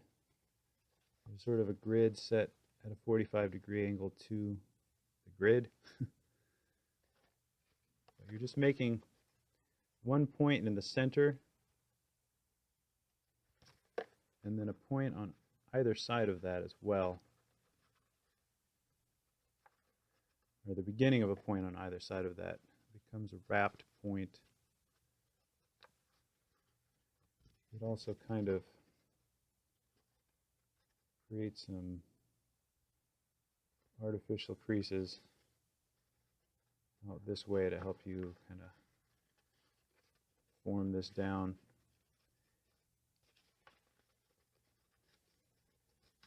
You'll be able to kind of work at this a little bit more once it's collapsed a bit, but just kind of start, I guess, behind.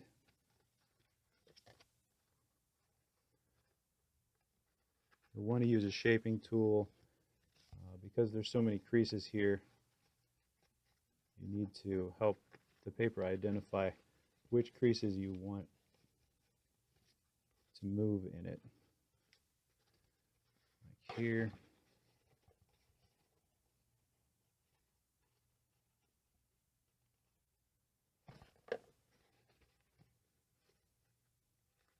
You want all the folded edges here to lie on top of one another.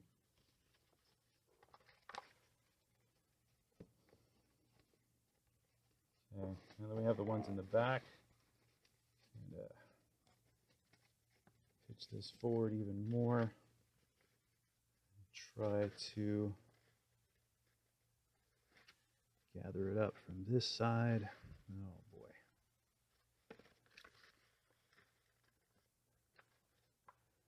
Never tried to fold the model with this kind of paper before. I'm finding it a little more challenging.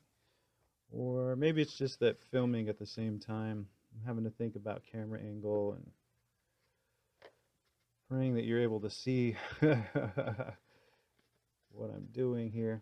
Okay, so we have one side of it kind of down like that, and then once it's like this, you can just nest one side and the other by bringing both sides of that over.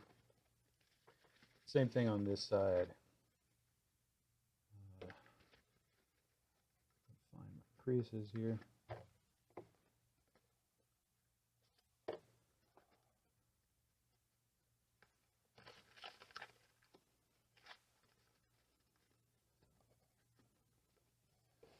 Yikes.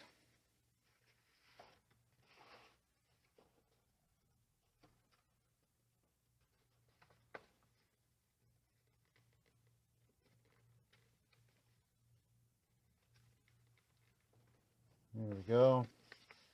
And then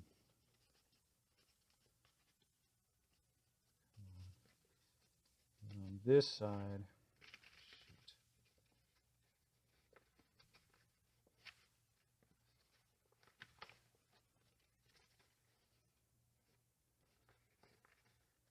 and get it to sort of wrap around that as well. So there's sort of a spike at the top and then side of a spike on either side there that will work out from this side here. And what you can do now, while the paper is still relatively opened, reach inside the paper and open up this top point in the middle.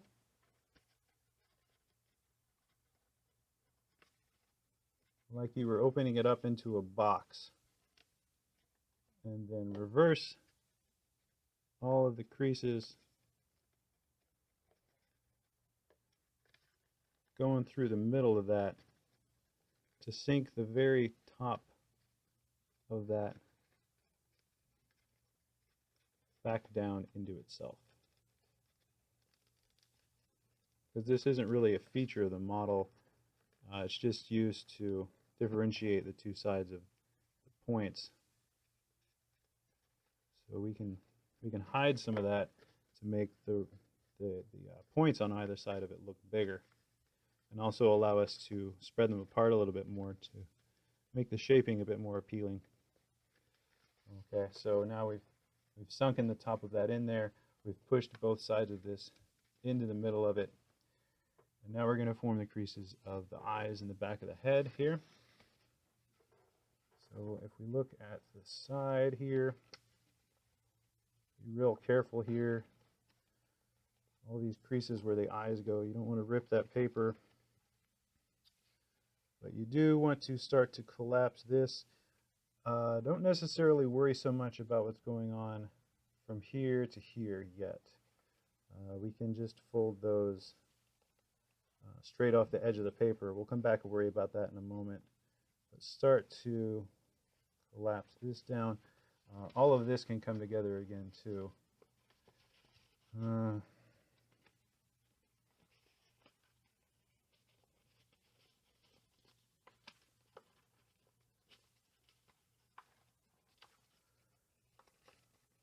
Might be easier to work at it from the bottom.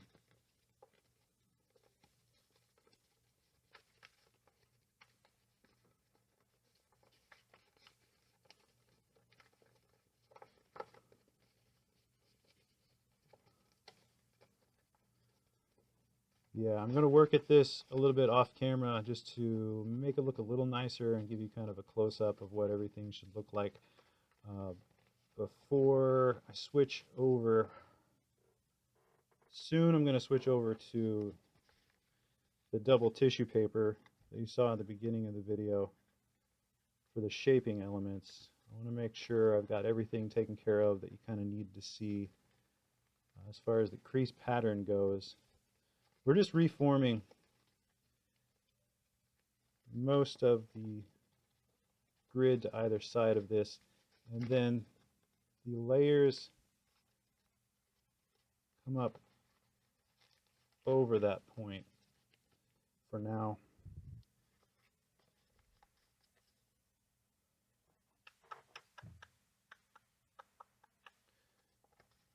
Reduce everything down. Okay. We've got this going. Kind of worry about this more now down here. And this is similar to the pleats along the back going into those points. We're sort of pushing the paper up, pushing this point up into the layers that happen above it.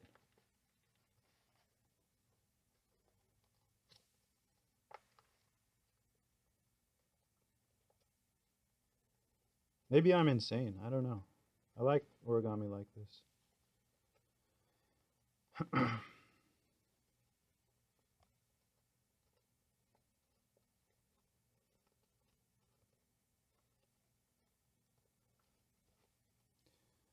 Now,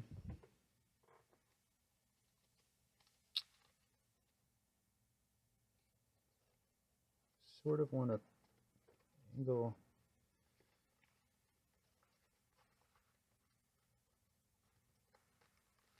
just sort of get it to this point here where you can kind of more or less push things together like that, and then come at it from the other side again.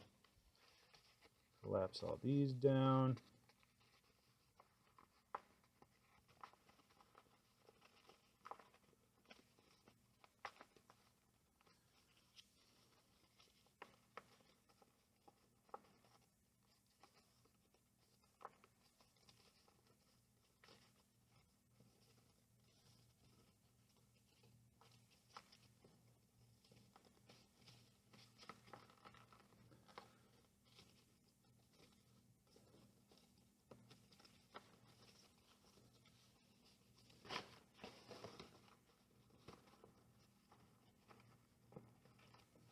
So that's good.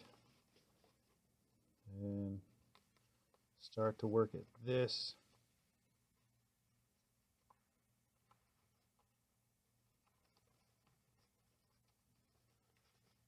That. Maybe come at it from this angle next.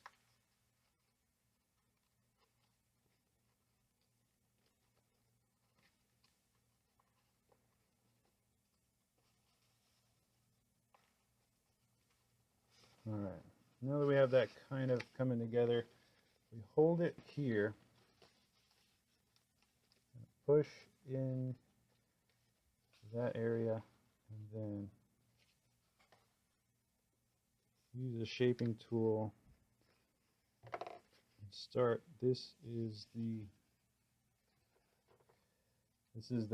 back of the head here, everything right here.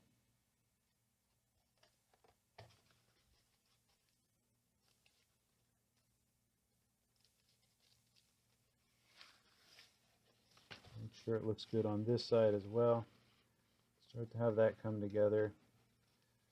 That looks good. Now these points on the top,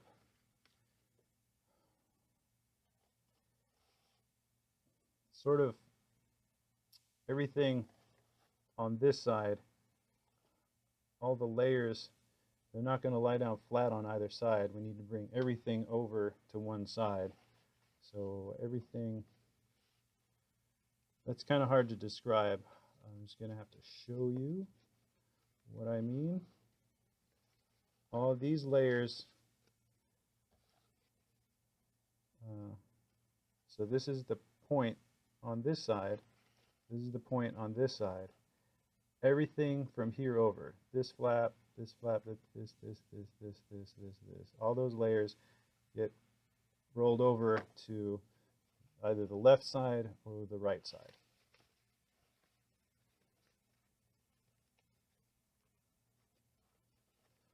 And if we kind of one more time sort of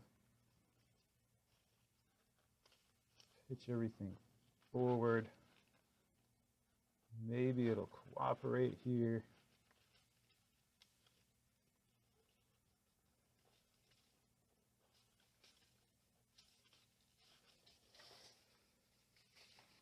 Need it to be doing it on this side as well.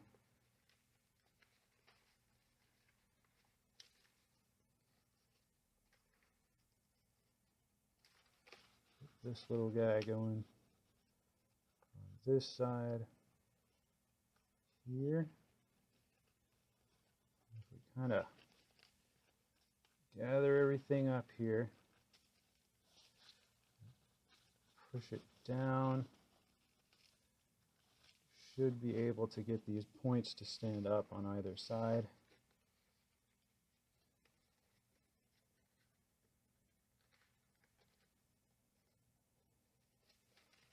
Here, go ahead and open up from this corner to this corner again.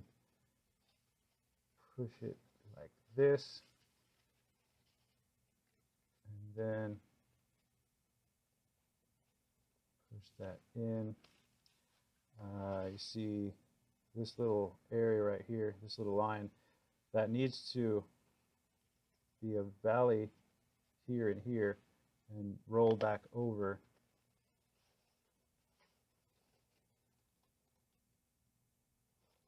Like that. Yeah, we got one of them done. Okay, and then on this side, it looks like things are coming together a little better. That's already on the correct side. Just hold it together like that. Push these two sides together. Oh, this paper is really thick. This is really, it's going to be a lot easier if you have thinner paper. I think it would have been a lot more difficult to demonstrate this with thin paper though. Hold it together in the back here. Continue to kind of push this up like this. Check around the edge every once in a while that you're not messing anything up. Hold everything together. Push all of this up. Yeah. And you can see on this side, you just wrap everything around it. So everything is coming to this side and to this side, to this side and to this side, wrapping around these really thick wrapped points, which are being wrapped to one side or the other. And then in the center, we have this really thin point that's sunken down, which makes it look like two little points there. And I'll kind of show you what that looks like on this model here. You see, we have it set up like that. Okay, that's what we're going for. And just come down here and form the remainder of these diagonal creases, which are later going to help us form the eyes. But for right now, just kind of fold everything together and then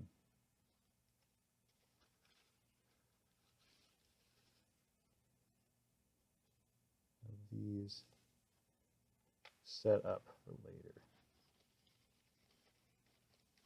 And make one and then squish it together and then make one.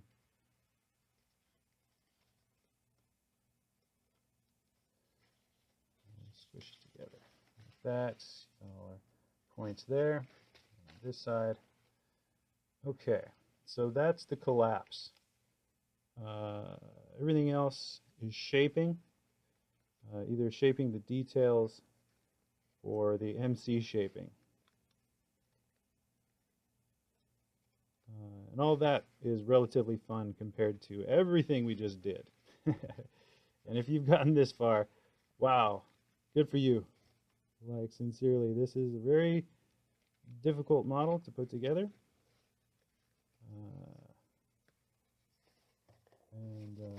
Yeah, I'm going to sharpen this up a little bit and show you what that looks like.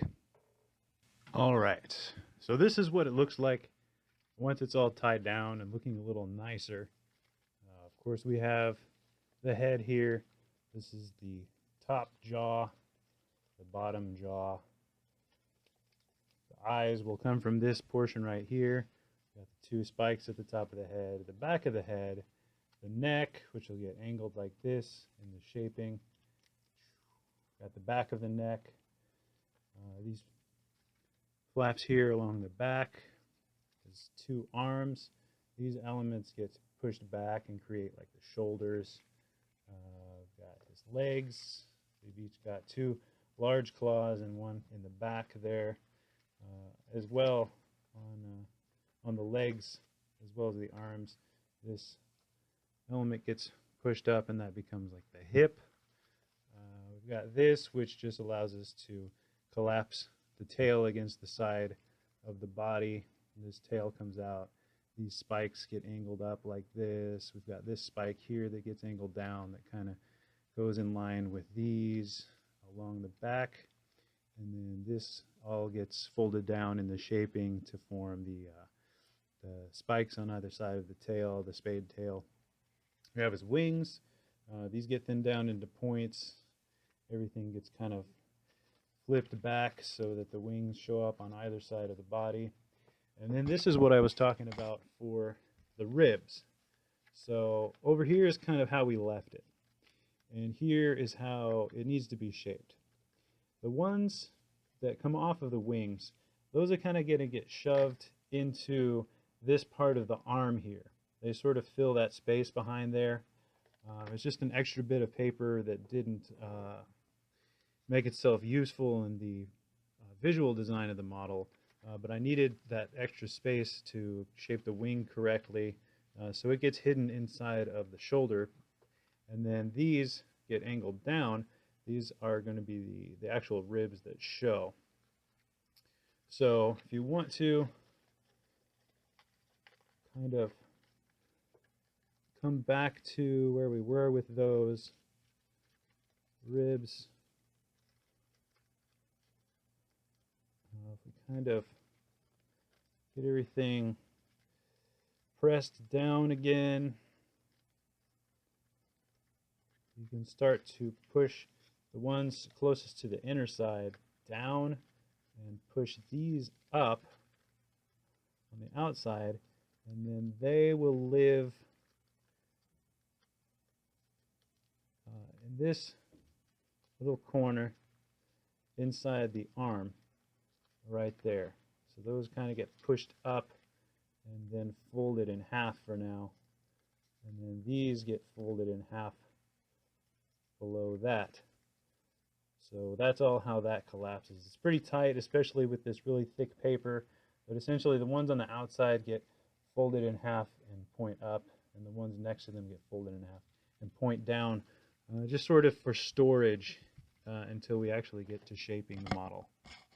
So yeah, that's what everything should look like so far, and in the next step I'll show you all the little detail shaping that we need to do prior to shaping this with MC paste.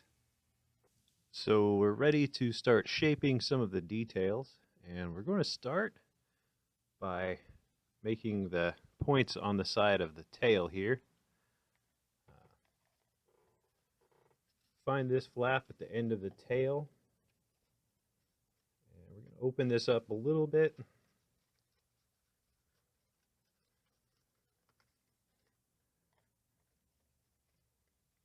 Just so we can fold that flap back. So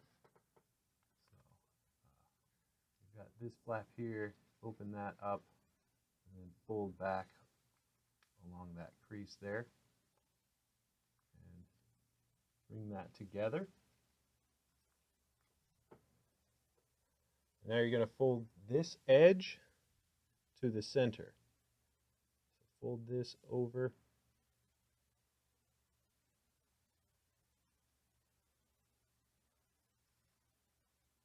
Just like that. Unfold. And then get in between these layers here. Spread that back open. And we're going to flatten this down along that crease that we just made.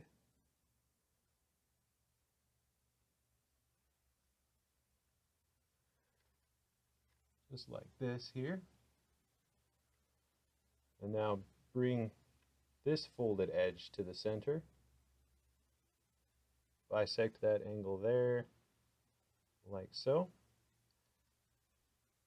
and on this side as well. Bring this folded edge to the center.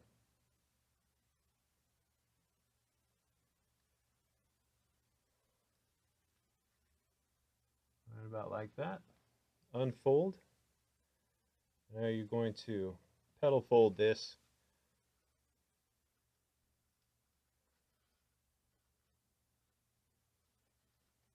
by pushing this material up, reforming these creases we just made, and then making this small flap in the center here, right there. Okay. Once those creases have been added, open this back up again and release that flap. Hold that down. And then this thing should naturally want to come together like so.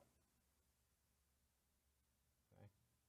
That flattens down, and now we have this amount of paper up here. I'm going to fold this back down. Makes kind of this diamond shape on the top now. And we're going to tuck these corners in along the creases that we just made. Make sure this raw edge goes to the center on the top and the bottom there. And work at it so it comes together cleanly. You're reversing that crease, so it might want to fight you a little bit, but get everything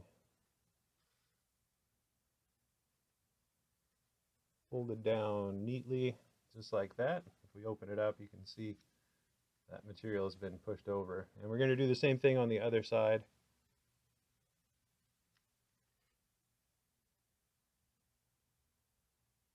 Fold all that in.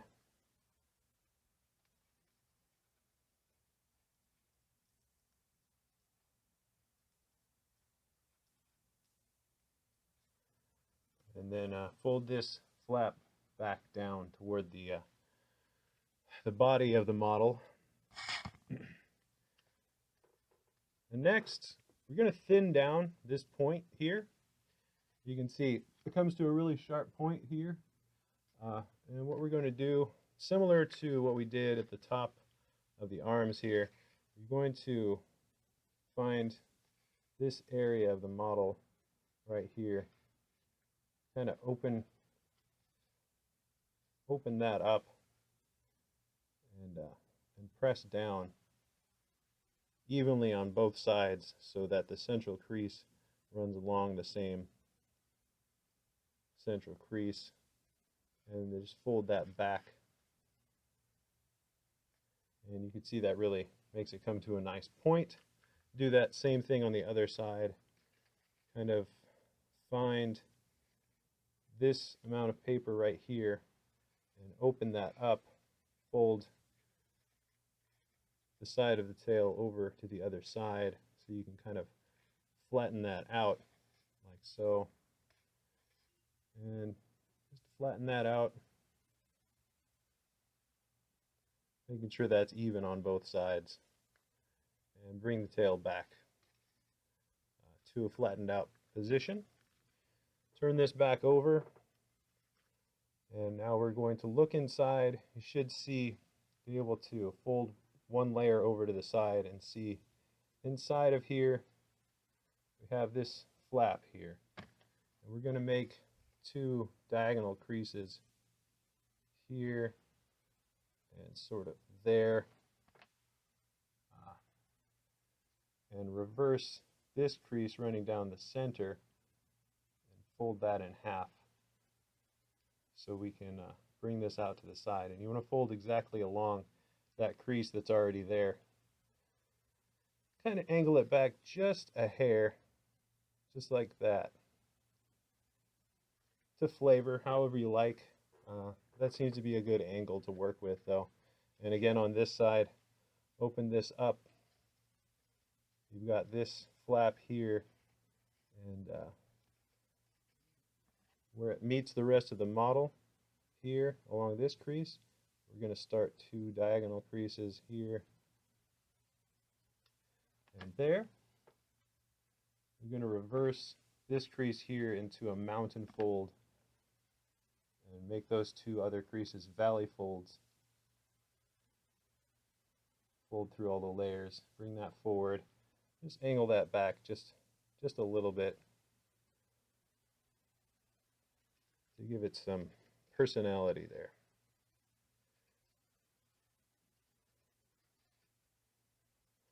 All right, and those are the shaping details on the end of the tail. Should look like this now.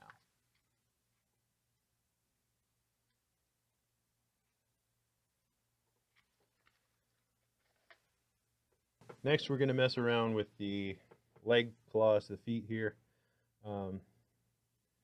Really what we're going to do is spread the two bottom claws out to either side, and then we're going to get it so that we can make this heel. It's hard to get an angle on this. Here we go. That kind of illustrates it. Make this come to a point in the back by sinking some of the layers in a divot that we made earlier. So let's go ahead and unwrap one of the legs.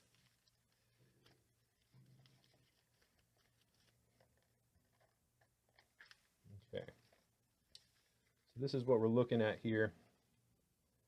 And you can see if we kind of divide this into two sides, we can open the paper up here, and you see there's like this little notch right here. We're going to flatten that out, and we're going to create some new creases similar to how we made the spades for the tail. We're going to make some new creases right here so that we can change these to mountain folds and fold these in half. So just fold the whole entire thing in half. That thins it down so that this is just 1 unit wide on either side here. And as we do that, you'll be able to push this material down, and that creates kind of a lip of paper right there. You're going to do that on the underneath as well. Push that amount of paper forward, and now you should be able to kind of pinch all of that down. And that again makes this kind of little lip of paper right there. There's sort of a hollow space in between right now. And as we get into like the MC shaping and stuff like that, these will kind of get angled out just a little bit so that they're separate from one another. If you can see on this model here, you just kind of, you know, shape the paper a little better. You do have to be careful not to rip the paper there because the webbing, so to speak, in between those two is a little fragile, but you should be able to kind of kick those out, and then these get rounded off. I don't reduce these corners because you kind of want the bulk to extend all the way to the end. You don't really need that to be too sharp because it kind of gives it a little more oomph. I don't know. It doesn't need to be too sharp. But these essentially, they're 1 unit wide, and we're pretty much making a mountain fold, looking at it from the top, and sandwiching this entire thing in half here. Kind of rounding that shape so that when we look at it from the top, it looks even more thin. Kind of like you would shape an insect leg, I guess. I don't know. That kind of makes sense. You just round these off. One of them is thicker than the other, but you should be able to get a nice rounded look on each of them. And then the very ends of them, they kind of get angled down a little bit like this. And then you want this crease to then angle into the very corner. So you get a nice sharp point at the end of either of them. So kind of pitch this down forward, 1, 2 spaces back, about. All this is to your liking, and then get that sort of crease through a bunch of layers that we're making here to kind of curve into the very corner of that. to give it a nice kind of wicked look.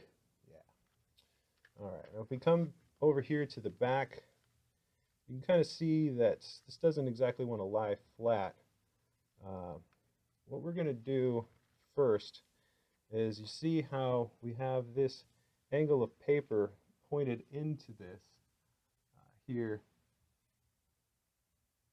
We're going to fold this layers on top of it. We're going to make some creases here and here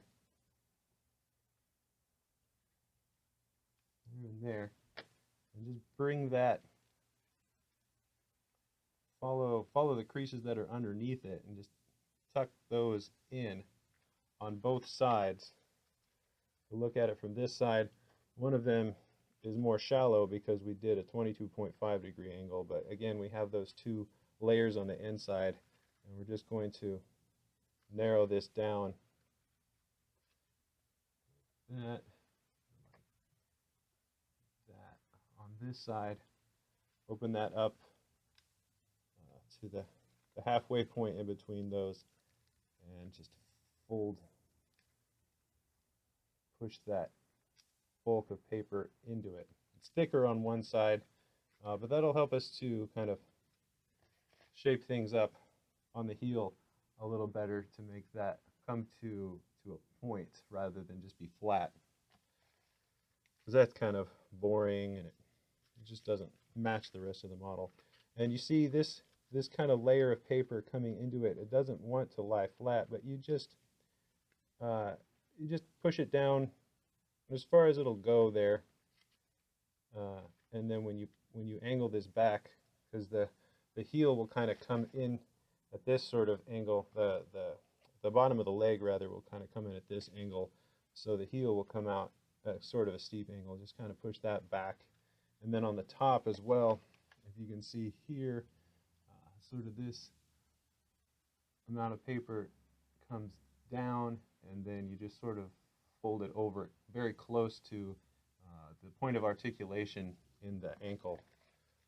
So fold all the layers over like this, and then where it gets close right there, you're just going to open it up like this. And that's about right, like that. We've got this sort of flap coming over that's helping to extend this and allow these to be side by side. And you want to do that on the other side as well.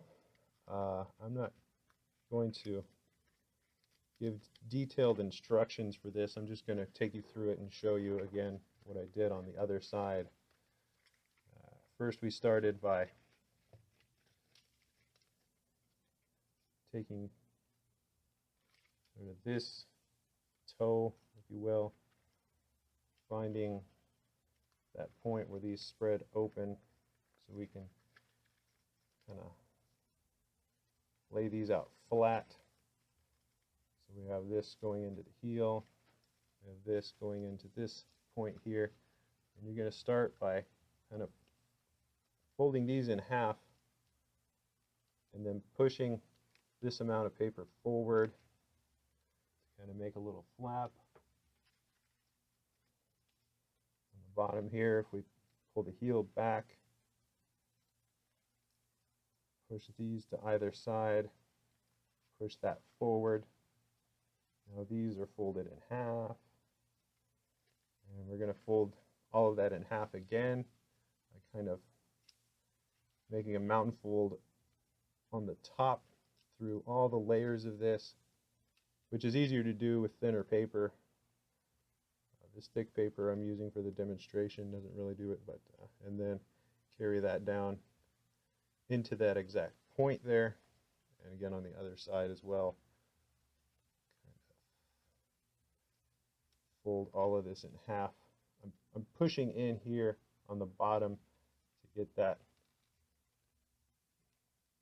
to fold together, and you want to spend more time when you're actually shaping this on these elements. I'm just doing this more or less to show how it's done. And then if we come back here to the tail, or to the heel, open up the paper so that you have this spread one layer is on one side of this, sort of these two angles of the paper, and then you're going to push that down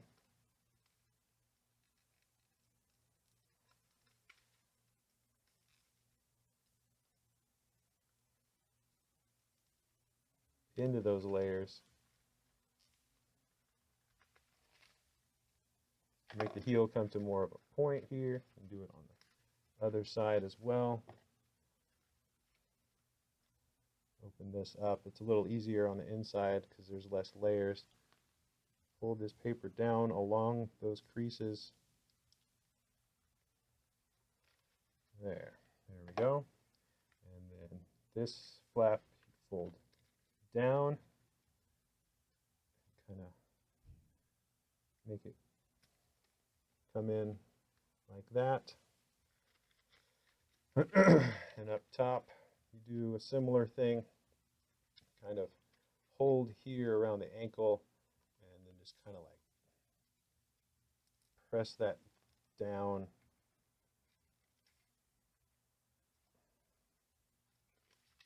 to make sort of this roughly triangular shape on the top there.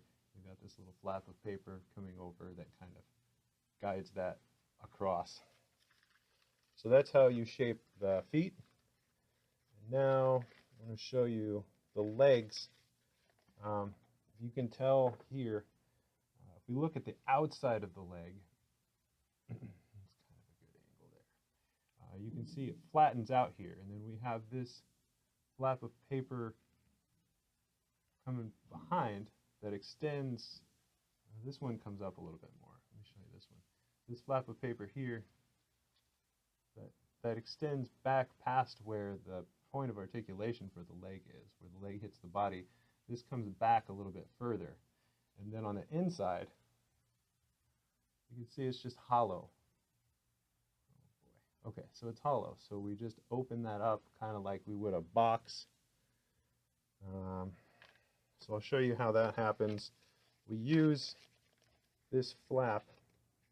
It's tucked in now to help us close up the base. But you take this and push it back. Now, this flap is right here along this crease right here, and this crease in the back. You can see there's a point, there's a line in our grid that this runs along. Above that, what we're going to do as we collapse this down is we're going to push in here. This is all going to be a mountain, this is going to be a mountain, and this is going to be a valley. On this side of it, these layers here, this will be a mountain, this will be a mountain, this will be a valley. So everything below it gets kind of opened up, and it's like this. You can see on the top here how that's happening. You're like pushing a corner into the paper right there. And then on this side back here, again, this isn't really going to work with the paper I have now functionally, but just to show you what I mean.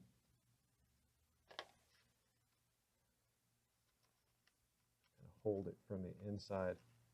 It gets pushed back like that. And what this does is open up this space inside the leg here. It widens this out. Turns all the flaps on this side on their end and all the flaps on this side on their end. And then I'm going to take out the twist tie around the waist so I can move this other leg to the side and hopefully you'll be able to see this better.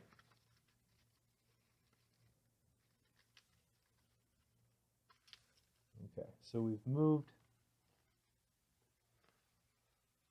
layers of the paper to this side and to that side. Now we don't want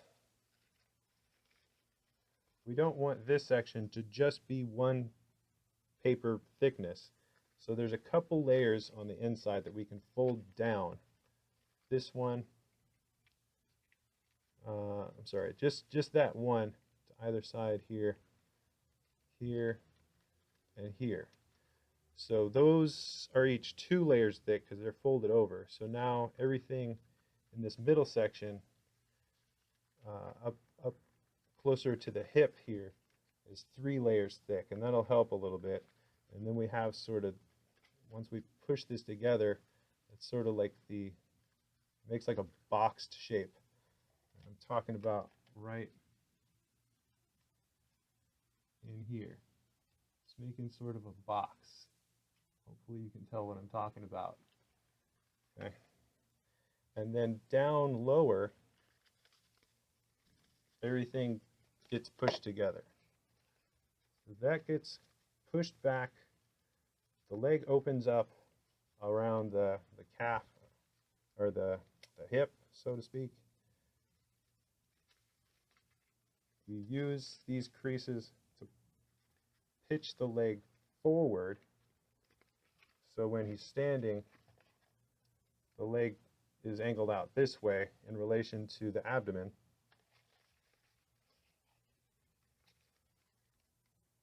It gets pitched out forward like this, and then closer to the ankle, it just gets folded together. So you make kind of a shallow diagonal crease inside here to bring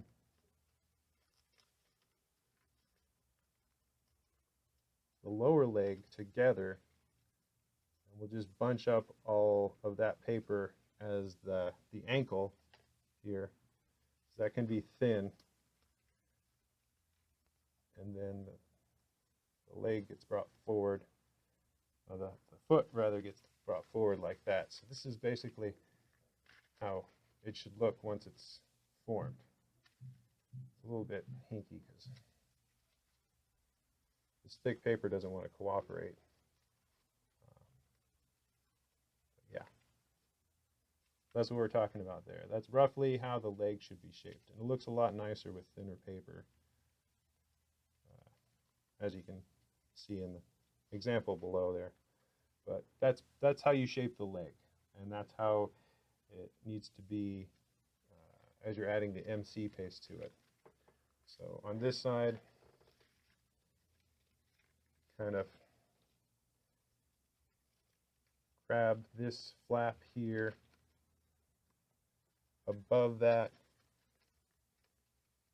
You're going to kind of reach in from underneath and hold this open. And you'll push kind of that little shape right there in the back as well.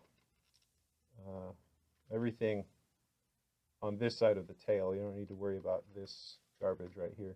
Just these pleats go into it from that side. Push that back. I'm going to make sure that you have these 2 layers of paper folded down, and then they come to kind of a folded angle right here, and right about where that terminates, that's where you're bringing the creases in the ankle together. Okay, so those get pressed into this part of the paper to make that, give that a little more strength when we're shaping it, so it doesn't look as flimsy. And you just sort of work all that paper together, the face and the sides, to create a nice bulky shape for the hip.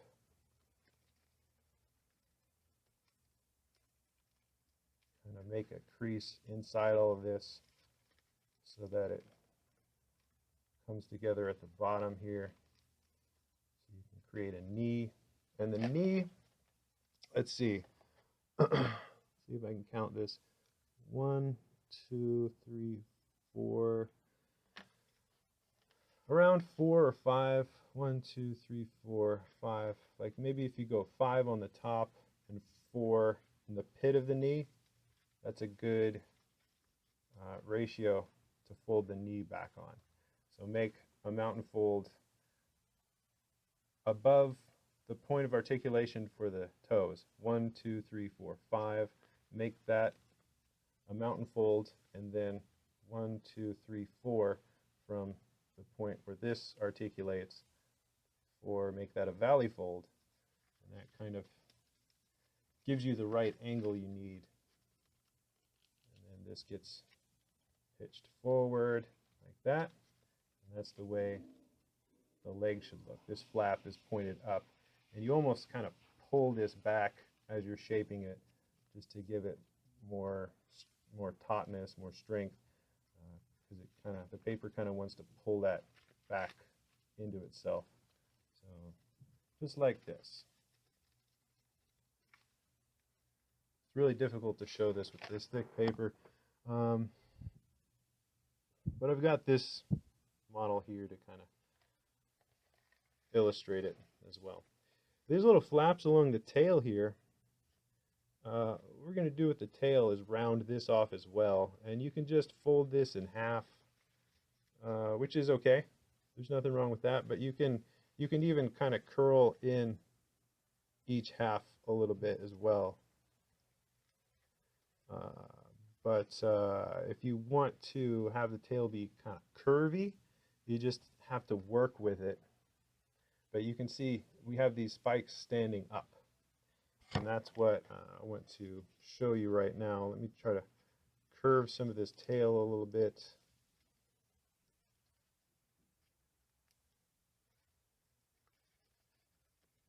Kind of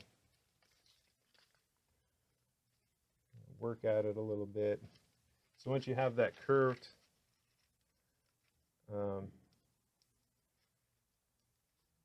as you paint this with the MC, you want to stand these up. So they're lying flat, just kind of kick them up and work at it a little bit. There's almost like a little tiny valley fold running up the center here and a mountain fold on the other side, and it kind of gets wrinkled up a little bit around the edges, just like that. You don't want to work at it too much. You just want to get it to stand up above the tail. Kind of leave that up to you. However your paper is working for you, you just kind of get those to stand up like so. And then to kind of articulate the tail, you just make tiny little movements, tiny like little crimp folds here and there, depending on what direction that you want it all to go in. Okay, left and right, and up and down, however you like. Kind of straight out is a little bit boring, so just kind of work at this. Once you have it close to where you want it to be for the MC paste, you'll be able to put some floral wire on this and hold it in place, and then that should be good for your settling in to make this nice and shapely. Okay. We need to, and then this point on the back here, this just kind of similar to the ones on the tail. You just kind of pinch that together a little bit just to make sure that it stands out from the back and it doesn't get flattened down or up. These flaps here, especially with the thinner paper, you'll be able to push these down quite a bit further. These two here, but those just kind of get angled down along the back there. You want to have them kicked out just a little bit so they're visible. Now, the arms, that's very similar to the legs. Go ahead and unwrap these. We have this little bit of material here. Stand that up, and then sort of above and below that, push that together. Talking about this right here, you push that together, kind of pushes into it, and at the same time allows you to open this here, above and below that, it gets a little weird in this area because you have the ribs, but you should be able to make it there as well. Okay, but you just fold that back, and again with the arm, it thins down about halfway, and then you have your elbow. So reach into here, and you want to lie this little flap and this layer of paper here, so that if I was to poke a pin through this, I'd be going through 3 layers. We have one layer that comes up like this, it gets folded back for 2 layers, and then we have the face of it, which is 1 layer. And then down the middle there's like a seam, and then this kind of comes together here to form like the elbow. And a good place to start the elbow is like 1, 2, 3, 3 or so behind the wrist. Let's take a look at that. Here's the thumb. 1, 2, 3 behind that. So right about here would be a good place for the elbow. Kind of bend that back, open up this paper here, and then you've got yourself an arm. And for the fingers,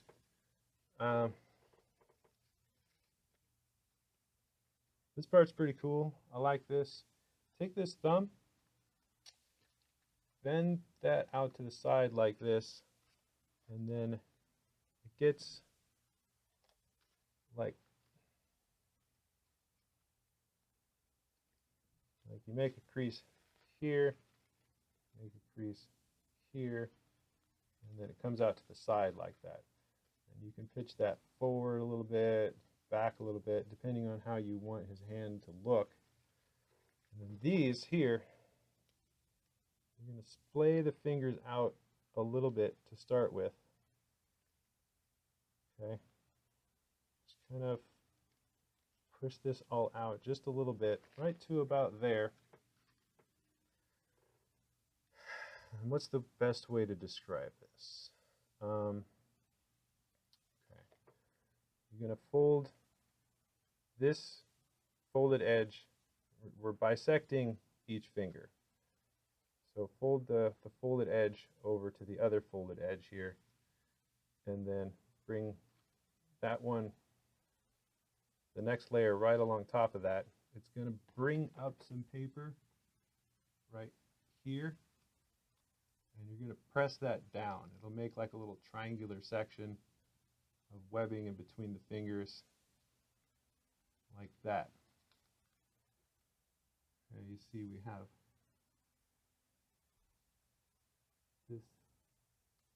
this little flap that gets laid down there when we move the finger across. And then if we turn the model over and do the same thing on the other side, fold that top layer over,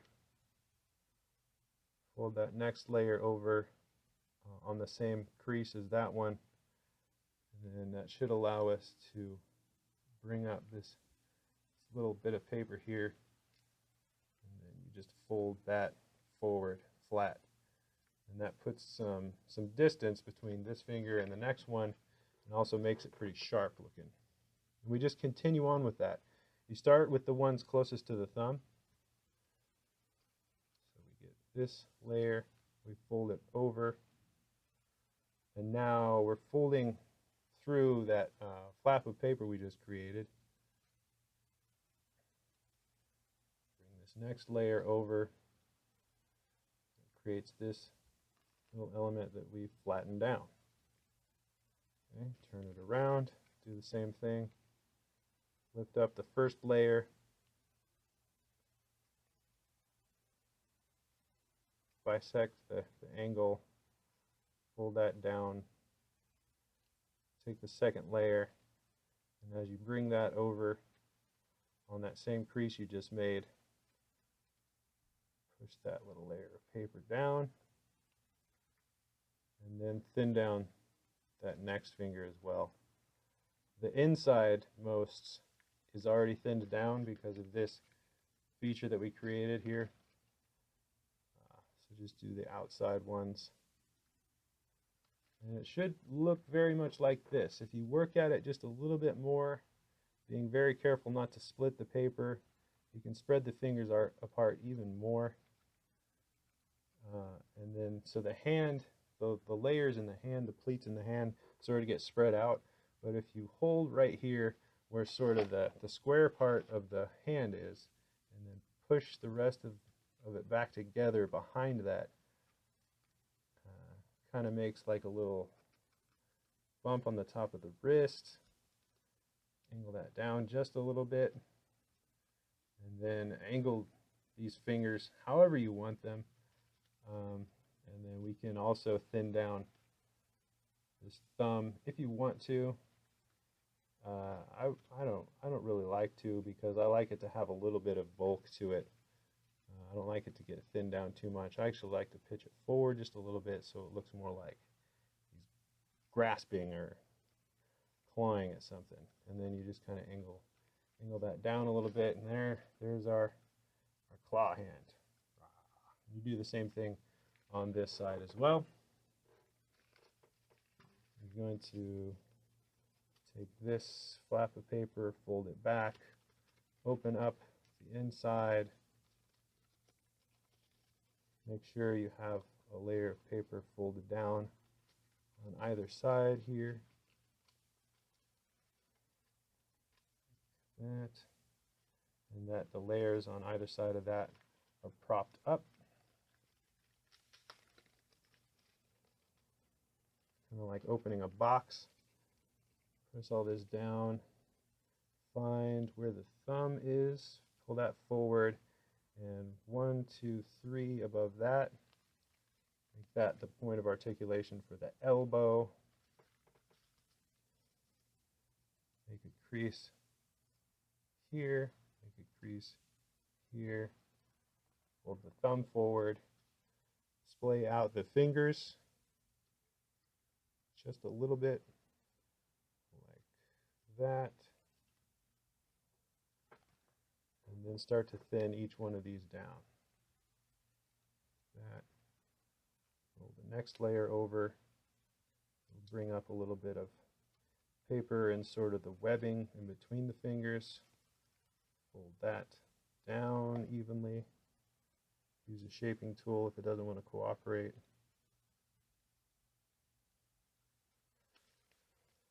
Do the same thing underneath. Fold this back.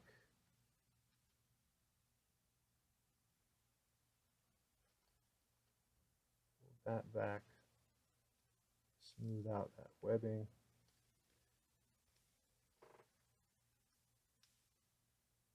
Fold the next one over. And that second layer. Hold the middle finger. Smooth down the webbing.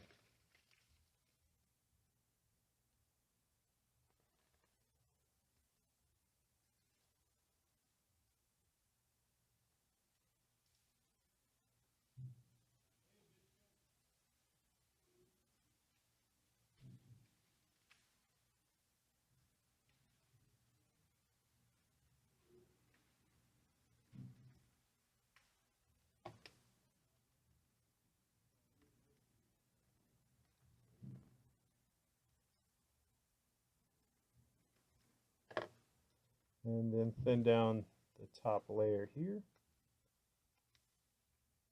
Fold that over. And the way these creases form behind it, it kind of looks like the little tendons in the back of the hand, maybe. I don't know. Maybe I'm using too much of my imagination. Fold all of that down. Create 3 claws.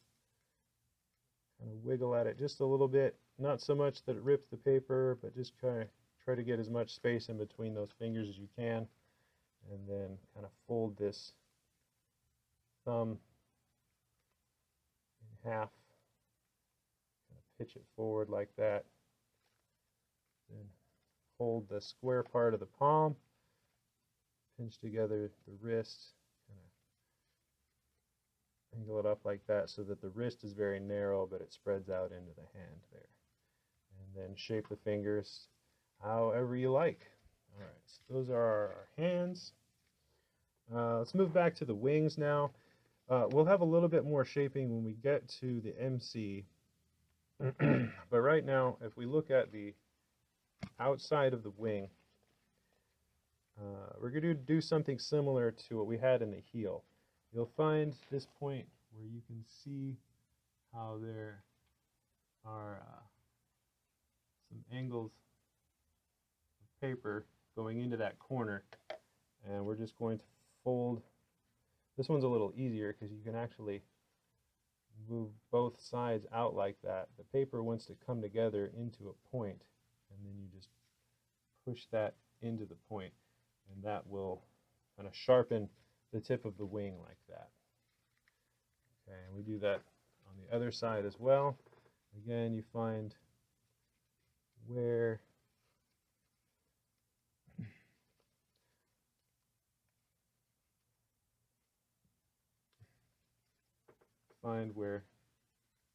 so the point of that angle goes into that, and if you just spread it out on either side, the paper is going to come together.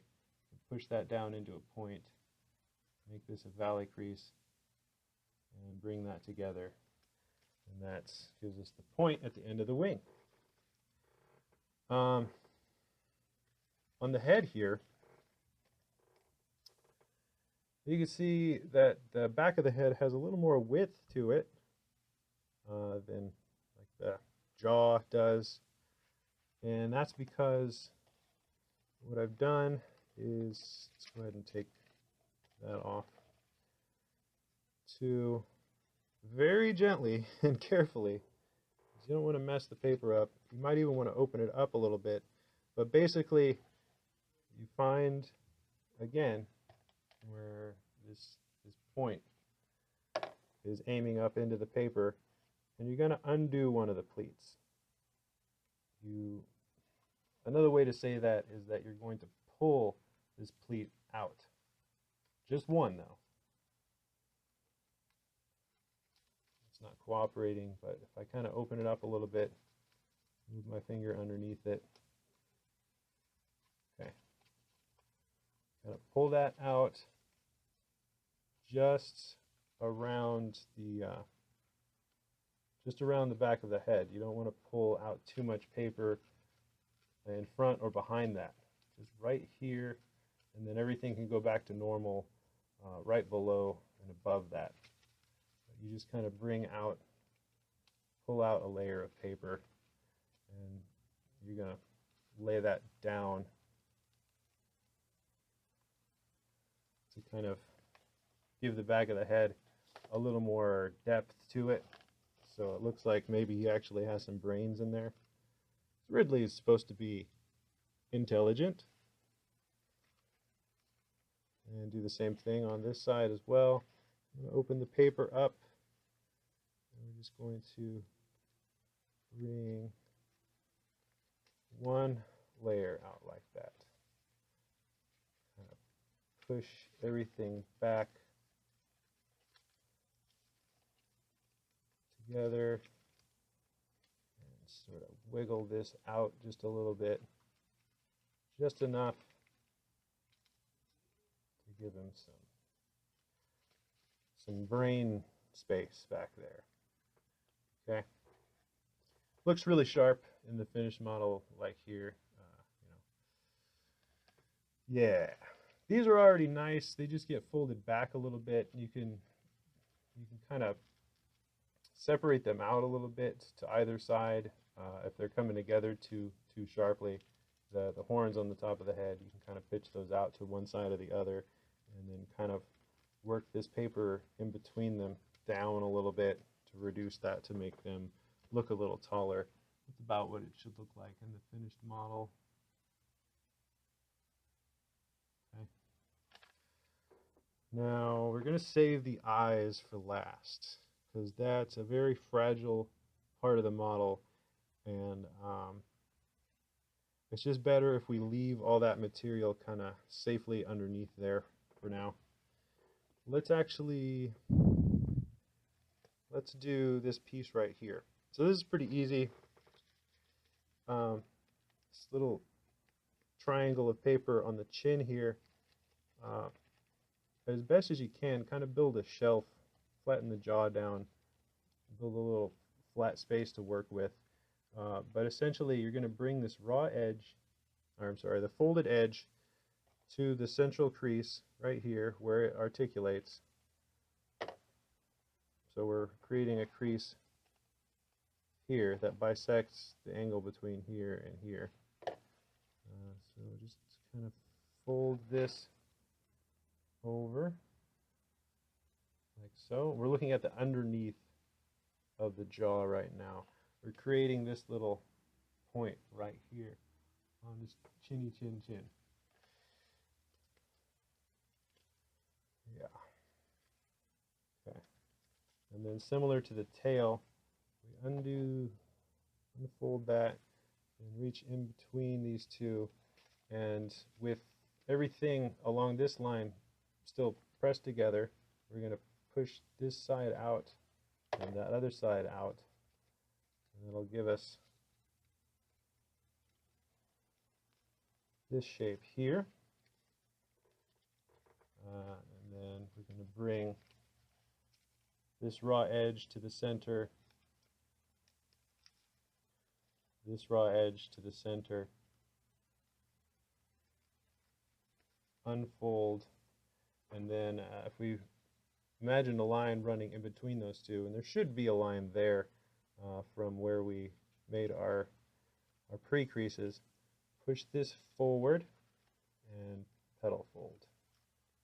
Might be good to use a shaping tool, get these angles nice and sharp, and you want these raw edges to ride right along the very central line of the model, just like that.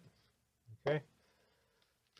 Later on we're going to use this just to create a very small little flap. We're not going to bring the entire thing down, but just maybe a third or a half of it, so that when the model is finally shaped, it won't be all the way down here. It'll just kind of be the very end of it here, because he has just a little bit of a, I don't know, a little hangy down there, a little goatee, maybe a little beard. Now we're going to shape the teeth. This is one of my favorite parts of the model. You can see we have this row of pleats that terminate along a diagonal crease. So we get this nice zigzag line. And what we can do, if I fold back the bottom jaw, we're looking at the inside, the roof of the mouth pretty much. And if we take one of these pleats, open it up, kind of push from the outside, and bring this raw edge to the center line.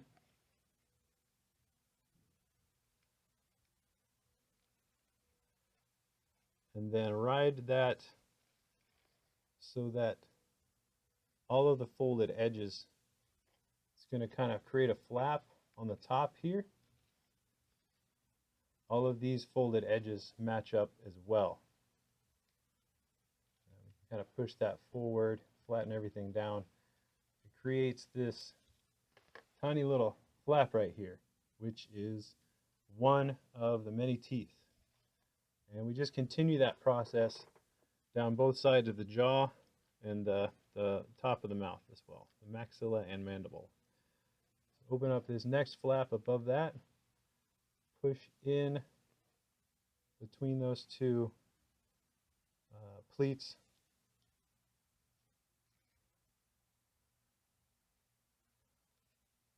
You really want to work at this to make sure that you're getting as much of the paper over or lying on top of that next folded edge.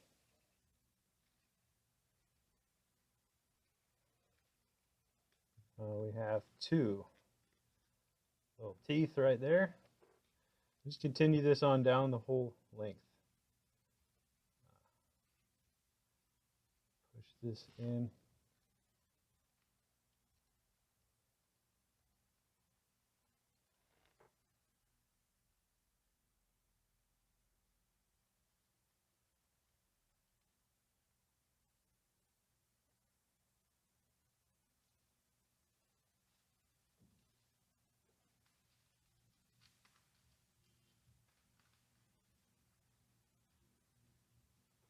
have 3.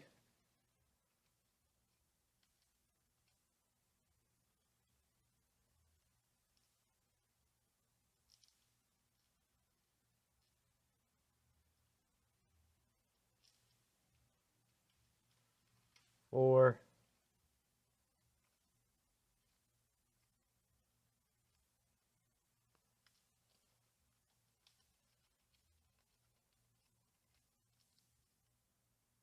5.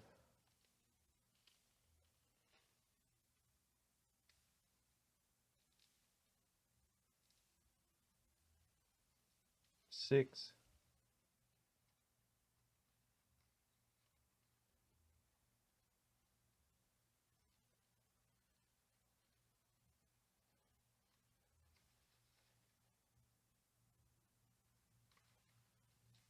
7.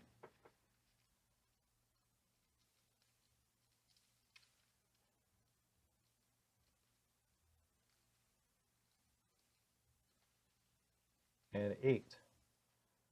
1, 2, 3, 4, 5, 6, 7, 8 teeth. 1, 2, 3, 4, 5, 6, 7, 8. Okay, so there's 8 teeth along one side of the top. Do that on this side as well. Bring this folded edge to the center, and in between these two pleats right here. Push in right there.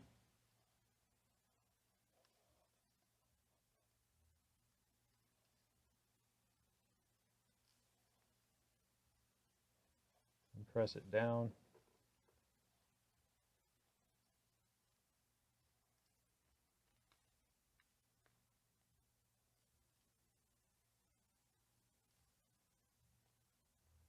This is what it looks like. We're looking at it from the inside.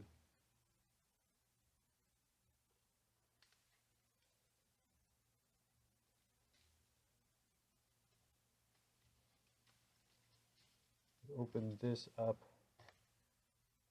We bisect this between this edge and this edge, this edge and this edge.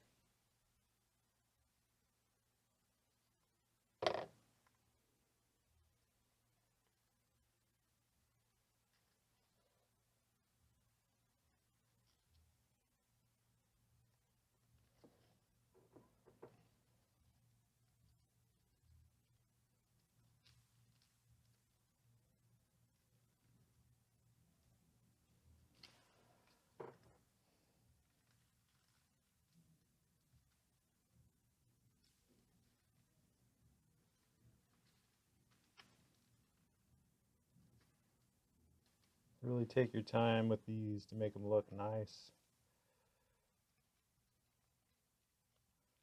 This was the problem with the first version of this model, well, the first finished version of this model that I created,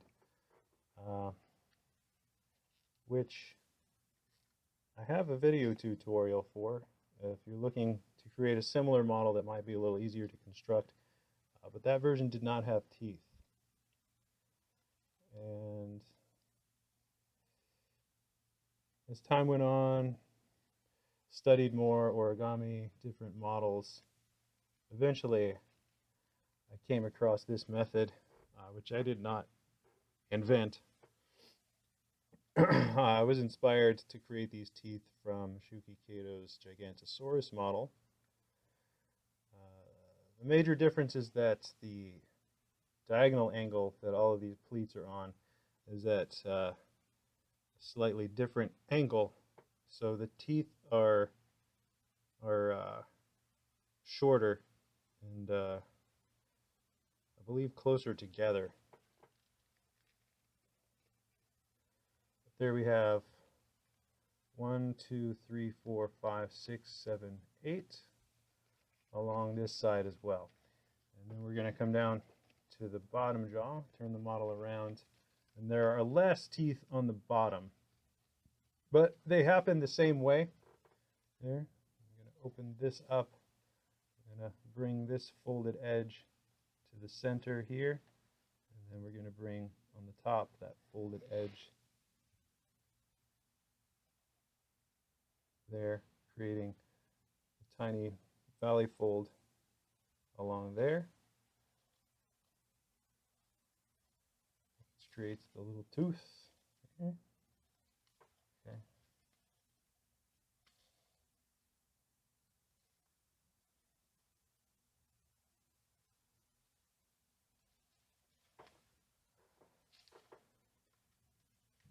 Coincidentally, Shuki Kato got the idea from Robert Lang's model, millipede, I believe. Centipede? Millipede?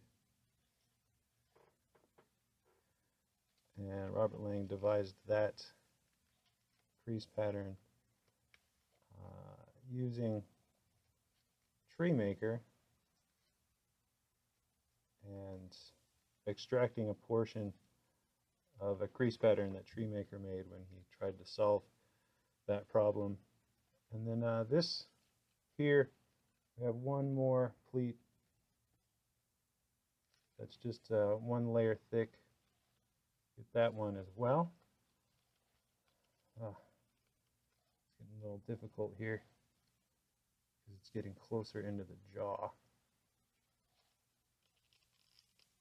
One last tooth there. So 1, 2, 3, 4, 5 on the bottom, where we had 8 on the top.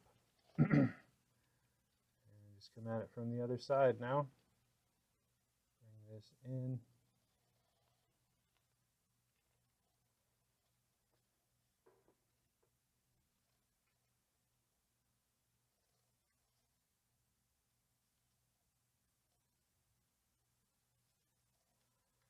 So a little bit of an interesting history to the method of creating these teeth.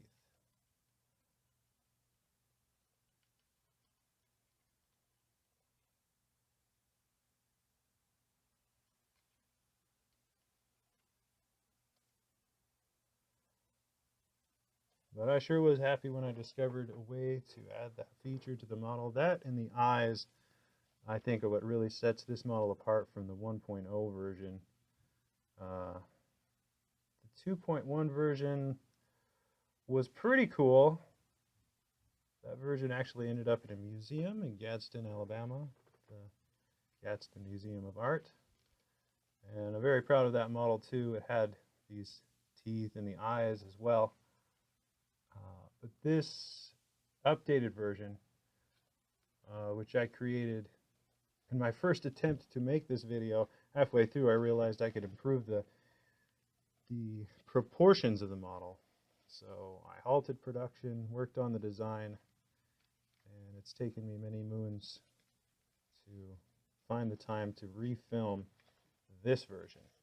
Okay, now this paper is super thick, so this looks like garbage, but if we kind of fold everything down here, you can see what we've got here is a top and bottom jaw that are riddled with menacing looking teeth. If we articulate all of these down, it's going to give us a nice vicious looking jaw there. All right. One of the last features that we have on the head are the eyes. And this part's a little delicate, so be very careful that you don't rip the edge of the paper. How we're going to start this is by collapsing everything down and making sure that all of the creases in our crease pattern are collapsed the way they should be, like so. Okay. Now you're going to find there are 4 points, 2, 3, right here closest to the mouth, and then there's one longer one. It's 2 units long back here. I'm going to flatten this one out,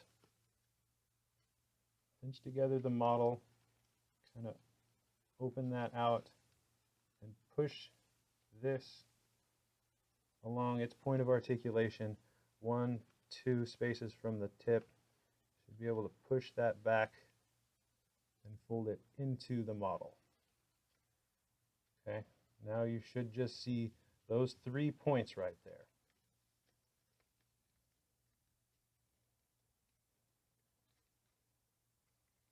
Okay, got these 3 points. Now what we're going to do is take this whole point and half of the middle one and fold that to one side. Take this whole point and then half of the one in the middle and fold that out to the other side so we can flatten this out.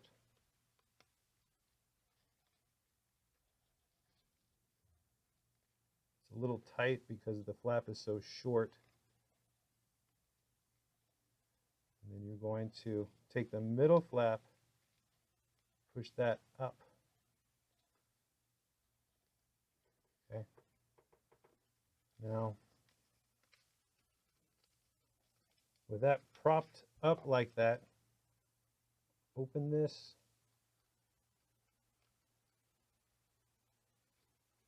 and flatten that down.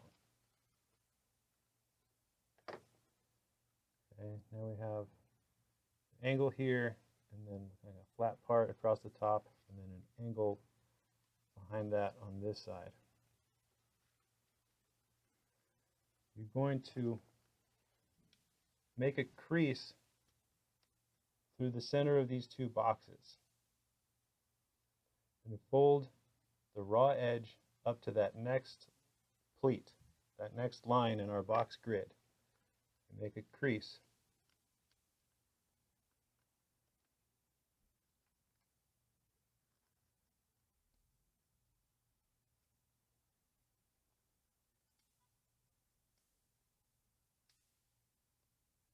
Open that back out. And now what we need to do, kind of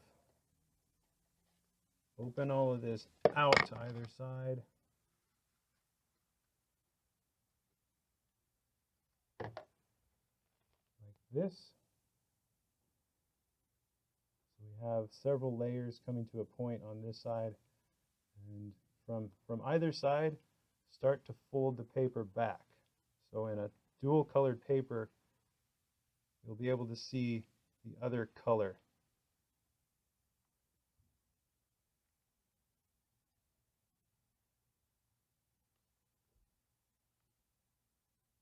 So we're folding through just one layer in the middle, and on the outer layer, we end up folding through 3 layers, I think.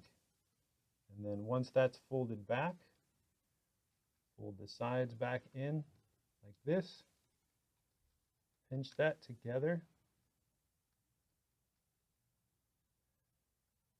sort of spread out the paper above it, and then where it articulates back here, push that up. Okay, and with a little shaping, you should be able to open this flap up to make this little tube of color right there into this element right here. Okay? We're not going to mess around with that anymore right now, but when you go to add the MC paste to the model, that's what you'll be doing. So just go ahead and collapse that down for right now. Leave it there inside the model so it doesn't get torn or anything like that. It's kind of a delicate little part of the model. You do that same thing on the other side. So we're going to make sure that all the creases in our crease pattern are collapsed. We're going to take this longer piece here that's more toward the neck, press the model together, and then open that flap up so that we can push this back on its hinge. Push that into sort of the space that goes into the back of the head. You should be able to flatten this back down again. This one came up. And now we just have these 3 points here. Find the very center point and flatten that one out. So everything to one side gets pushed to one side. Everything on this side gets pushed to the other. And hold the model together at the top here. I'm not doing this very carefully. Really spend your time with this in real time.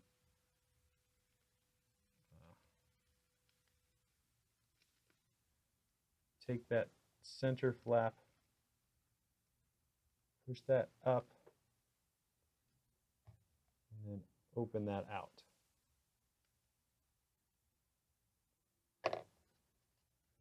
Flatten that down.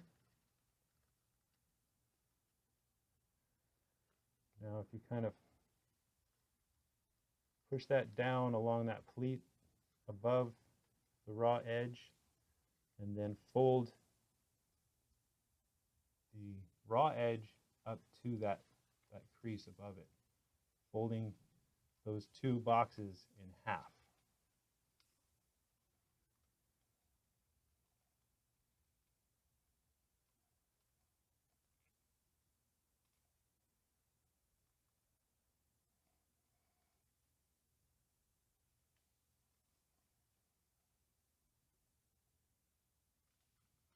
Okay, now open this side out as much as you can, like this,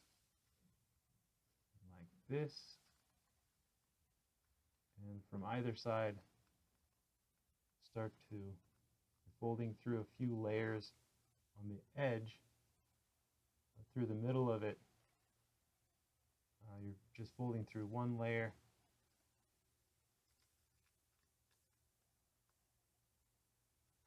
Push all of that back along that crease above it, and then fold in the side, this side, bring everything back together, and just leave it inside the model for now. And likewise to the other side, we're using this to create the eye on the other side of the model. So that little color change section right there turns into this eye right here once we shape the model with the MC paste. Whew. Okay. Now, this last part I'm going to show you, you kind of work at this as you're wrapping your floral wire, your string, whatever you're comfortable with using to bind this up to give it its shape before we add the MC. You kind of work at this as you're giving the model the desired shape that you want it to have. But pretty much you're just articulating the wings back. So find the point where they angle back like that, and you're going to work at it so that the wings end up coming back behind the model like this. We have this sort of shoulder that happens here, and then the wing gets pulled back as the arm kind of gets shoved back there as well with those angles that go into the model. Right here it's really thick. We have these ribs, or rather we have the paper that sort of absorbs some area in between the wing and the ribs. This garbage right here. You're just going to push that into this open space in the arm underneath as you shape the model. So that all just kind of gets pushed up into there to hide it. And then you have your ribs. So those are going into there. This is being brought back like this. This is all kind of shoved back as far as it can go. That gets pushed back. This gets pushed into the arm. And then the ribs, I'm going to reshape those so that they're pointed the other way. We had them like this a moment ago, but you're going to change the direction and fold them in half going the other way and angle those up so they're going across. Angle those out like this, and then you just spread these out, spread the ribs out.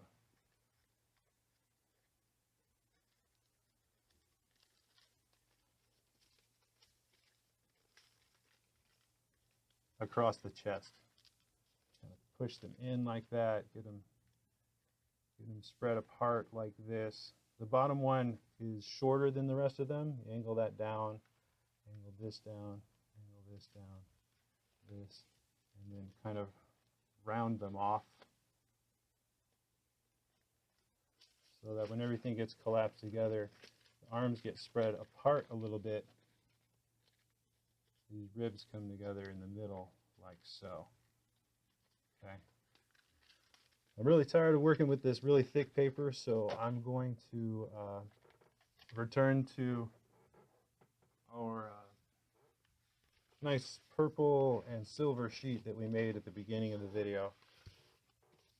Collapse all this down like we had here, and I'll show you how to wrap up the model with floral wire and give you some suggestions for how to shape the model with MC paste. But this is the model shaped. All the shaping details are added, and hopefully I've given you a general idea of how everything is supposed to be. Oh, here the neck. The neck is important. You can see here that it gets folded in half this way near the head. Okay, so we've got a valley crease behind the head here, and then it flattens out at the top where it pitches back. But then right about here, you want it to come down to right about the middle of the jaw. You change direction.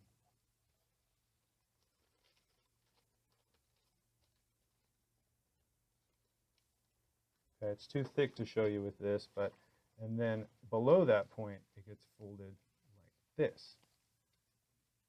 So up here, like this in half, below it like this, and then very carefully you kind of create two little creases right here and right here through all of those layers to get it to have this look to it. It comes forward, then goes back, and you kind of want to get the lower part of the neck to angle into this, because this is supposed to be the neck doubling back into the body. If you can see what I'm talking about here, it comes forward. The valley fold is underneath back here. It changes angles. The valley fold is underneath here. And then this should be along the same line going here.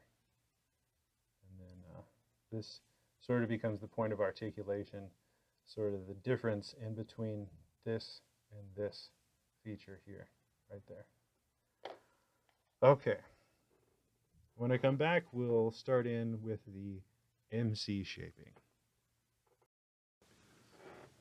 So I may have fibbed a little bit when I said that we were completely done with the shaping, but the last few little elements are going to be a lot easier to see on this. As you can see, I've folded down our square of double tissue, and what we still have to do is a little shaping detail on the lower jaw, because as you can see, looking at it from this side, the bottom of the jaw is still silver, but we want to mask that.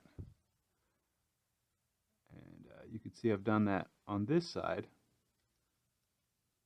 by bringing some of the material from the top and wrapping it around the bottom.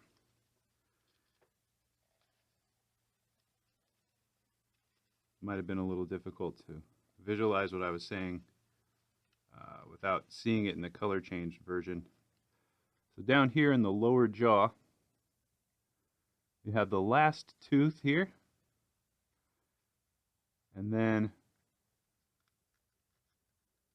these two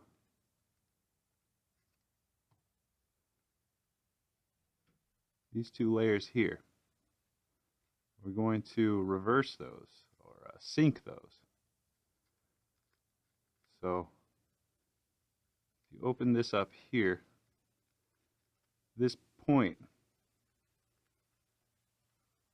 right there, we want to open it up from the inside.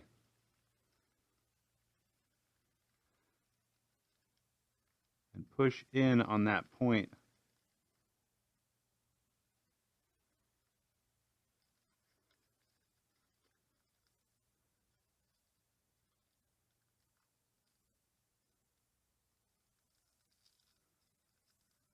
Flip that around.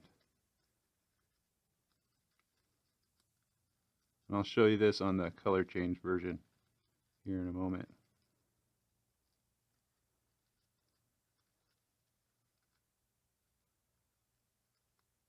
What that'll do is allow us to bring some of this material down underneath the chin and mask the silver on the bottom of the jaw.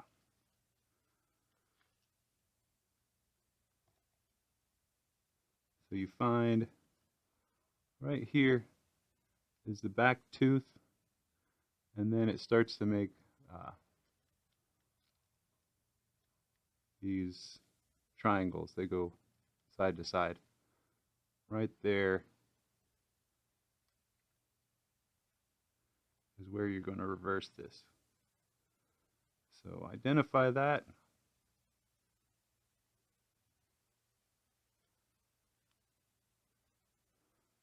It's these three right here. This very short one, the one behind that, and then the one just behind that. Go in right here.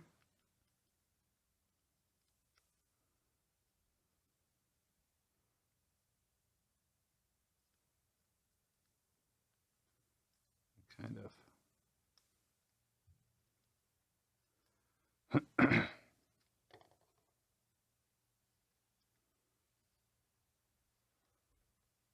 spread that apart, and push that corner in. It's really tricky to do. Pulling it up to the camera like this. Goodness sakes alive.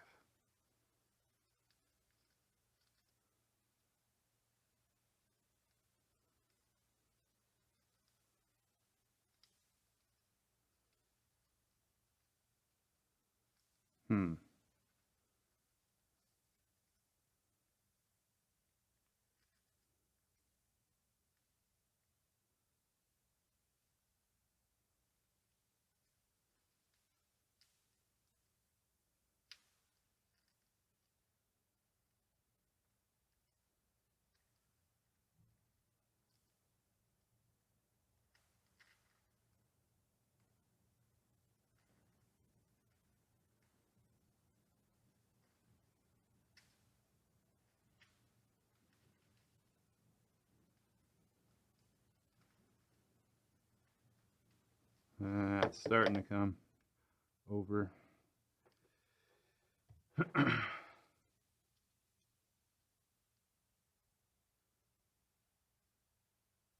There we go. It's difficult to get it to sync because there's a lot of layers that are going inside of that. And then it kind of makes a corner on the opposite side now. And then you just kind of roll that over against the edge that's underneath it. And it masks that color so that the whole bottom jaw, once you flatten these together and put the MC paste on, you won't be able to see that in the jaw anymore. And I neglected to do the shaping of the wings because this was simply too thick. So this material is a lot easier to work with.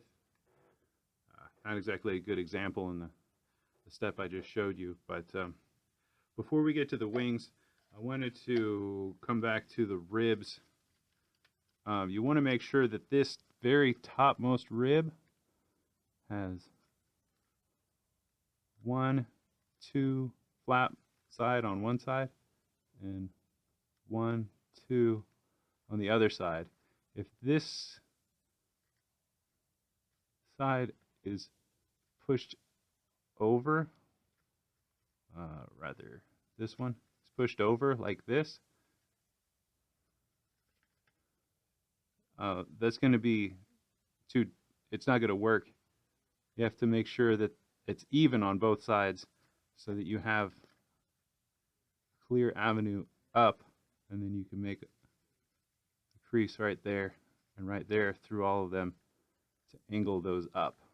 That might have been a little confusing in what I showed you before. And they should come out like that. Okay, so these wings, this very topmost point, about 1 unit down, you fold the tip of the wing to the back like that. And when you open up this, it's going to hinge from that point rather than the very top, so that you have that feature. And then the way that you shape these, you can see the wing comes back and then goes forward and then goes back along that point I just showed you. And that point where it angles back, you can see right here,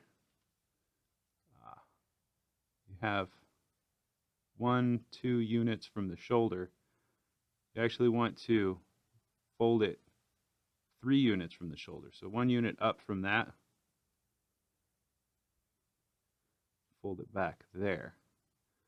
That really allows the wing to open up a little bit more and have more shape. And then you need to kind of fold in half all of that long ways. So push a shaping tool underneath and wrap it around to round off that post of the wing.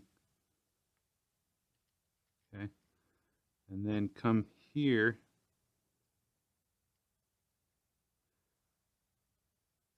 and wrap around, pinch that together too. So you're making a mountain fold through all the layers along the center of the edge of the wing, and that gives it a lot of stability to hold its shape.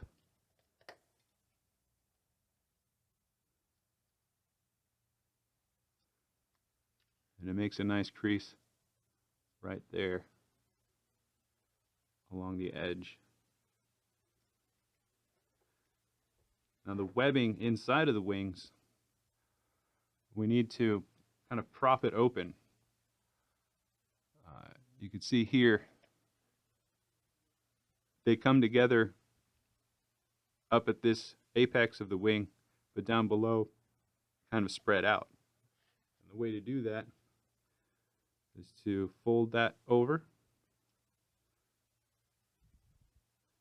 and then make new creases by folding this back and then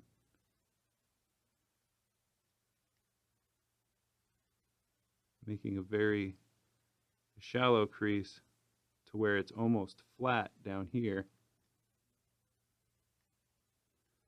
But that, as that crease rides up into the corner, it gets closer and closer to the grid that was, the line that was on the grid.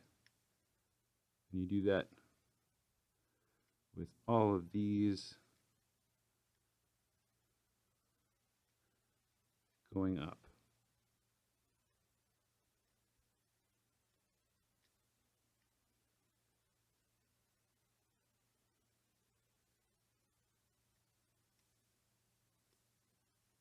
and that'll spread the wing out.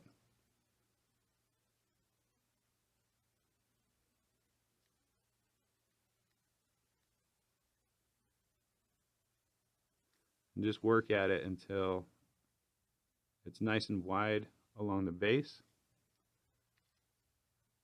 So that's going to be how you shape that part of the wing. And then underneath here, have this strip that's 1 unit long. But we need to kind of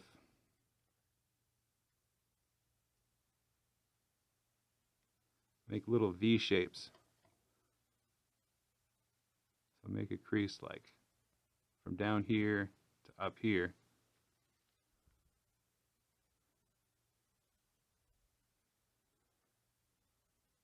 It's hard to explain. Let me get one going here.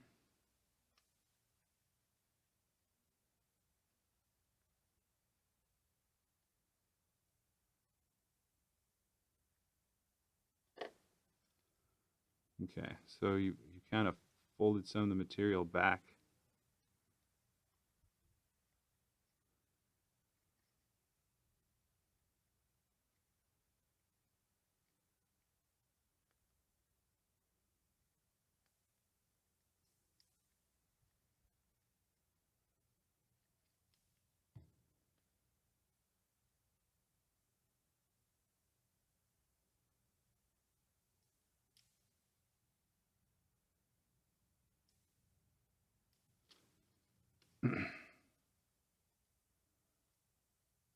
This will make more sense in a moment. I'll show you close up what I'm talking about.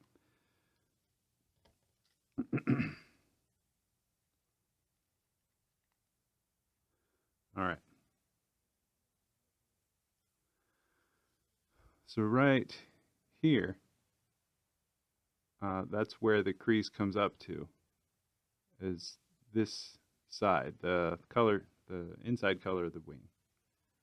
And then you make a crease that angles back to about halfway, right in the corner. Along this edge is going to be about halfway from this edge to this edge here. And then you angle it back up to the next point. And those sort of curves along that strip of paper really hold things open. You can kind of see here as well. Okay, you just kind of like push the paper back a little bit, and that's going to give it more of a rounded look rather than really sharp angles.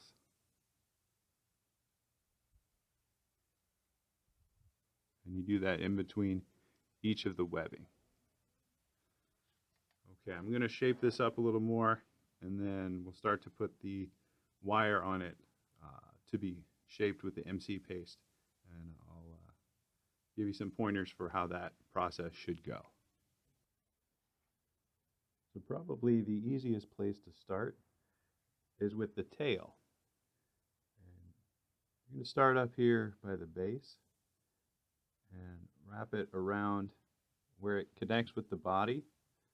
You have this small flap right here, and just spiral around the tail, trying to avoid the places where these points come up. And then once you get it wrapped all the way to the end of the tail, just kind of loop it around the end like that, and then you add your shaping to it. It's kind of boring if it's just flat, so just slowly start to bend it using the twist tie to help hold its place there. And of course all of this is rolled as I showed you in the shaping before.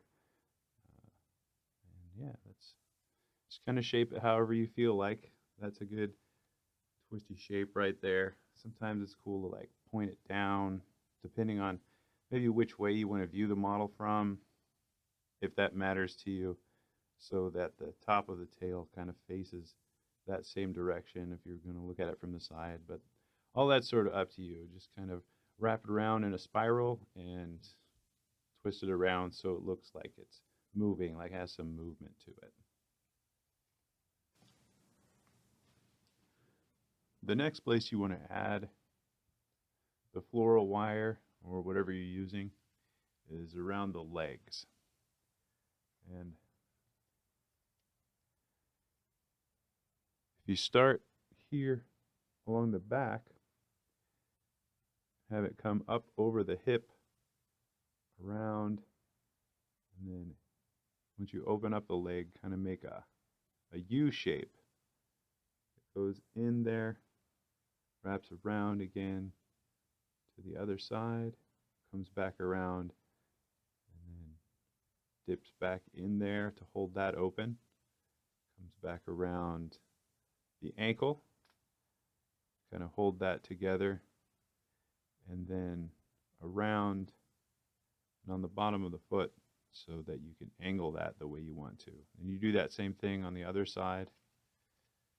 Start here on the back, have it come up over the hip, then on the inside here, have it go down into there, wrap back around the outside, back into that cavity once more, and then around the ankle, and finally down around the bottom of the foot so you're able to angle that how you want to. And I have this set up so that one of the legs is kind of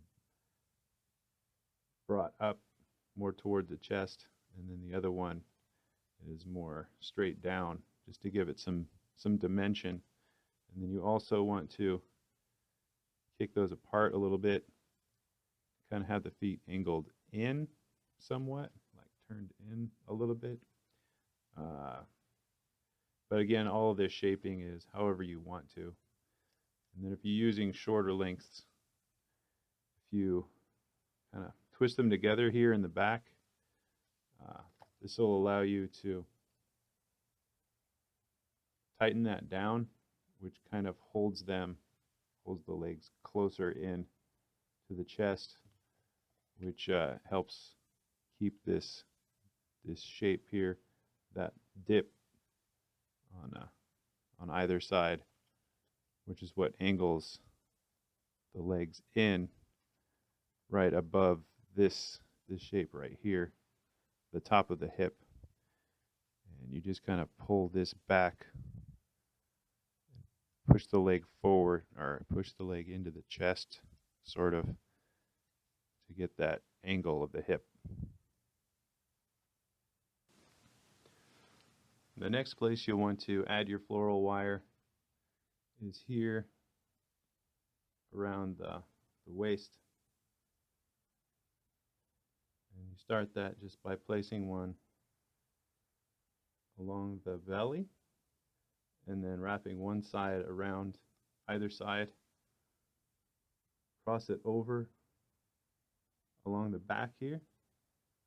Have it come back up under where the ribs are, underneath there, up close to where the ribs start, and then up and over these two spikes in the back, these two flaps here,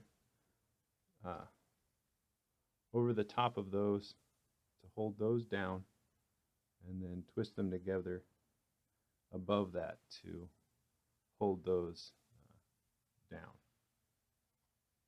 At this point, we can begin to put the floral wire around the arms, much in the same way that we did with the legs, wrapping around from the back and coming into this cavity here.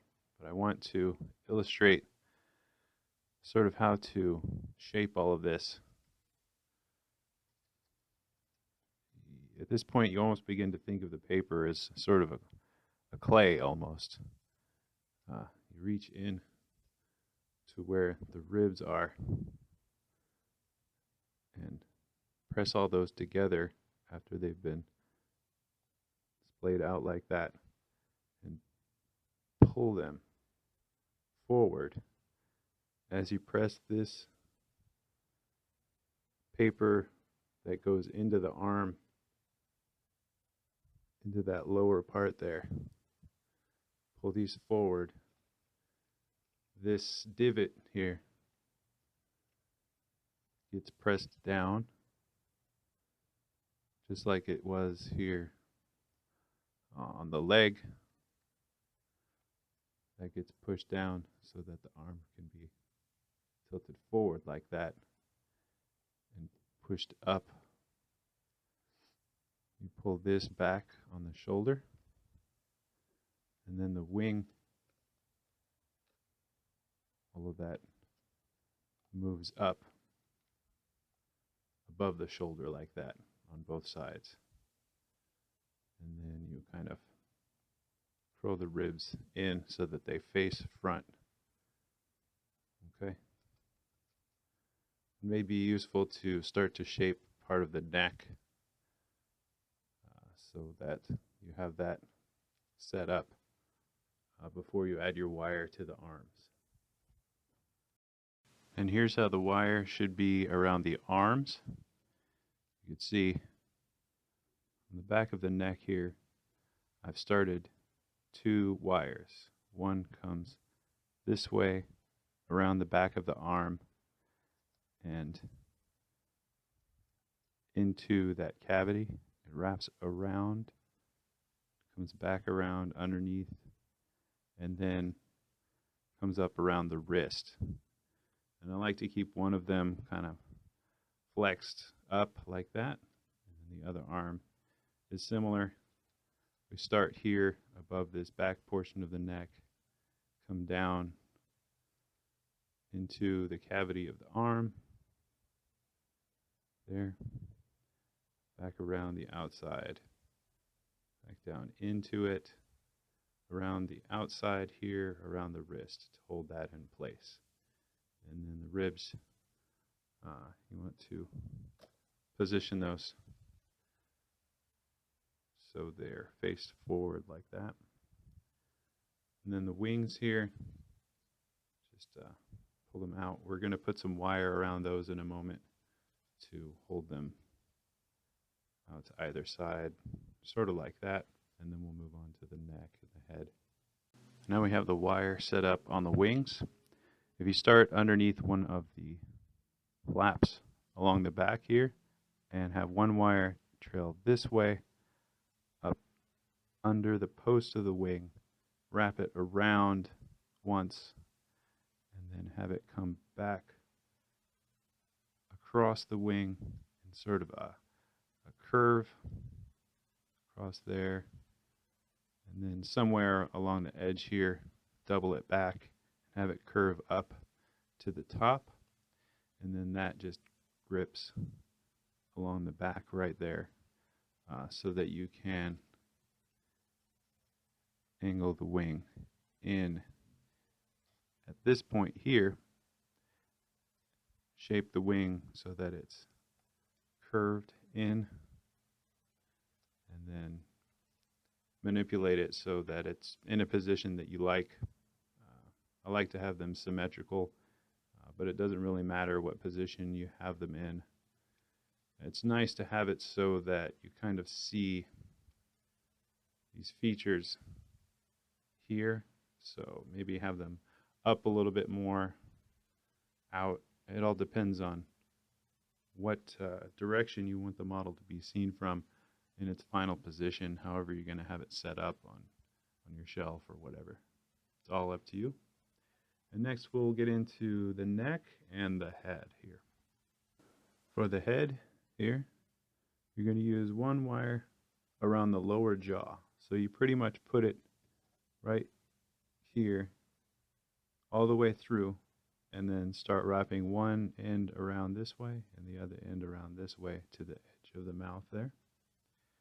And then you're going to take another one and put it underneath the back of the skull here. Back in there. Wrap one underneath the eye, and as you bring the wire forward, you're going to pull that eye out and shape it, and use the wire to kind of hold it out in place.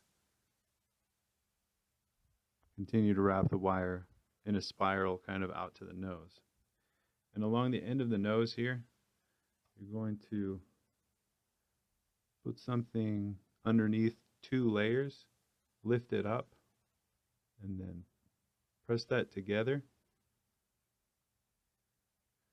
and it makes nostrils on either side. And once that's shaped there, use one of the ends of the wire above that point to hold that together as the MC paste is drying. And then you have one more. You take a wire and start it over the back of the head, have it come back around and loop around the neck a few times, then make this angle here, which it should be right above there, which is a little less than halfway for this part, and then continue to wrap it around to the back. And you can anchor this to the wires that you have for the arms if you need to. All right, I'm going to start adding the MC paste to this. And a good way to do that is to get a cup so that you have something to rest the model in as it's drying. And to apply the MC,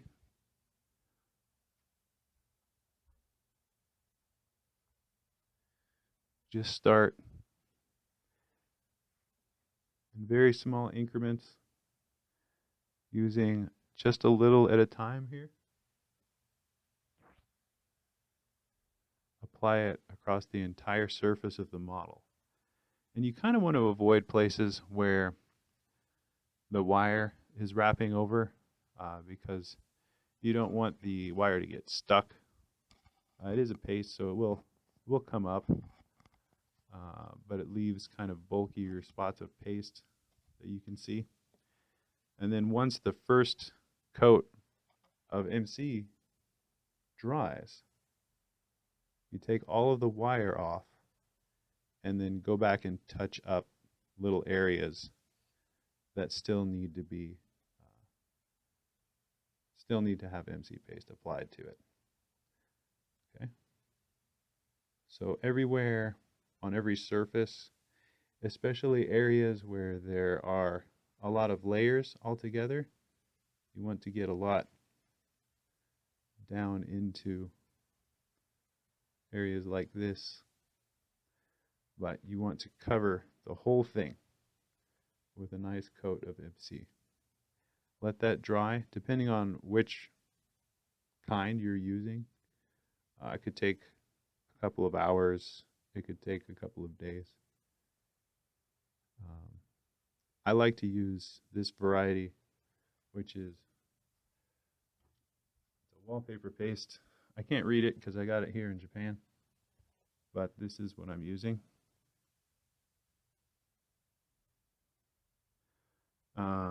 But there are other kinds of MC that are different strengths that might dry quickly. I like to use this because it dries slowly, so that as this is drying, I have an opportunity to go in and manipulate it. Once it starts to get a little bit tacky,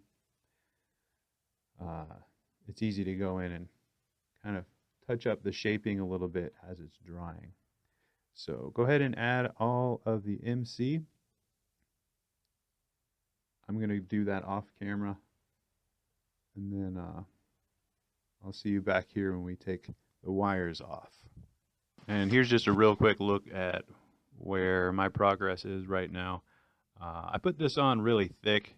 You probably want to go in and take off some of the excess there, but that's pretty much how you want to have it. And then just monitor it. Let it dry for a little while, come back, kind of work at things. Once this starts to dry up, you'll be able to come back in. When the paper gets wet, it expands a little bit. You'll be able to come back in and kind of press these details back together. And once it's completely dry, you'll be able to go back in. Even though the paper is more stiff at that point, you'll be able to go in and reshape some of the elements, like the fingers, they want to spread apart and things like that. You'll be able to go back in and fix that. And then you just do little touch-ups here and there after the entire thing has dried, and you sort of wiggle everything back into place. Then you just do really light touch-ups in certain areas. So I'm going to let this dry for a while, a few hours, maybe even a day, and we'll come back and take the wires off and see what it looks like. So our model's been drying for a few hours now, maybe about 4 or 5 hours, and you can see it's starting to harden up, but the paste still has a little bit of tackiness to it.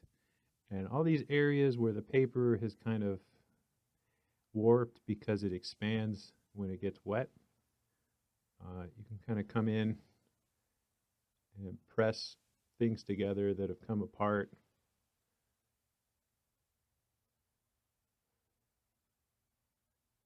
So that you use sort of that tackiness that the paste has now to stick things together a little better now that some of the water has evaporated out of the model. You can go back in and shape some of these things up a little better before it completely hardens. Especially like the wings here. Come back in and just make sure they're not getting too warped. So just take a quick look around your model every once in a while as it dries, and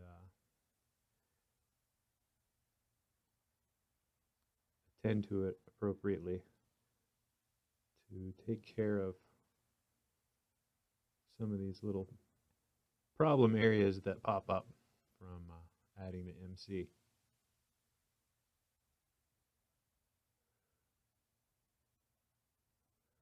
I would check on it maybe once every, I don't know, 4, 6, 8 hours.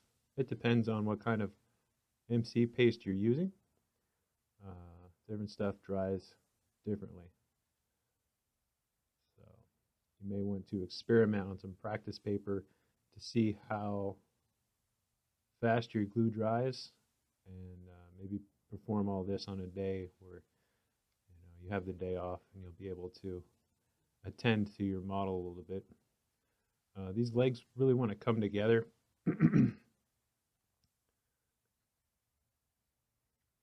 It looks a little more natural if they're spread apart a bit, like that.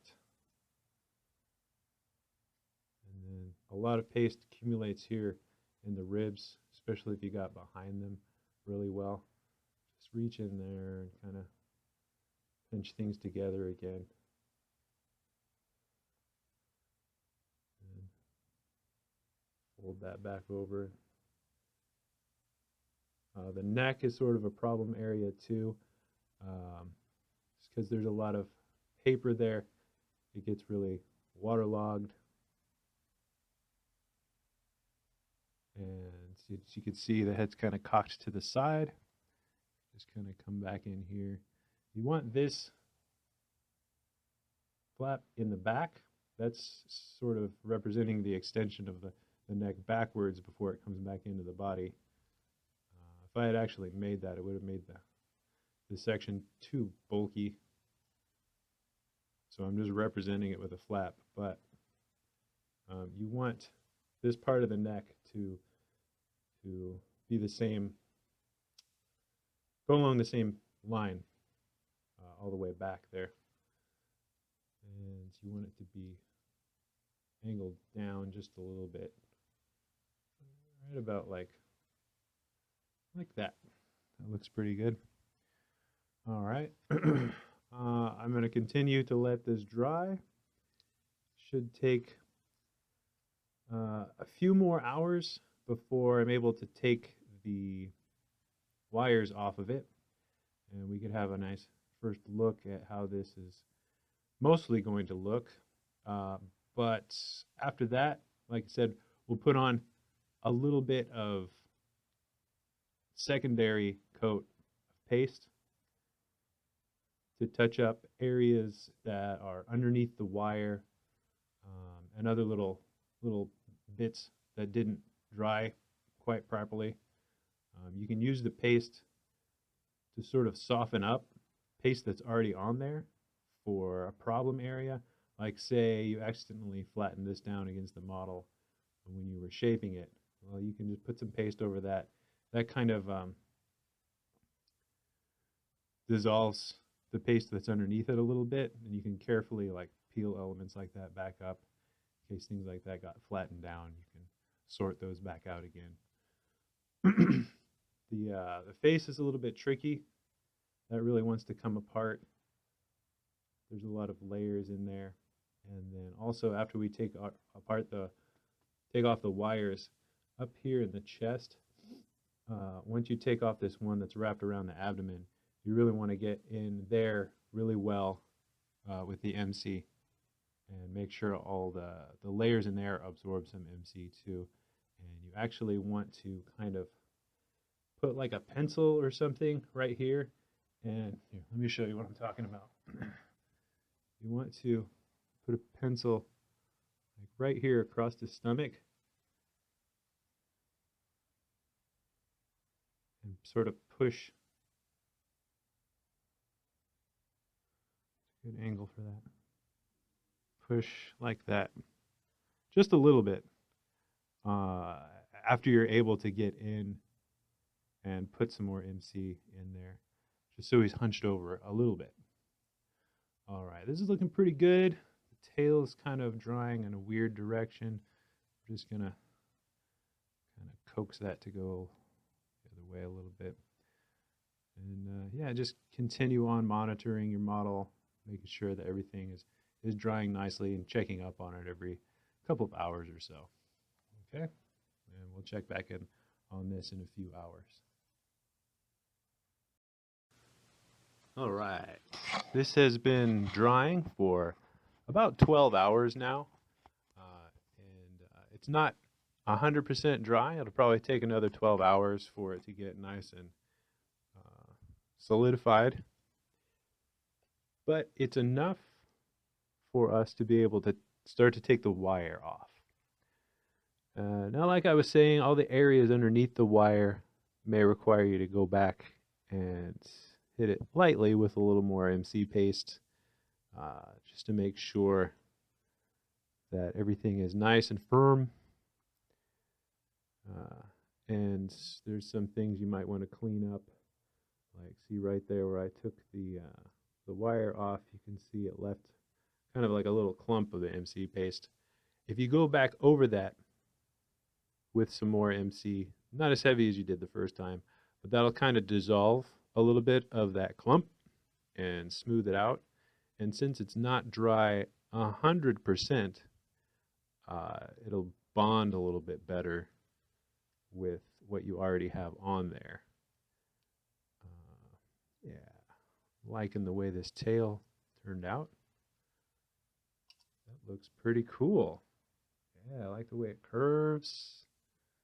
It's interesting. I might want to raise this up just a bit behind him. I don't know, that's kind of cool because he kind of does that pogo attack. It could be down a little bit. If you liked this video, consider giving it a thumbs up, subscribing to the channel. I've got lots of other origami tutorials, other models that aren't quite as difficult as this, or if you are interested in complex origami, I do have several other models that are similar style to this model here. Or if you know somebody who's interested in origami, recommend my channel to them. I'm not one that thrives off of other people's praise, but what those things do is it helps me reach more people with my art. I love to teach what I know about origami. I've got another series on my channel which I'll be getting back to soon, which includes information about how to design origami, particularly in the style that I use. I don't want to get too in-depth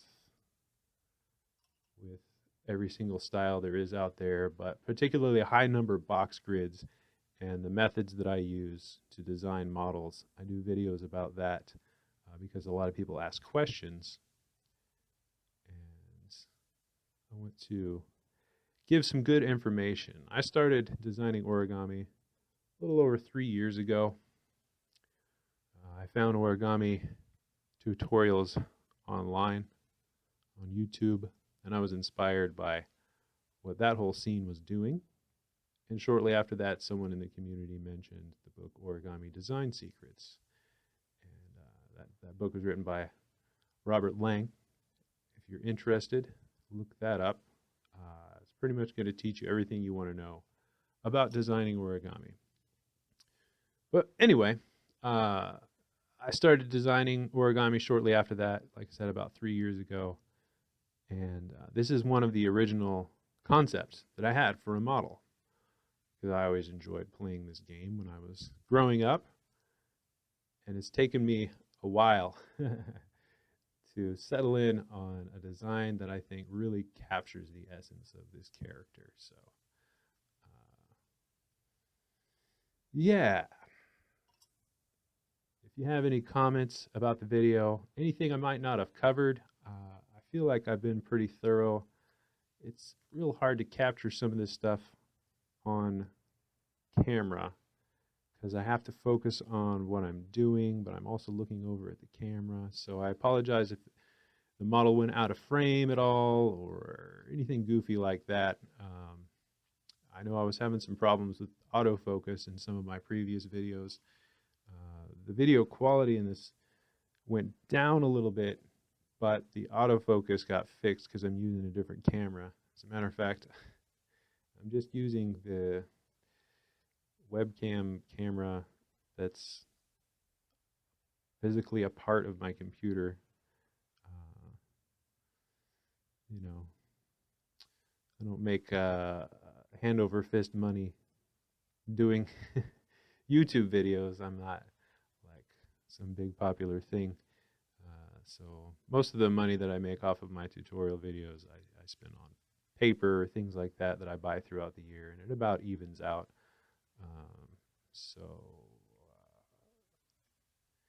Looking to get some new studio equipment, some better recording instruments. But anyway, this is looking really good, and now would be a good time to point out the abdomen right here. This requires another coat of MC. And you want to wire this up with a wire laying over the top of these two flaps that come down in the back, right there. And you want to anchor it to something below. See how it kind of pitches forward like this? If you do that, it's going to raise this up. And then you also want to apply a good amount right here in the base of the neck, where the neck meets the body. And you want to angle that down just a bit. You don't want the head to go too far down into the body. It looks like he's depressed or something if you do that. But just a little bit. But definitely hit this spot back here with a ton of MC paste. Prop it back with another wire. And then hit up here really, really good as well. And that should, besides a couple other little areas you might want to hit with a spot or two of MC, that should really round out the bottle. And by the time it dries, it should look very, very nice. But we're unraveling this just to give you an idea of what our finished product will look like. Of course, I have another finished model here that'll give you an idea of what it looks like when it's completely dry. But I think I'm gonna wrap up the video here shortly. Maybe end with a few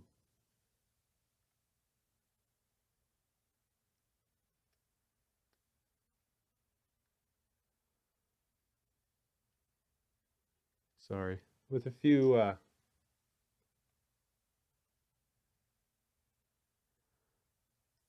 shots of the finished models without my hairy arms in the way.